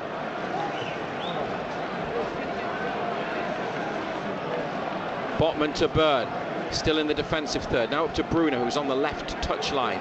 He's got a man at his back. On the floor, Bruno plays it back to Byrne. Botman to Dubravka in the 6-yard box. Now Cher, left-footed pass to Trippier in the corner, pushed forwards. Wilson beaten easily to it by Murillo, and then Forest have actually inadvertently put it out. A couple of things I want to ask you about, Ando. Firstly, at left back, Dan Burn has stayed on. Is that the right decision for you, based on what happened for the first goal? That wasn't his fault. I'm not saying it's his fault, but a lot of fans will be asking the question why a change wasn't made, taking that into account, and last week. Well, I don't think it's his fault for the first goal. I mean, it's a straight ball between him and Botman. The boys just done both of them for pace. I think you can look at your goalkeeper as well, coming to the edge of his box where there was no real need for him to come, to be fair. I don't think Dan Burns done an awful lot wrong in that first half, if I'm perfectly honest. What about up front? Because Callum Wilson hasn't seen a lot of it, has he? No, and as you might expect for a first start for 6 or 7 weeks, is perhaps not the electric Callum Wilson when he's but he hasn't got having on a run. The bench. You know, if you're looking for like, there's nothing on the bench that. Oh dear. Longstaff to Almiron, back again and then out of play in the Newcastle half on this near side. Dominguez with a flick, it's kept in by Tavares. Very close to going out of play, but the left back did well. Niakate, and they move it over to the far side. Into Newcastle's half now. Yates. He's got away from Miley in midfield and rolled in. Awonyi in the penalty area. Awonyi scores! Offside. Flag's gone up. Taiwo Awonyi beat Martin Dubravka from the right side of the penalty area. Dubravka got down really low and he just put it over the top of him. But the flag from Adam Nunn, far side of the field, went up. And Awonyi is offside, and he is offside. It's his correct decision and not a difficult one. He is off, isn't it? You say so. You can see on the replay there. It's a good finish, mate. Newcastle. Bright start the second half by Forest. 2-2, but almost 3-2 down. 50th minute. Not really had the ball in this second half. Longstaff, that's a nice turn. Did well away from Nicolas Dominguez. Gordon on halfway, on the touchline. Can't go forwards. Back to Miley. Under pressure from Gibbs-White. Back to Botman. Forwards towards Longstaff, who almost lost it. But Sean Longstaff did well again and pushed it on to Miley. To the right of the centre circle. Over halfway. Almiron with Trippier on the outside. He's given it to Longstaff. Red shirts get behind the ball. Miley plays it to the feet of Byrne. It's on the outside of Gordon, who came infield, and it's gone for a throw. They've not got it together yet in the 6 minutes that we've played in the second half. No. Lack of communication, wasn't it? Weren't on the same wavelength, Byrne and Gordon.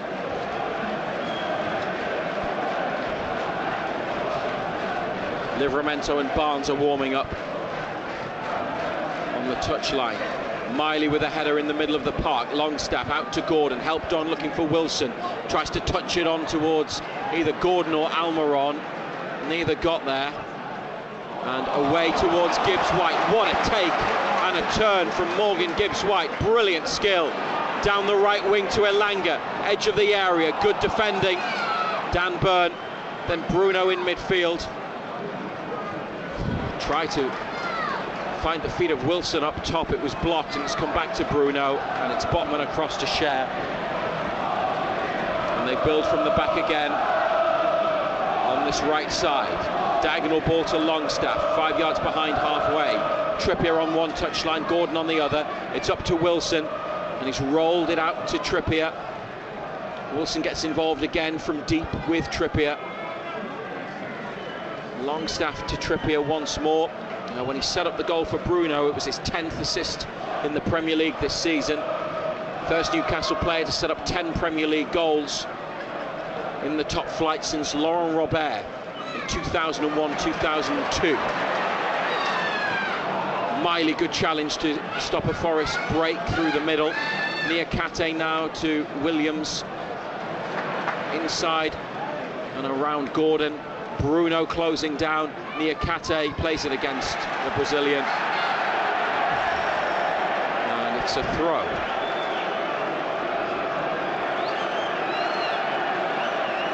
Bruno let out a big roar in the direction of the away fans as he stopped the Niakate pass.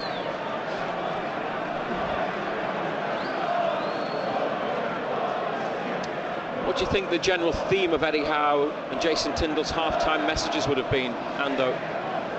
Got to defend better. Almiron took the ball down, then took it inside and gave it straight back to Forrest, but he makes amends with a good recovery challenge in the corner. Miley out to Almiron, 10 yards or so up from the penalty area, then back to Miley, under pressure from Gibbs-White, no foul. Tavares, well, that's almost gone for a throw, the shot which came off the outside of his right boot. Yeah, it's a swinger, isn't it? Seeing glory.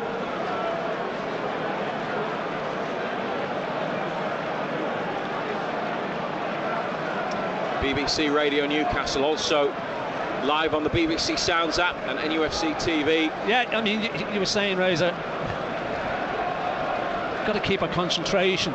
You know, we were in control of the game. Get back to what we were doing in that opening 20 minutes when we totally dominated the game.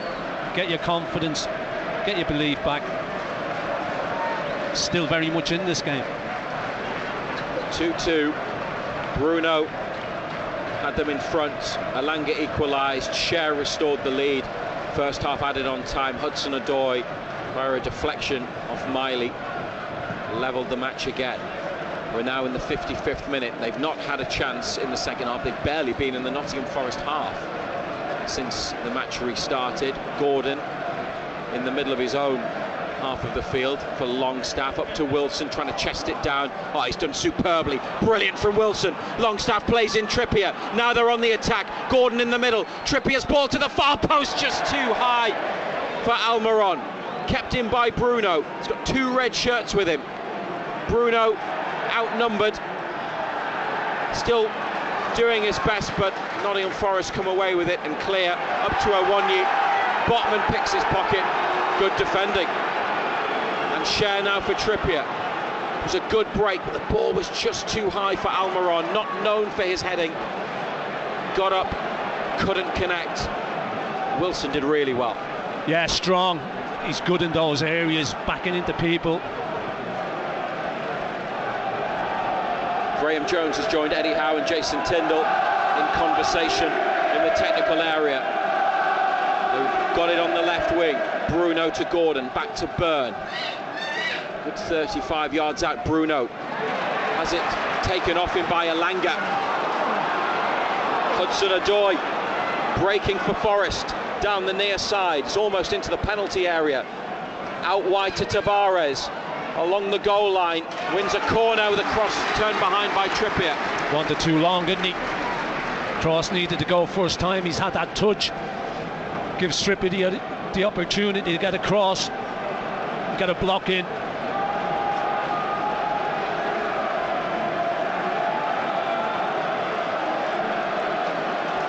Goal to our left side.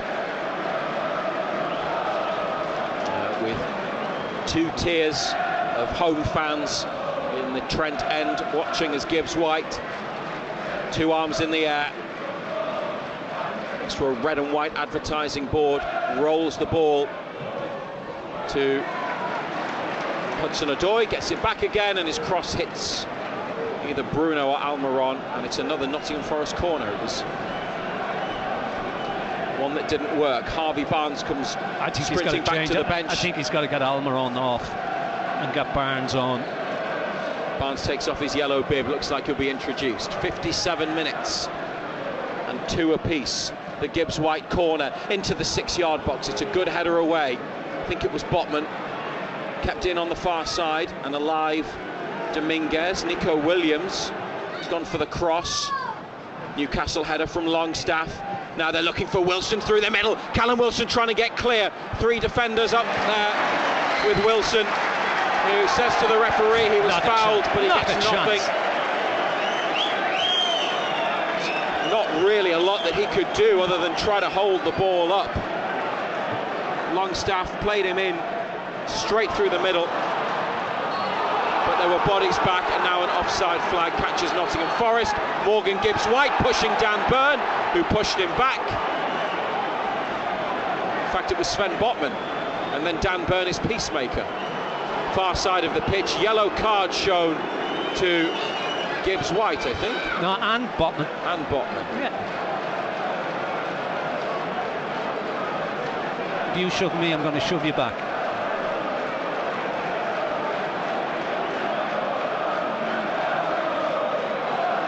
And they didn't like the offside decision.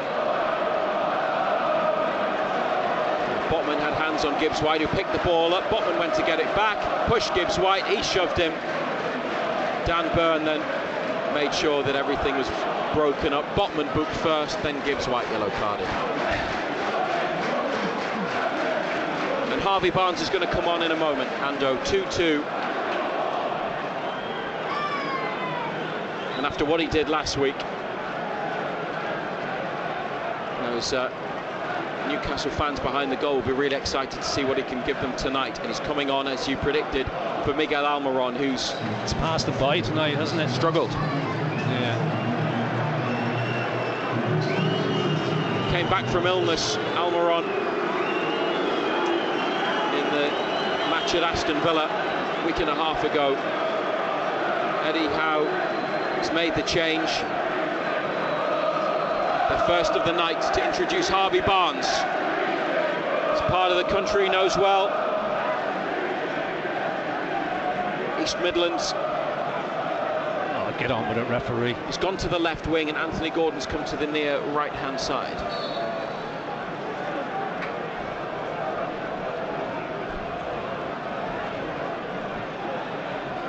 We're playing again. BBC Radio Newcastle, 2-2. Botman.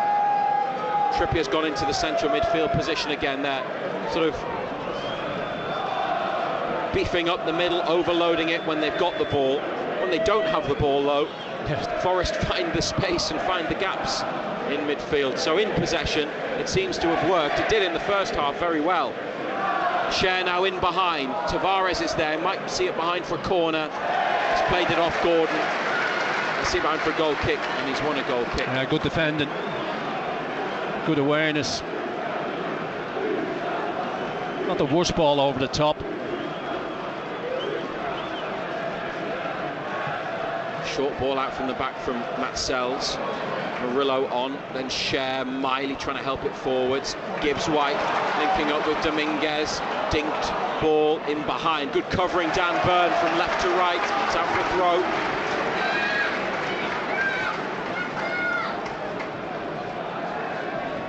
Tavares takes it, Gibbs White back to the Portuguese on loan from Arsenal.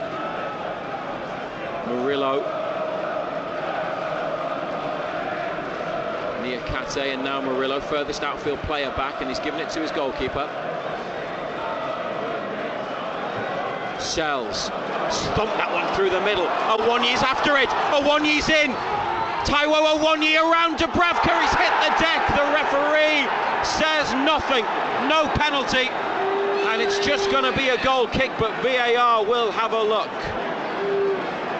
What a ball forward by Sells, but over the top. But it's a straight ball, Razor, saying what a ball. It's a straight ball, it beats everybody. One centre-back's got to drop. It kills you. No, it's a straight 70-yard ball.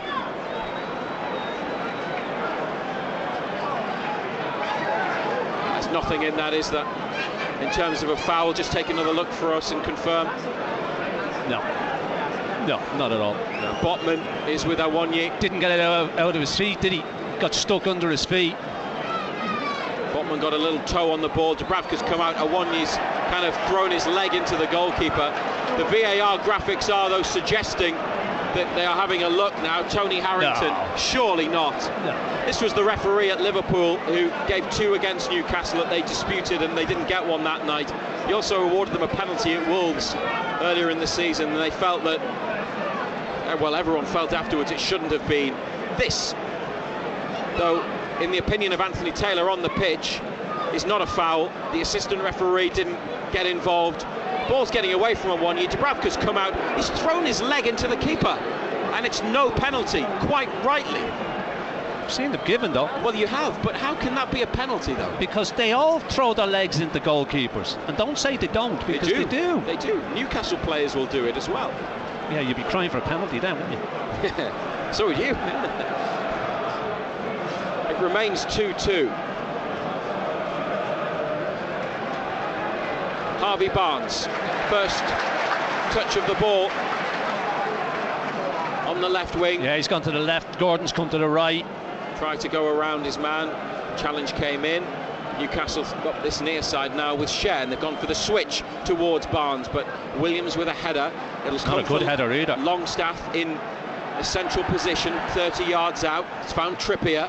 This could be promising. Trippier's cross, too far for Wilson. Barnes keeps it in on his chest. Now into the area, Harvey Barnes lifts the cross in and headed away in front of the goalkeeper by Hudson-Odoi. Great header. Still on the attack, Newcastle find Trippier. Good ball and a run for Longstaff. They want a corner. It's a goal kick.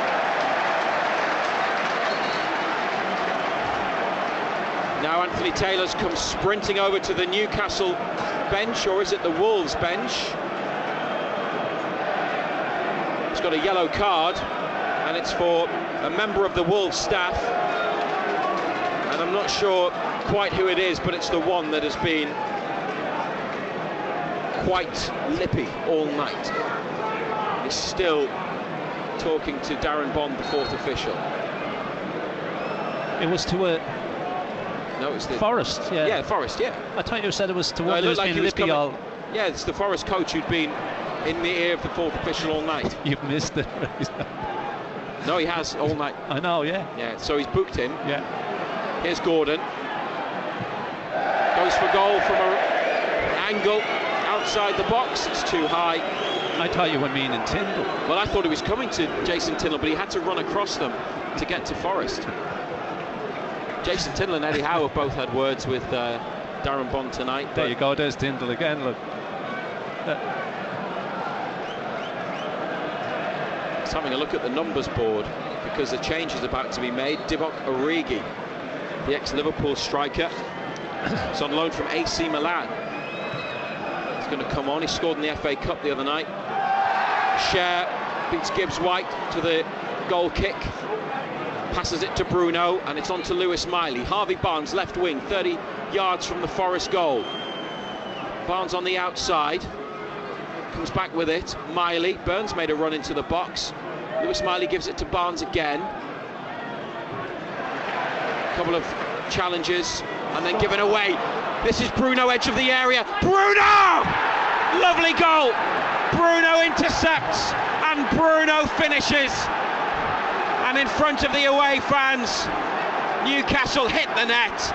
It's his second of the night, his third of the season. Bruno Guimaraes has restored the lead with a right-footed shot into the bottom corner. 67 minutes, Nottingham Forest 2, Newcastle United 3. Oh, great finish. Yet again, Forest give it away on the edge of their own penalty area. Still has a lot of work to do.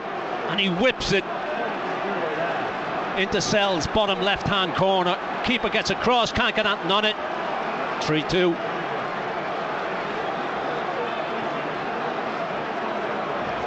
He got in there first before Gibbs White. The ball ran into the D, and it's such an accurate shot. Sells is getting across. If it's not placed where it is, the goalkeeper may well get there. It's just about right in the corner. They've been second best in this second half as well. I think that's the first shot second half. On target, yeah. Will be, won't it? Yeah. Taiwo Awoniyi's been replaced by Divock Origi. It's a year and a half since Origi left Liverpool.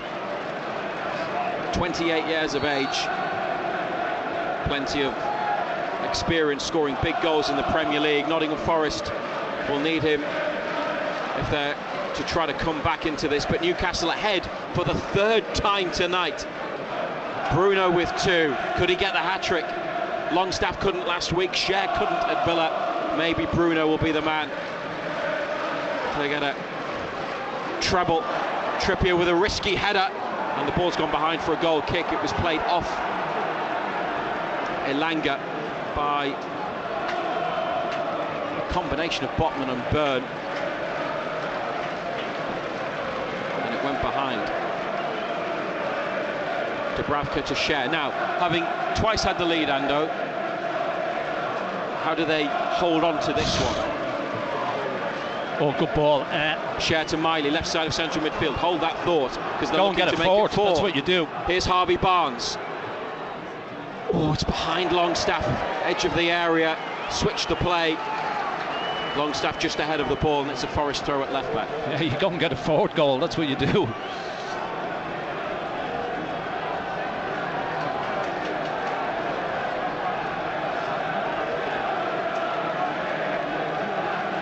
BBC Radio Newcastle. Every Newcastle United match live and exclusive right here. We're also with you on BBC Sounds tonight. Total Sport will be back at 6 on Monday on BBC Radio Newcastle and on BBC Sounds. If you missed the programme live, catch up any time on Sounds, and you can hear any previous shows that you may have missed. It's also where you'll find our new weekly Total Sport Newcastle United podcast, where we discuss all the latest at St James's Park. And on Total Sport itself, Monday to Friday 6 till 8, the North East only football phone in. It's a chance for you to have your say on Newcastle and Sunderland. In this match, there's just over 20 minutes remaining, and they've got their noses in front again, looking for a 3rd Premier League away win of the season. A ball hoisted forwards from the left side of defence, taken under control by Niakate at the back for the home side. A back pass that Sells comes across to the side of the penalty area to clear. United have done well. Miley with a chest down under pressure. Back to Bruno. Longstaff onto Trippier, into Bruno, centre of the Forest half. Longstaff's moved into the wide right position, pushes it on to Gordon. Fouled. Murillo kicked through him, close to the side of the penalty area. Just past the corner of the box. The assistant referee flagged Anthony Taylor blue. They have a free kick. This is what amazes me, you know. The referee doesn't give the free kick. Has he shown a yellow card to Murillo for that? Don't think so. Oh, I thought he had. He's got a lot of the ball there, mind. It's going to be another Nottingham Forest change. Giovanni Reina will be the next player on. He made his debut at Bournemouth last weekend, the Borussia Dortmund loanee. Free kick about to be taken by Trippier. If they can make it 4-2, that would be putting them into a brilliant position. Byrne is in there, so is Share. Botman near the penalty spot. Trippier's delivery round the back, just too high for Byrne. Barnes keeps it in, comes back to Gordon. Bruno on the left wing, Gordon again. The defenders have stayed in the box. Gordon's cross is flat and volleyed clear. Longstaff collects it in front of halfway. Forrest slow getting out. Plays it around Origi. Then Gordon across to Trippier. Dan Byrne is right wing. Trippier's gone the other way towards Barnes. Heads it inside, but Sells comes to get that. Quick kick out of his hands. Sven Botman backpedaling, watching the ball, winning the header. Longstaff in the middle of the park, nods it on. And it's come to Harvey Barnes. And he goes back to Botman. And they've got it with a bit of time and space in defence. How are you feeling about the position that they are in now, and they're having gone 3-2 up? Yeah, I'm happy that they're 3-2 up, but you don't want to keep having to score 3 goals, 4 goals all the time to get results. That's the problem we've got. Longstaff's just played it against a red shirt, and they are attacking down the left side. Nuno Tavares away into the area. Tavares on the outside, he went for goal. He tried to do it all himself when he had options in the middle, and he's missed the target. It's a couple of times he's got himself into that position, isn't it? Just lashes at it. Still 3-2 to Newcastle on BBC Radio Newcastle.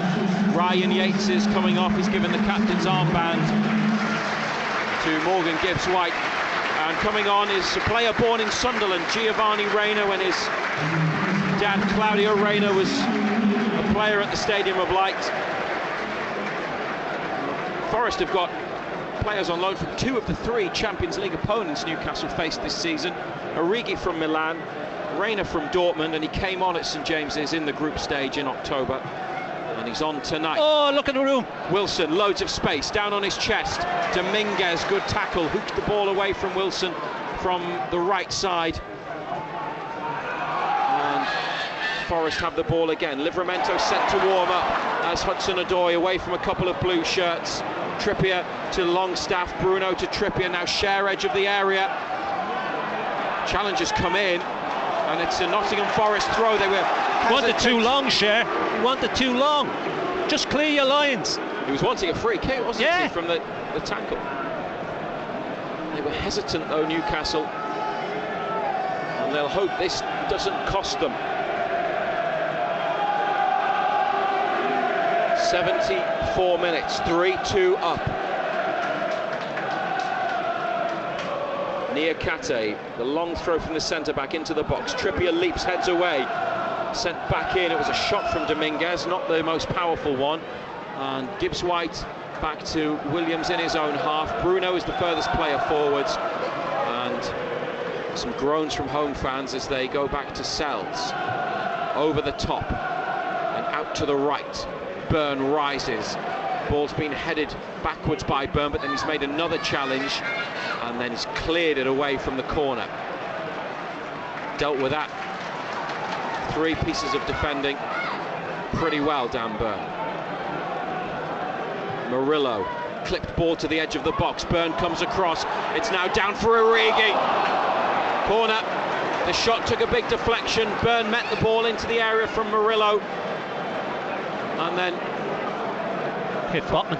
Yeah, Forest had Gibbs-White in the way, who could divert it to Origi, and over the top off the Newcastle player. Yeah, I'm not too sure it was on target anyway.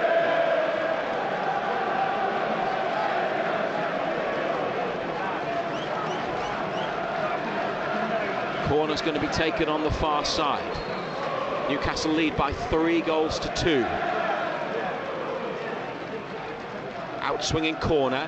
It's headed up by Dan Byrne in the 6-yard box. Dubravka comes, punches. Dominguez back across the box. The goal was unguarded, but his ball back over went square rather than towards the posts. It's on the right wing with Nottingham Forest. Gibbs-White looking to deliver across. Gordon blocks it, and it's going to be a throw. Everybody in Newcastle navy blue is in the penalty area, apart from Harvey Barnes, who now gets in the box. And Forest have committed everybody forwards, bar Nuno Tavares, who's about 30 yards out. Niakate lobs the ball in from the throw. Byrne with the header. Barnes chases after it, but Williams gets there, the Forest fullback. Niakate sticks in the cross, left-footed. Decent ball, Share with a header, then Gordon away. Hudson-Odoi on the near side decides not to take on his man. He's gone back to Dominguez, drops his shoulder, laid off to Murillo, and now Tavares. They're going to bring on a midfielder, Danilo, in a moment. Hudson-Odoi wide on the left, 30 yards out, back it goes. 77th minute. A lot of possession for Nuno's team, then a through ball. Dubravka comes and makes the claim, sliding across his box with Nuno on the run. Just too much on it. Nuno Tavares on the run from full-back. He loves to get in forward, the box, doesn't he? Likes to get in advanced positions. Share down the line to Gordon. Tried to help it on to Wilson, stopped by Nuno Tavares. And Hudson-Odoi inside to Gibbs-White in the centre circle. That's a ping into the corner, but it might have too much on it. It does. Goal kick.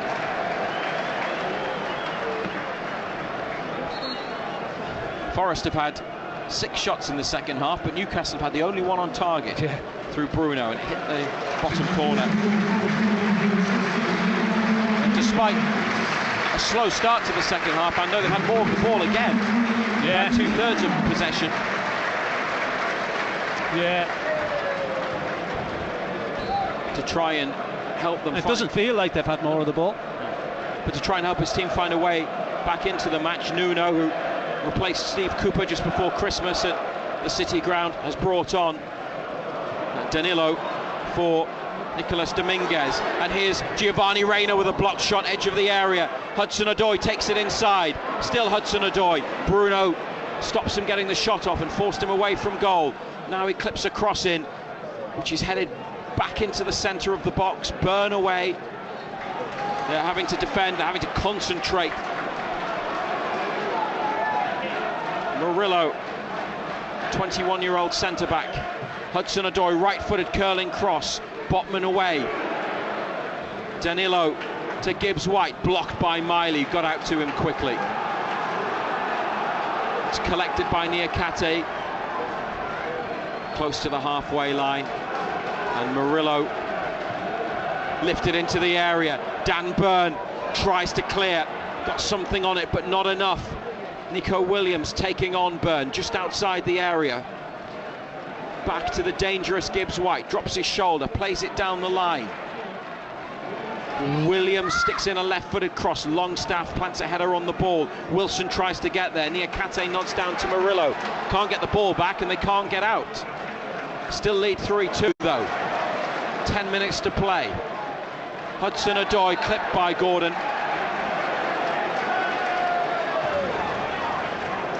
Gordon apologises. Not the worst foul you'll ever see, and certainly not a malicious Slightest thing. touch now, and people just fall over. Tino Livramento is going to come on. Eddie Howe and Jason Tyndall are with him in the technical area. Last few instructions for the fullback.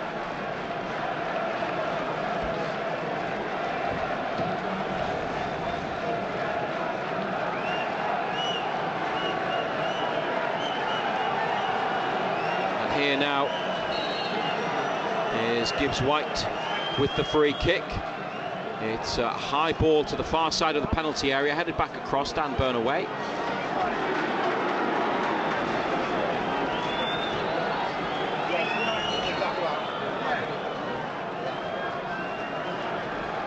Young Miley coming off. I think he's done well again tonight, the boy. Livramento, his replacement. Newcastle lead Nottingham Forest 3-2 in the 81st minute. Miley applauds the travelling supporters, and what will they do now with the central midfielder coming off and a full-back or a wide player? Just put him in there. He's athletic, he's got legs, hasn't he? Unless they got the three at the back and put Livramento at left wing back. Well, he's certainly gone to the left side of the pitch, but Newcastle are, it's all quite condensed, so it's difficult to know immediately where he'll play. It's a Nottingham Forest throw, and Bruno with two, Share with the other. They lead Newcastle by the odd goal in 5. Throw into the penalty area. It almost reaches the 6-yard box. It's a Livramento header then that goes backwards. Longstaff away. Gibbs-White down to Williams on the far side. Goal kick. Went forwards off Williams. He goes to the assistant referee to complain that he didn't get a corner. But it's Newcastle's ball. And Dubravka not rushing to take the goal kick. A few home fans starting to leave. Still plenty of time to play, and Forest have come back twice.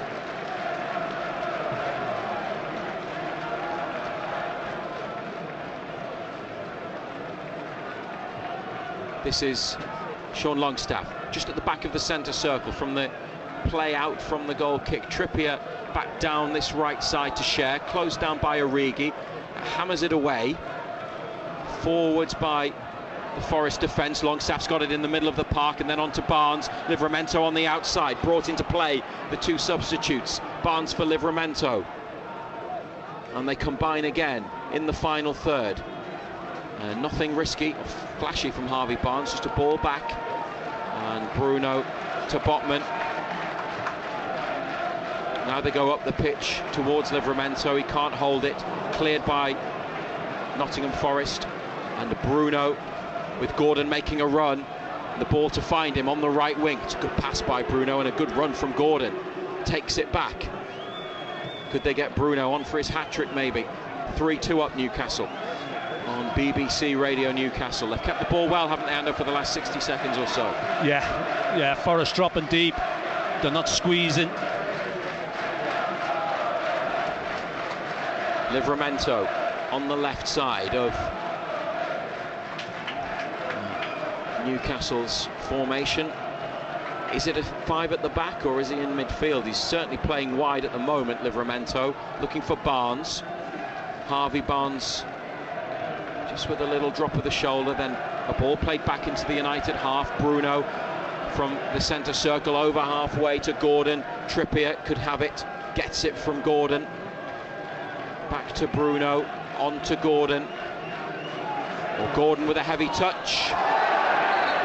And Hudson-Odoi might well have run the ball out of play, but Trippier fouled him in any case, and it's a free kick for Nottingham Forest, who face West Ham and Aston Villa next. Then they've got Manchester United in the FA Cup.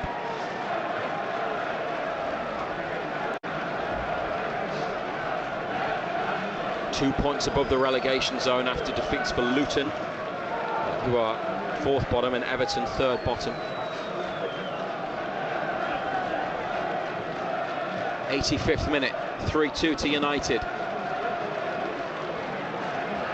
Massive result for them if they can win this. If they can't, it would be a huge blow. The win takes them up a couple of places to 7th, above Brighton and West Ham. West Ham play tomorrow at 2 at home to Arsenal. Longstaff in midfield, tried to go forwards, got tackled, and it's Tavares. Reina on for Hudson-Odoi. Flag's gone up.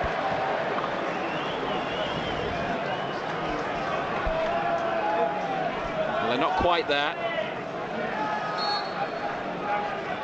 but it does feel like some of the belief that Nottingham Forest had earlier in this half, even after Bruno made it 3-2, has just drained from the City ground.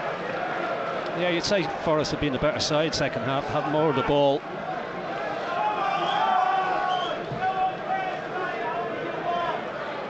Wilson trying to head on towards Gordon. It's one back, and Gibbs White was linked to Newcastle last month. Would you like to see him in a he's Newcastle a good player. shirt? Different to what they've got, I think, isn't he? Makes things happen, doesn't he? The deal to sign him from Wolves, which was completed a couple of years ago, could eventually rise to more than 40 million. So it would cost a lot to get him. But if Forest went down, there'd be plenty of takers. Gordon wants a free kick in the right back position, doesn't get it. Trippier clears it. Wilson jumped for the ball, but Murillo timed his leap well and gets it away. And Reina now to 5'7" Gibbs White. It's not the tallest, but so technically good. Right side of midfield. On now to Reina, edge of the area. He's beaten a couple of challengers. Giovanni Reina in the penalty box. Hudson-Odoi's cross, headed down by Botman, and then Cher from inside the 6-yard box lifts it away. It's gone out of Hudson-Odoi for a throw. Our defending has been so unconvincing. Very unconvincing. The attendance is shown on the giant screens as 29,451. And all 2,950 away tickets were sold. Those Geordies on their feet. Watching now as Wilson takes it away to the left side and was stopped by an illegal challenge by Gibbs White. Is that going to be a booking? I think so. It doesn't look like it. If he had a blue card. It's a cynical foul, stopping a counter, well, an attack when Wilson was about to play someone in on the left wing. Bruno speaking to the referee. What's the justification for no yellow card there? He's showing yellow cards, 15 of them every game. Newcastle still have the ball from the free kick. 2 minutes of normal time remaining. There's a switched pass from Fabian Schär, another one of those balls that he executes so well. He found Gordon so many times in the first half with it. Now it was Livramento. He's linked up, lovely play with Barnes. Livramento with a flick. Barnes looked with a pass for Gordon. Forest win it back and then given away to Anthony Gordon. Away towards the corner on the right. Crosses block. Newcastle throw 15 yards out. Yeah, Murillo just too lax, wasn't he? Gives it away. Should have been a keeper's ball. Keeper should have came and got it, but he just left it. Murillo's tried to play at edge of the penalty area. Gordon and Trippier from the throw. Ball on the line. Forest fans felt it had gone out. It didn't. Newcastle still attacking. Bruno to Gordon. Well defended by Nuno Tavares, and foul by Trippier on Hudson-Odoi. It's in the same position as the throw, so it's the left back spot for Nottingham Forest.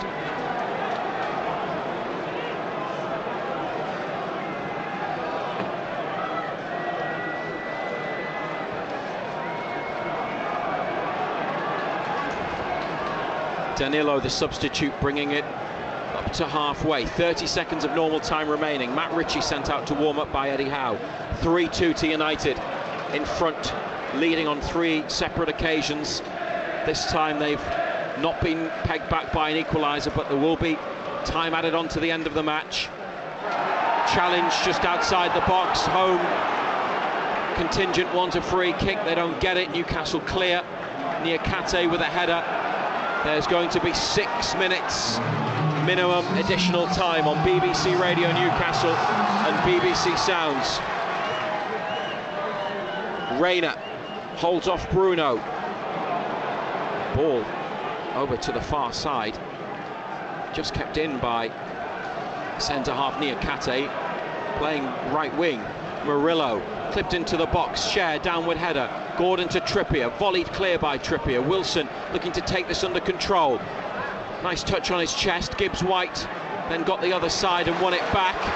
Wilson and Gordon are having a disagreement. Gordon has then pinched the ball back for United. Now they can go forwards. Wilson wants it played through. Gordon tries to get it behind Murillo. He's defended it really well.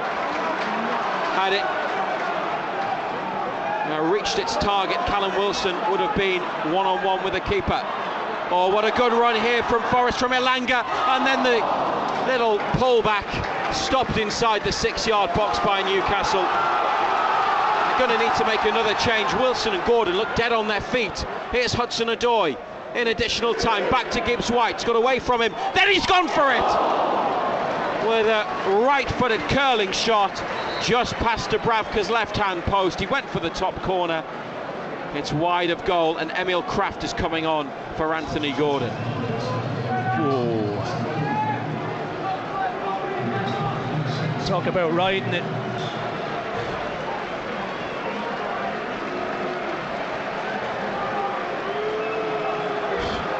Well, Wilson defending just leaves so much to be desired. I say Callum Wilson did so well to get through 90 minutes after 45 last weekend and 6 weeks out through injury. Kraft's come on ahead of Trippier. They've got the 4 defenders they started with. Got Livramento and Kraft. 3-2 in front. Their games this season have seen 90 goals in the Premier League. 51-4 and 39 against. It's the most of any Premier League team. 5 tonight, 8 last weekend.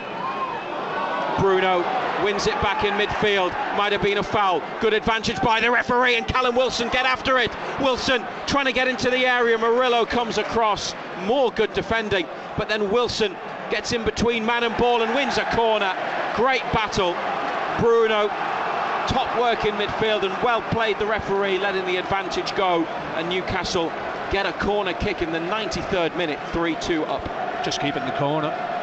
Don't put it in there, just keep it in the corner. Just see it out.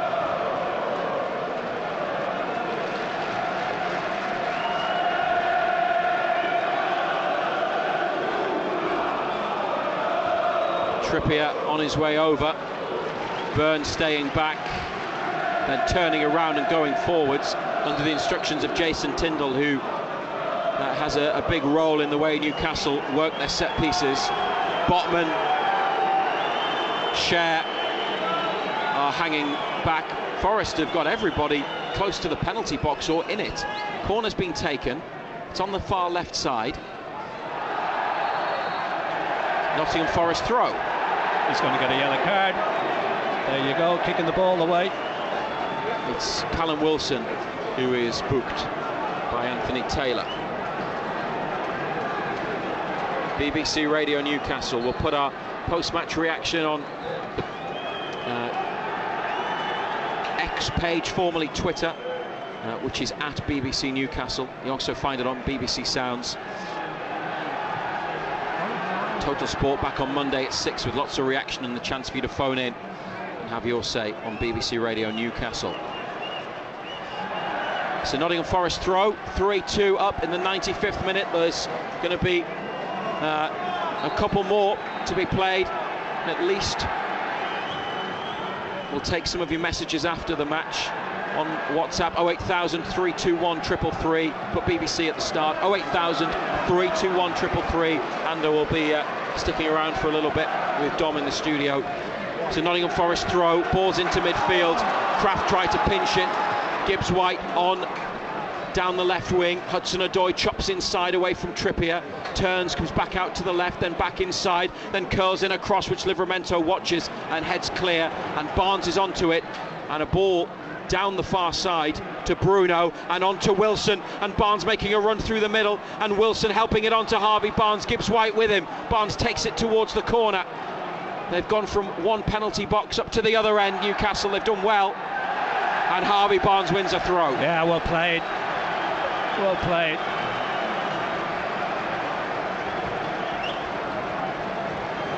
Into the final minute. And that will be that, you would think. Of the 6 that was displayed on the numbers board. They can still play on for longer. Send us a text message, 81333, if you prefer BBC at the start of your comment on text to ensure it reaches our studio. Nottingham Forest 2, Newcastle United 3. There's the throw. Wilson backing in the penalty area. Goal kick. Away fans adamant it should have been a corner, but they would be. Ball was it rolling? They have to take the goal kick again. The 6 minutes are up. Newcastle are leading. I think he's going to Brian, you know. Forest's last attack. Who? Wilson. Callum Wilson. Yeah. He's hurt himself. Well, there is action at the other end. Nuno Tavares with a cross. Oh, what a header. Vital header. This is Bruno trying to bring it clear. He's played it back to Trippier.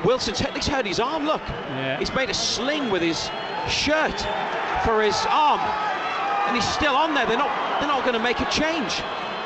Trippier intercepts edge of the area. Wilson can barely move. He's telling his teammates not to play it forwards. Longstaff clips it down the line. It's not the worst ball, that's all right. Anthony Taylor blows the final whistle.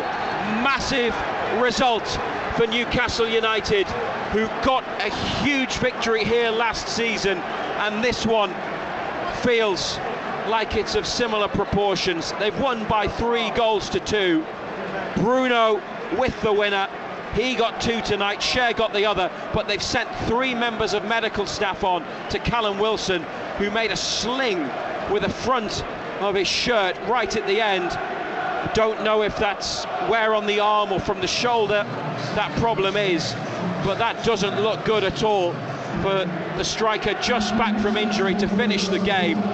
Eddie Howe on the pitch giving Bruno a big hug. He got the decisive goal, but what a massive victory that takes them up to 7th in the table, and they've won 4 away games in all competitions in a row. Sunderland, Fulham, Aston Villa, now Nottingham Forest. First time they've won 4 in a row successively on the road since they were in the Championship 8 years ago. And it is absolutely huge. It was hard work. It was very hard work.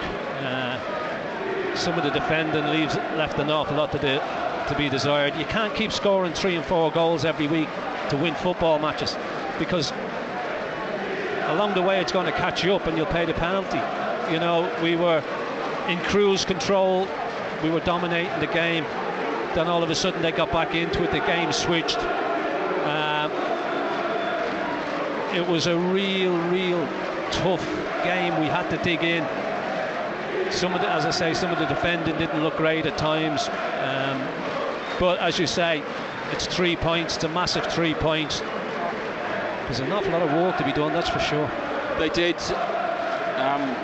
really well to get control of the match again in the end, having gone in front twice and then a third time. I know they went in front. Scoreline, but they didn't control the game. When we went in front for the third time, you thought we would then take control of the game, and we would pass the ball and we would move Forest about, and we didn't do that. We kept giving it away. We didn't pass the ball well enough, but it's a huge 3 points. But you can't say it was an impressive performance. You know, we didn't kick on, we didn't go on and really take control of the football match, but it's a huge 3 points. But they started the game well. There were a few different tactical things with Trippier in midfield, Bruno playing high up, the way that they had 3 at the back for a time, and then they managed to give away a goal, a straight ball through the middle, go in front again, Ando, concede through a deflected shot, and Forest began the second half really well. So to come through this match, which you might say was more difficult in the end than perhaps it ought to have been, feels like quite a significant thing. But as you said, the concerns will be there, even though they've got the result they wanted. Yeah, you've got to be concerned at the amount of goals that were leaking. You know, you go 3-2 up away from home, you want to take the sting out of the game. Forest controlled the second half. You know, they had the ball. We had to defend. You wouldn't say that the defending was impressive. It was last ditch at times, but it's a huge 3 points. You know, it's a massive 3 points for us. There's no doubt about that. Well, Gordon, despite some concerns over an injury, passed fit to play, and he was out there for most of the match. Harvey Barnes got more time on the field, but a worry over Callum Wilson, who looked like he picked up a bad injury to his arm, possibly the shoulder at the end. We're going to talk to Eddie Howe shortly. We'll put the post-match interview on BBC Sounds. You can also follow the Newcastle United page on the BBC Sport website and app, and subscribe while you're there to get notifications for the latest Newcastle news and podcasts and interviews on the BBC Sport app and website page. And check out at BBC Newcastle on Twitter for the latest from the manager tonight. If you want to put a message to Ando and Dom in the studio on WhatsApp, 08000 321 333, BBC at the front of your message. 2 goals from Bruno Guimaraes, 1 from Fabian Schär, and Newcastle United have moved up 2 places from 9th to 7th in the table into the final European spot after beating Nottingham Forest at the City Ground by 3 goals to 2. Total Sport North East. I've got this here. Can you hear that? It's a big brown box. Must be something for me. I thought we could play a game of what's in Ando's box. Ricky has agreed with you, actually, Marco, a year's supply of cardigans. Is it Guinness, says Richard? Is it a knit your own, just put it in the net cardigan set? Joe wants to know whether it's a wig. Not one of them. I'm quite happy with what I've got. Oh, wait, what I haven't got. Can I open it now? No. We were speculating all through last night's show. I knew exactly what it was. There we go, you've got into it now. Lovely golf polo shirt. Oh, it's green. You've got to have a green one, haven't you? Yeah. I'm absolutely over the moon. Sounds as happy as a little puppy, doesn't it? You know, he's pleased with us. Total Sport North East. and Ando will be over the moon with a 3-2 win for Newcastle United this evening over Nottingham Forest at the City Ground. Dominic James back in the BBC Radio Newcastle studio. Matthew Raisbeck is off to gather some post-match reaction. John Anderson is hanging around for a little bit longer, so we'll get some. If you're quick, I'll get some of your messages to Ando, Bruno and Cher with the goals for Newcastle. Ando, I guess, just quickly, the numbers to give us a text: 08000 321 333, text 81333. Start your messages with the letters BBC. Ando, I guess the result was probably more important than the performance tonight, but they got those 3 points. Yeah, started the game really, really well, Dom. He changed the formation a little bit. Trippier pushed into midfield. Guimaraes pushed further forward. Went in front, deservedly went in front. We're in total control of the game. And then one straight ball just kills us for the equaliser. And the complexion of the game changed a little bit. And then we got ourselves back in front when defending. Nobody seems to want to defend properly anymore. Straightforward free kick. Forest don't defend it. Shah finishes it well. You know, had her back by Botman. And a good little finish into the corner, and then right on the stroke of half time, Forest got themselves an equaliser, deflected off young Miley, who I thought played well again tonight.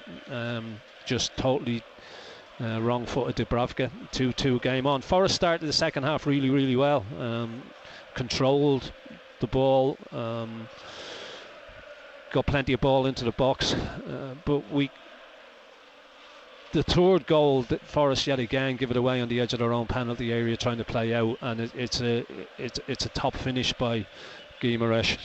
You know, he just passes it straight into the into Sell's left hand corner. But I think the worry for Eddie Howe will be the amount of goals we're conceding. You know, we're conceding boatloads of goals, and you can't keep scoring 3-4 goals to win football matches, because sooner or later it's going to catch up on you. Yeah, Brian sums this quite nicely actually. Brian sent us a WhatsApp: 08000 321 333, site message with the letters BBC. He said, no hair to pull out, no fingernails, the life of a Toon fan. I guess you just don't have any trust at this moment in time that Newcastle, you know, are going to be able to see a game out properly. Well, when we went 3-2 up, you thought we were going to take control of the game and just move Forest around and pass the ball and keep it and move, as we've seen them do in the past. But they didn't do that. You know, we kept giving it away. We kept inviting pressure on ourselves. You know, and yeah, it was nervy. There's no doubt about it. It was really nervy towards the end. But it's a huge 3 points. But as I say, there's worrying signs there. You know, and it will be a concern to Eddie Howe. This one's from David, who says, we were lucky to survive the penalty appeal at 2-2. Dubravka's arm definitely brought down the Forest attacker. I guess. I thought it would have been soft, but yeah, probably. But yeah, I mean, the worrying thing is that you've got that danger of VAR. You know, that could. Yeah. Look, you've seen them given, to be fair, but I thought it would have been really soft. The boy couldn't get it was a good ball over the top, got him in. But again, it was poor defending from our point of view, because it was a straight ball from the goalkeeper, 80 yards, that just went straight over the top of our two centre backs. Yeah. You can't be allowing that to happen. He's got himself in. He couldn't get the ball out of his feet. Botman's got himself back, and I think he's dangled a leg and caught the Dubravka. It would have been soft, but you've seen them given. Yeah, you have seen them given, but it would have been a soft one. Yeah, this message is from John. He says, over the moon with tonight. I'm still worried about Howe's tactics. Tino should have been on earlier at the back. Gordon and Wilson should have been off a lot earlier too. They were dead on their feet the last 10 minutes. Murphy and Ritchie could have been used. Very worried about goals conceded, but another win on the road. Safe trip, lads. Yeah, look, it's another win on the road, but as I say, you just can't keep conceding the amount of goals that we're conceding. You know, not being disrespectful to Forest, but against better sides you'll pay the penalty for it. You know. Yeah. But yeah, look, it was important that we got something. I think even in the first half there was a moment where Dubravka passed the ball to Botman in his own box when he was swarmed by players, and Botman's had a bad touch. That again is another moment where it could cost Newcastle rather than Dubravka. I think at the time you said just put your foot through him, but that's the way they want to play. And look, you don't have to do it all the time. There's times where you just put your foot through it and you get it up the other end of the pitch. You get yourself back into formation and you defend from there. But they want to play that way. They want to take chances. I mean, all you've got to do is look at the winner. Forrest trying to play out from the back, a ball from out to in, and from that, what I mean there is a ball from a full-back to an inside position is always a dangerous ball, because you lose it, you're always in big trouble, and that's exactly what happened. Hudson-Odoi, I think it was, passes it inside. Guimaraes picks it up and he puts the ball in the back of the net. Now, if Hudson-Odoi pulls that to one side and plays it down the line, there's no danger there whatsoever. Yeah. But that from out to in is always going to cause you problems if you lose it. Yeah. On a positive note, we saw Anthony Gordon back today. We didn't expect him to be even in the matchday squad, so I guess a positive that he was fit enough to start today. He was fit enough to go to the Metro Centre, Dom. So, look at it. I honestly think if it had been as bad, there's no way he would have been in the Metro Centre last Sunday. And there didn't look a great deal wrong with him today, to be perfectly honest. He was running around like a spring chicken. He was his usual self. So it obviously wasn't that bad. Yeah, John mentioned Dan Burn in his message there. It's, he's stuck with him. And how did you think that he did it today? I thought late on, some of his defending was great. You can see why he has him in there. Especially balls being flung into the box, he goes and he heads them, puts his body in the way of things. That's what you want them there for. First half, I thought he looked really nervy, especially when Alanga picked it up and started running on him. But he stuck at it, and that's the one thing that he does. He doesn't go and hide. And as I say, second half, when we were under the cosh, I thought he defended well. No, because it is important to have an experienced head in there for moments, like that when you're under the cosh, and you really wanted to take those 3 points home, and it was an onslaught towards the end. When you think, oh God, Forrester, so close to equalising here. Yeah, and as I say, he stood up and he was counted. He put himself in some good defensive positions, won some big headers, got some big blocks in late on. And you can see that's why Eddie Howe wants him in the side. Yeah, on my positive list, I had Callum Wilson back in from the start today, but at the very end, he's obviously picked up what looks to be a shoulder arm injury, and he had that arm in looking at it and sling.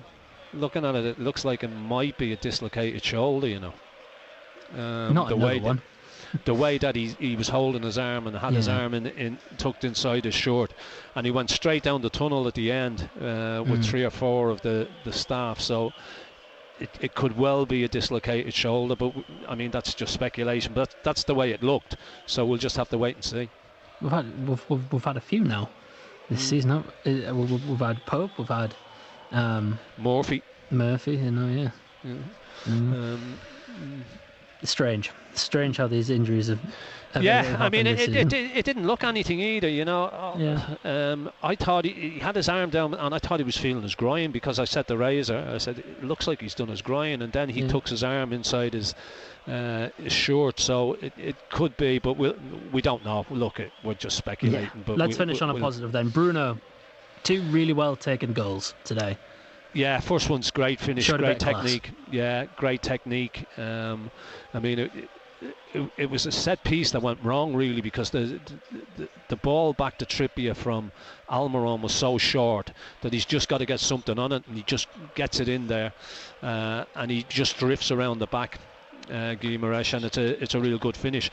And as I mentioned, the winner, that out to in ball, nightmare ball, does your head in from a coaching point of view, but that's the way it is. He gives it away.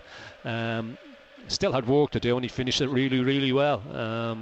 So that's the reason that we've got all 3 points. But you can't keep coming away from home and keep having to score 3 goals to win football matches. Yeah, plenty to work on. But John, thank you very much for your Cheers, company. Dom. Take it easy. This evening. Safe travels back from Nottingham to the northeast. So Newcastle win 3-2 over Nottingham Forest, up to 7th in the Premier League.